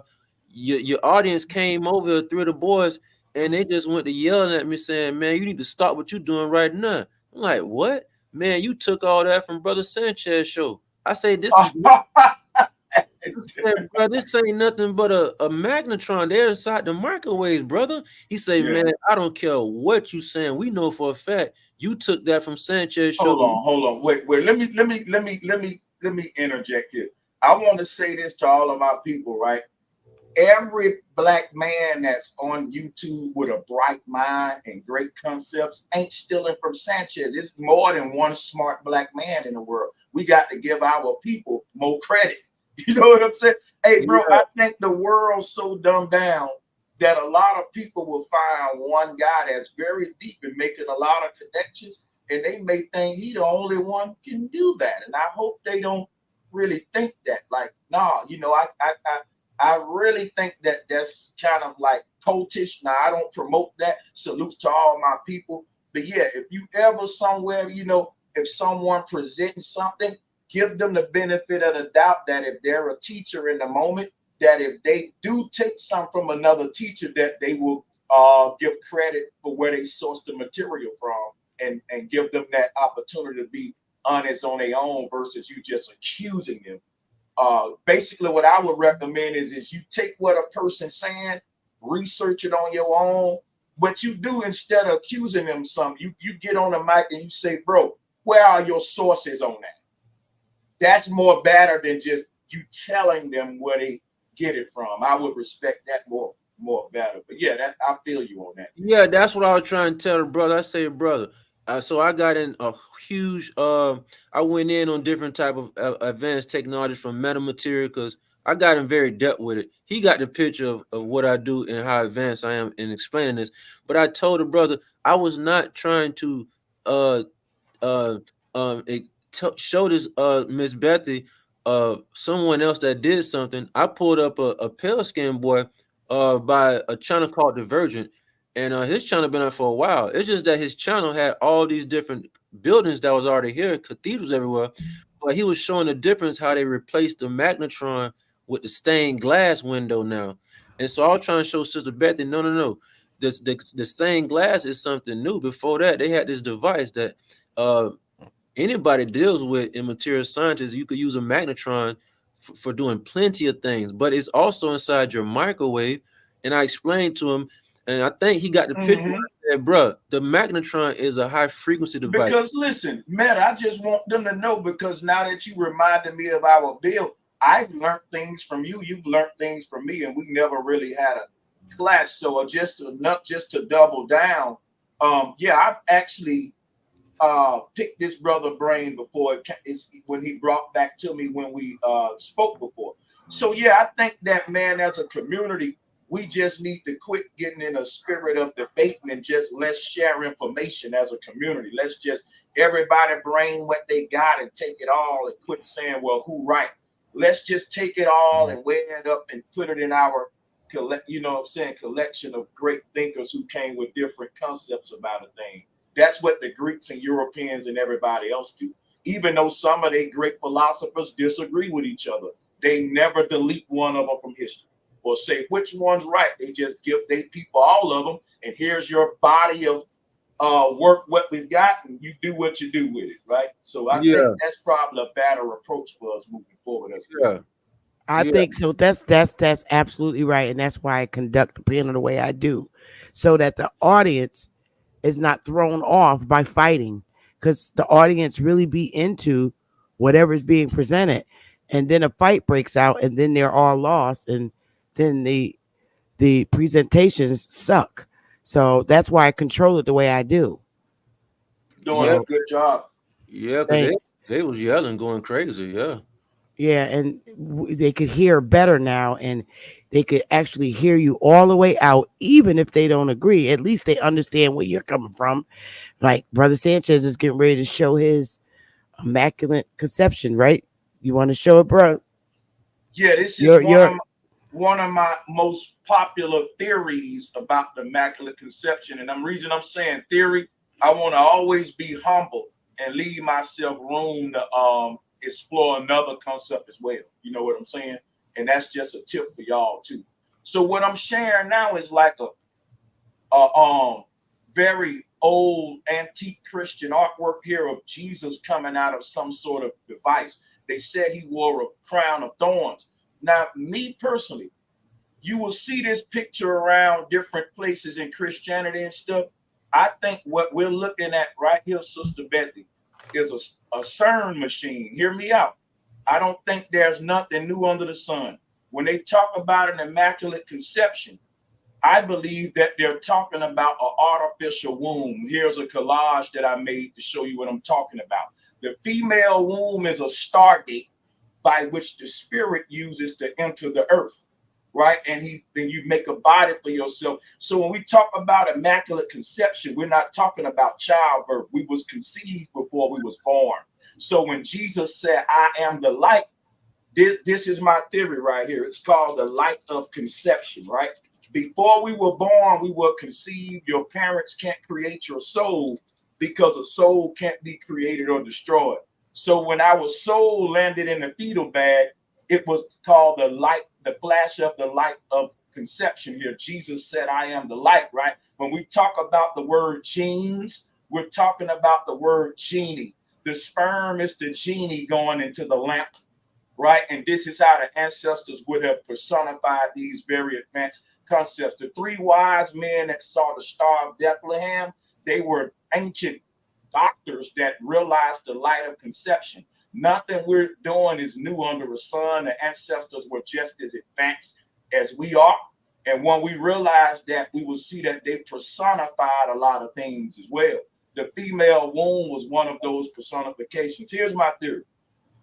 I believe that our ancestors got so advanced that they studied the female womb and was able to reverse engineer it into a stargate.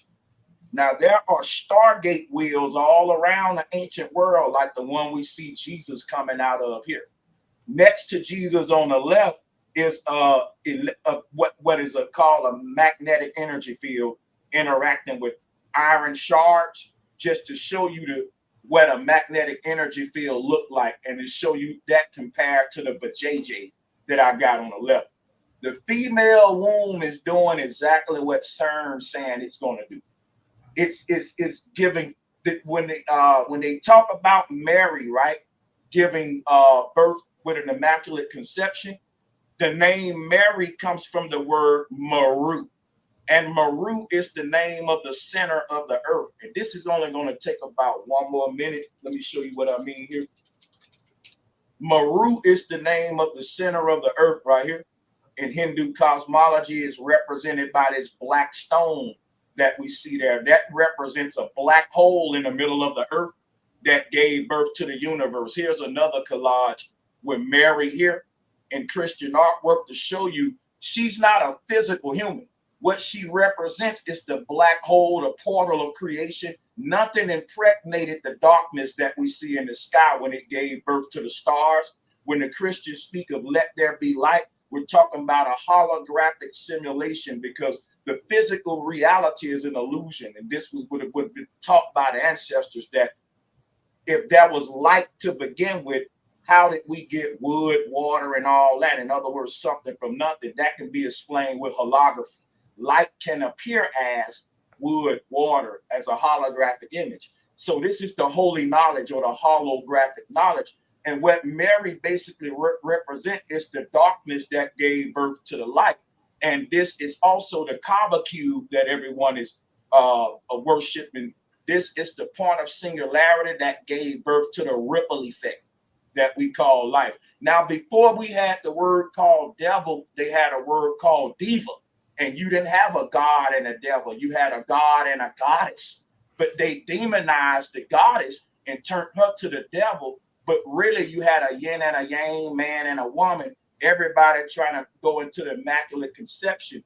That's because we're taking cosmic information and trying to implicate it on a physical woman, when really this information is the soul of the woman. saying that the idea of a womb itself, a thing that is allowing a soul to transform into a human, that is a Stargate portal, or what they call a wormhole. Anything that enters a wormhole cannot come out on the other side the same. Transformation must take place like a caterpillar in a cocoon. So when you were a sperm cell, you were the caterpillar that went in the cocoon to be transformed. This is why Christ represents transformation. But before Christ, the thing that actually transformed the spirit of God into a man was this thing called Mary, but she represented a black hole in the middle of the universe. And even in Mecca, you will see them worshiping this little black stone right here. Right before it became patriarchal in a man form, it was a woman at first, Gaia, the mother goddess. And this was really became Mary. But if you want to take this literal, you will probably go into concepts about, women literally giving birth. But originally it was talking about the thing that birthed the universe, but they personified it as a woman. But salutes to the panel. I didn't mean to be too long with that. I hope that was all right. Salutes to y'all. No, that's your star. I remember when you showed this, Bill. You showed it a couple of times, and I appreciated it. So, what are your thoughts, Meta? Oh, I'm just observing. I just came back, caught the end. I see the CERN portal. Yeah, I see him. I caught the end. I know Meta goes deep with this kind of probably stuff too, if I'm not mistaken. Yes. I ain't showing you nothing new, Meta. You probably do this yourself. Yeah, I see. I was gonna get in. I know it's too late, but I'll get inside the mechanics of the CERN. You guys were correct with the It's up to you. It's your sleep. Once you say we out. No. We out. No, I'll do this another time. I'll just compliment what he's talking about as far as a womb being a representation as a portal system. You could use the womb of any substrate, biological user creature, human, what or not, and you can that's actually how you get the data points to kind of design the portal. And using scalar interferometry, you can actually get pinpoint ideologies of how the CERN or any type of portal occupies its space just by learning about the womb of a woman. Mm-hmm. And you know that they got this white guy named Peter Nygaard that goes around and buy all of these black women's eggs, and they studying that because that is they basically studying the Stargate technology. If you can reverse engineer the female egg, and that right there is what Peter Nygaard is doing. If y'all never heard of him, look him up. This dude is disgusting. He's a rich guy that go to poor countries trying to buy eggs from women. That's what he Oh do. wow! What do we do with him? Well, I don't know what do we do with him right now. Let's shine the spotlight on him. Yeah, let's shine that spotlight on him. Yeah. But one thing about it is a lot of people probably heard of him, man. This dude here. And one of my theories is that they want all of these eggs so they can study these to see how to perfect this CERN technology. Believe it or not, the female biology is the secrets of cracking the codes of the universe. And a lot of our ancestors knew that, Wow. That sounds very believable. Even in the Vatican, Sister Betty, let me show you one more, right? Here is what they got at the Vatican. There's a courtyard. They got a big female egg in the middle, and they got the people walking into it like sperm cells going to the egg. On the left, I got the Jainism cosmology to show you that when we die, when our soul goes toward the black hole at the middle of the earth, when our soul enter that black hole, that is how the sperm get inside the egg. I'm answering a million-year-old question, which is, how did the chicken get in the egg? Because the ghost is the sperm. That's Casper. That's how the genie get in the lamp. So life and death is a continuum that is tied together by that thing in between the woman's legs. Isn't that all right? Wow. Hameta.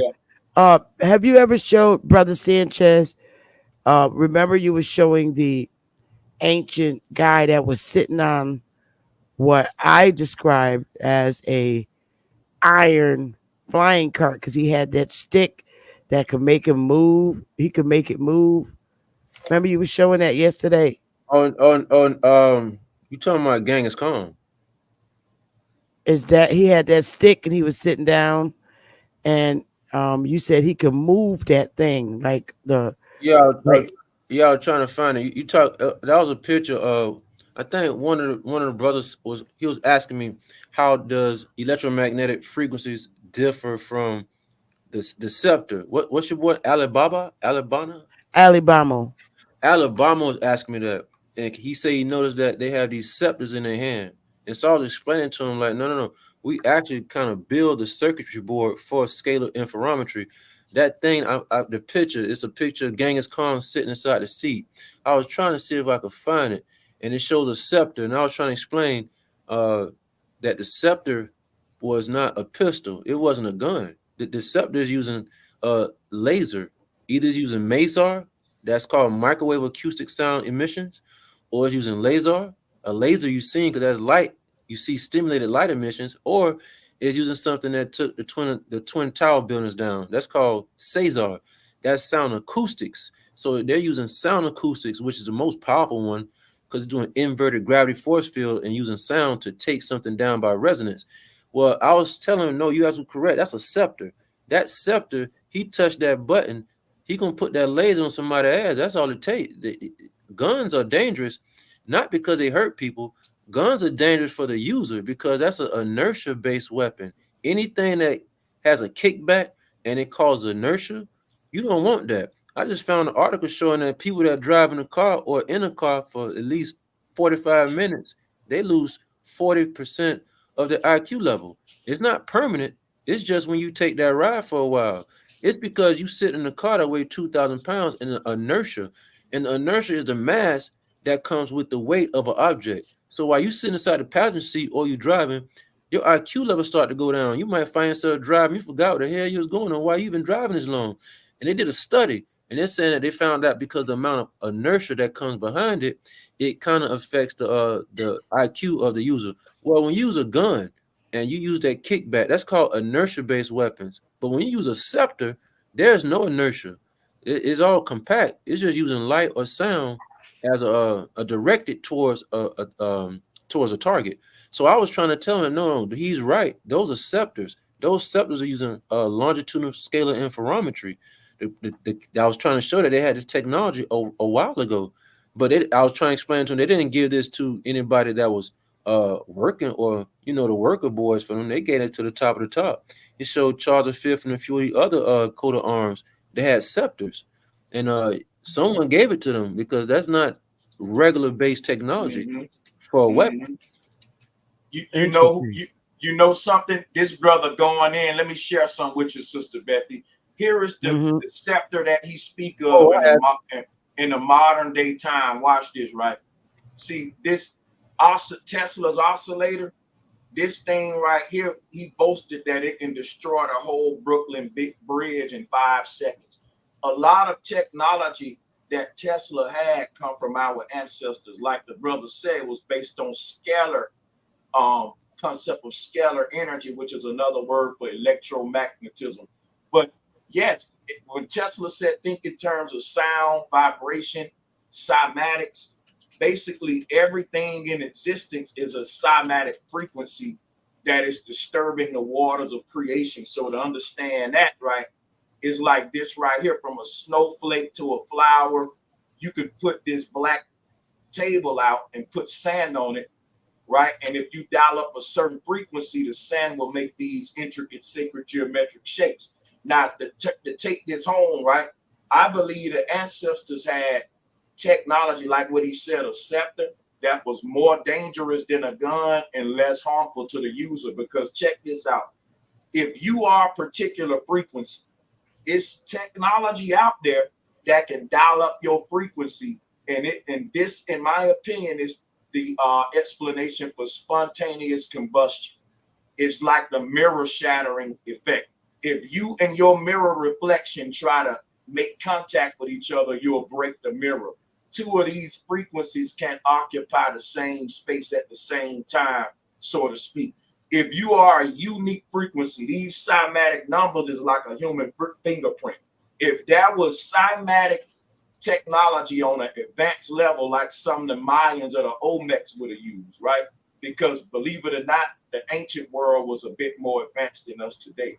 And yeah, it's possible to dial up a person's frequency and cancel them out. This is called reverse polarity. In music, if I take a sound and then I copy that sound, but flip it around and try to play them at the same time, you will hear nothing. They'll cancel each other out. And this is the foundation behind this sort of laser technology that will spontaneously combust a person. So that was a phenomenon of spontaneous combustion back in the day. And I think this was lost weapons that we had that was on some real sci-fi movie stuff that like the ancient world really looked like a sci-fi movie, in my opinion. And you know, Tesla was, if his idea of the world would have been manifested, we'll be in like a futuristic utopia of free, clean energy and all that right now. But yeah, the brother's spot on. Tesla destroyed a lot of technology that, and I bet you this brother can agree that when he talked to a lot of people, he probably get laughed at a lot, because our people is behind when it comes to the most advanced type of concepts of our reality and manipulating reality and stuff. They'll laugh at it because they can't understand it. You know, their mind can't perceive how this kind of technology can be manifested, because we've been taught wrong about the nature of the universe by physics. They're actually rewriting the science books as we speak, you know. But salutes. I like these kind of dialogues for sure. Yeah. Well, I don't want to hold everybody because I know I have to get up at 4. Metamaterial got to get up. And thanks for having me. I'm gonna slide on oh out and let yeah. you All right, close Mr. out. Sanchez. All right, Mr. Sanchez. Hey, Okay. nice building with you Sanchez, again, man. Yeah, thanks for coming over, brother Sanchez. Thank you for having me. Appreciate it. Thank you for everybody in the chat. But y'all, we've been on 4.5 hours, and I am pooped. Meta, hold up in the back. Don't go. Okay. But I'm gonna close out. Y'all know Smoke is live. He just went live about 20 minutes ago, and I'm gonna get on up out of here. I love y'all, and I hope y'all come back. We're gonna have a good conversation tomorrow. And I appreciate everybody. Y'all have a beautiful day. Beautiful day.